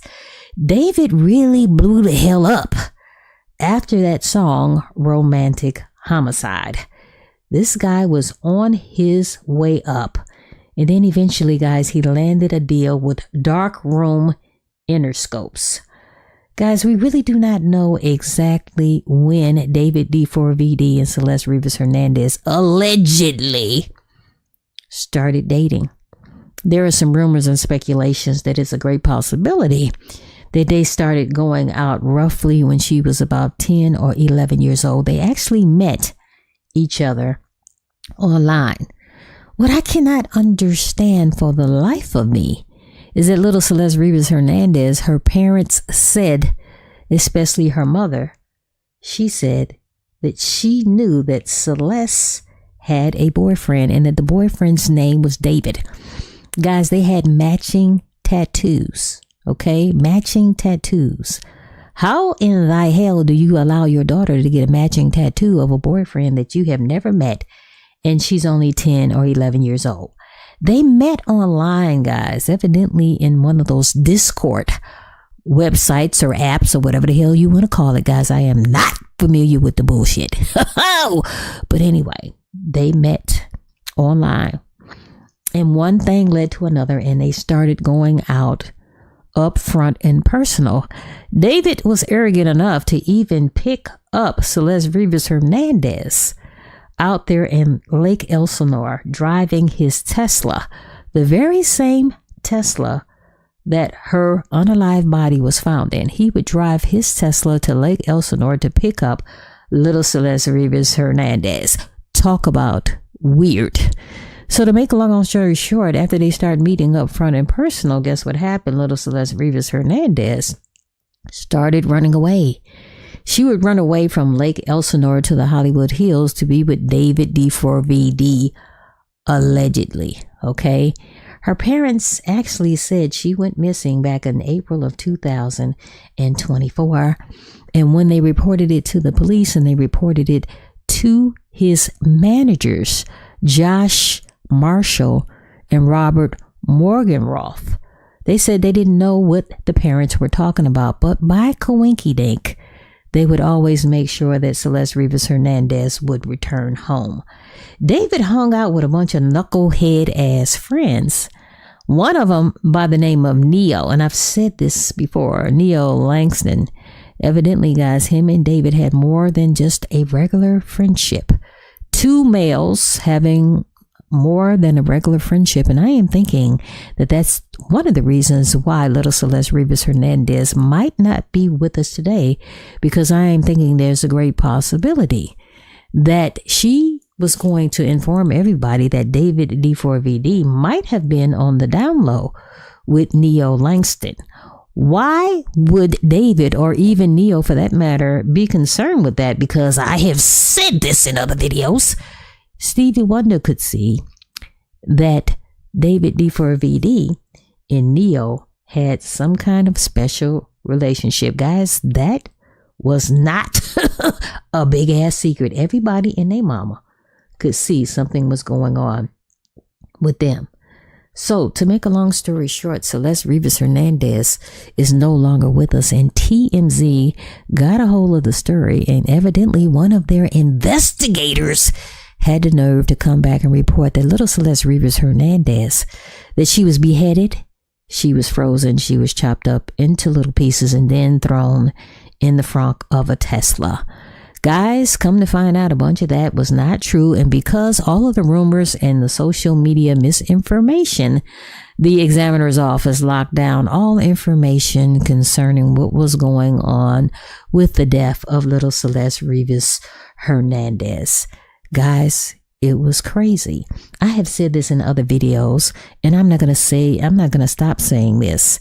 You cannot tell me that David D4VD's parents did not know that little Celeste Rivas Hernandez was not 19 years old, like David D4VD is trying to make everybody believe. Okay? He made everybody believe, or he was trying to make everybody believe, that little Celeste Rivas Hernandez was 19 years old. And she was a college student. Evidently, guys, there was a 5-year age difference between little Celeste Rivas Hernandez and David D4VD. So if Celeste was 10 to 11 years old when they met, David had to have been 5 years older. And that seemed to be the big problem. And to tell you the truth, I do not understand. If she was unalive because she was going to tell everybody that you and Neo were having a relationship, or she had it over your head that she was going to tell everybody that you and her were having an inappropriate relationship, I did not understand why that had to happen. There are a lot of other celebrities that date people who are underage.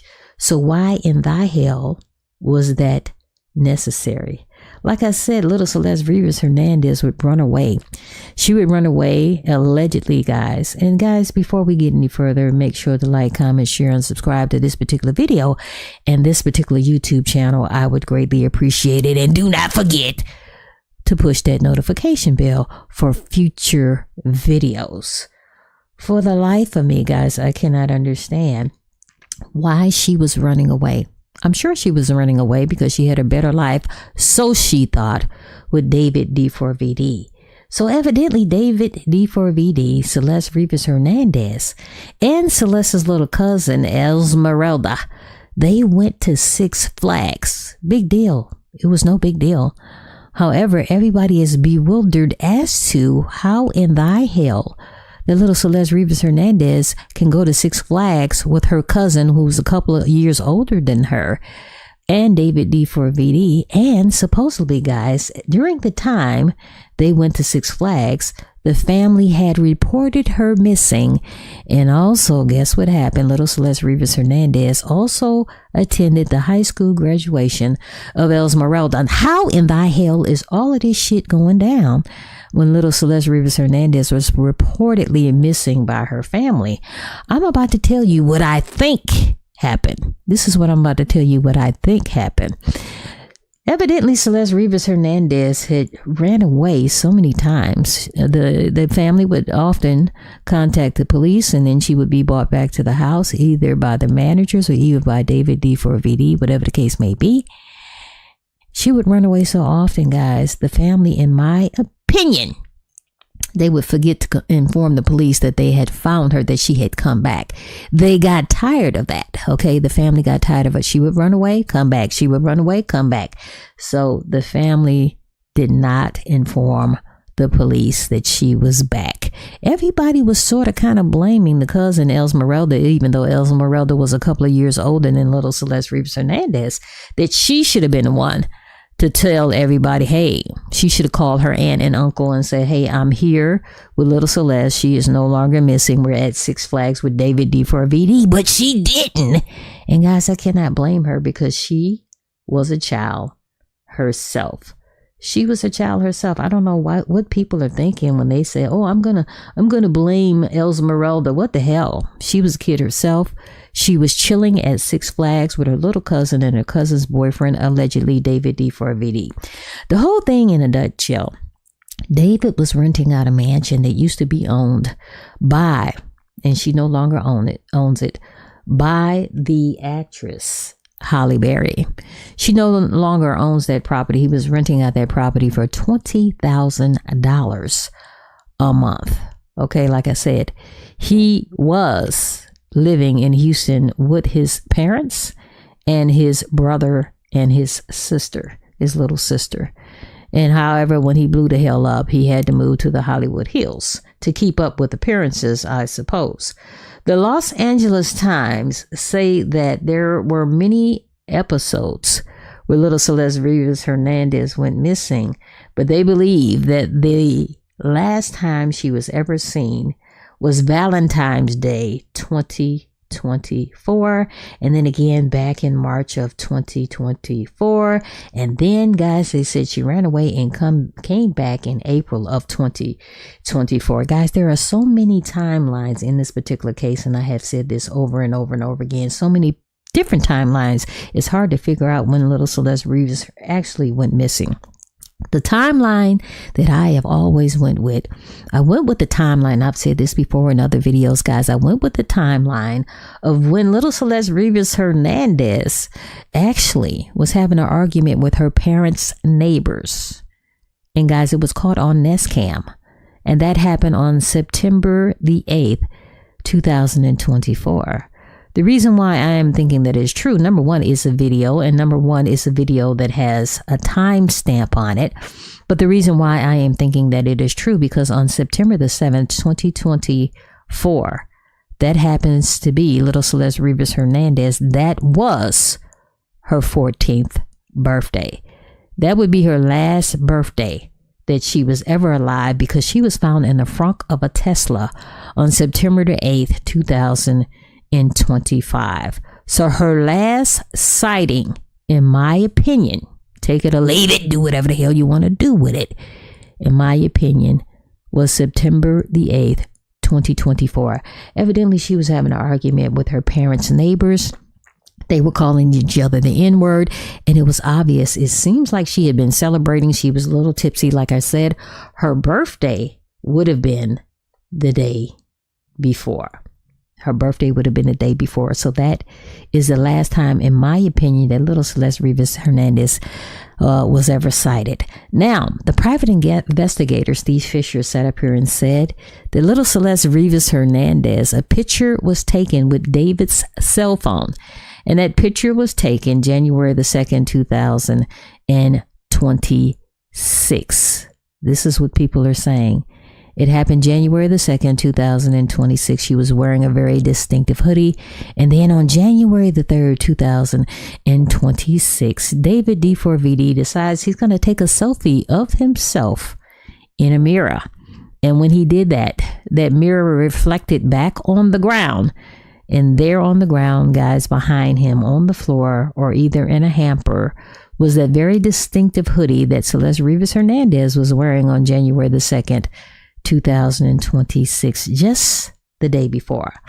My whole thing in a nutshell, does David D4VD and Celeste Rivas Hernandez, do they have the same hoodie, or was that actually the hoodie of little Celeste Rivas Hernandez? If that was the hoodie, guys, then there is some proof that little Celeste Rivas Hernandez was still alive at least January the 2nd of 2026.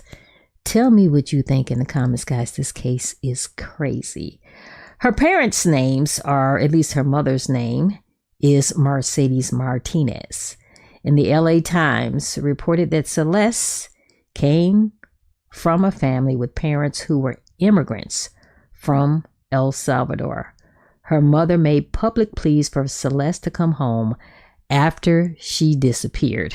Evidently, the managers, David D4VD and his managers, were notified via email to bring little Celeste Rivas Hernandez back home.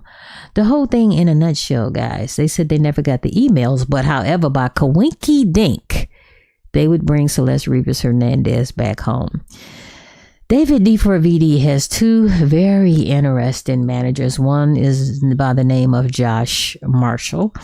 And Josh Marshall, when he found out everything was going on, he is claiming he did not know anything about Celeste Rivas Hernandez being underage. And he said, and I'm paraphrasing, that he had a daughter that could have been little Celeste Rivas Hernandez, could have been her age. And when he said that, I kind of took it to heart for him to say that if I knew she was underage, I would have stopped it. That's what I thought about him. So I'm not really sure if he had anything to do with this particular case. But the other knucklehead, Robert Morgenroth, he sat up there and said in front of the grand jury that he did not think it was his responsibility.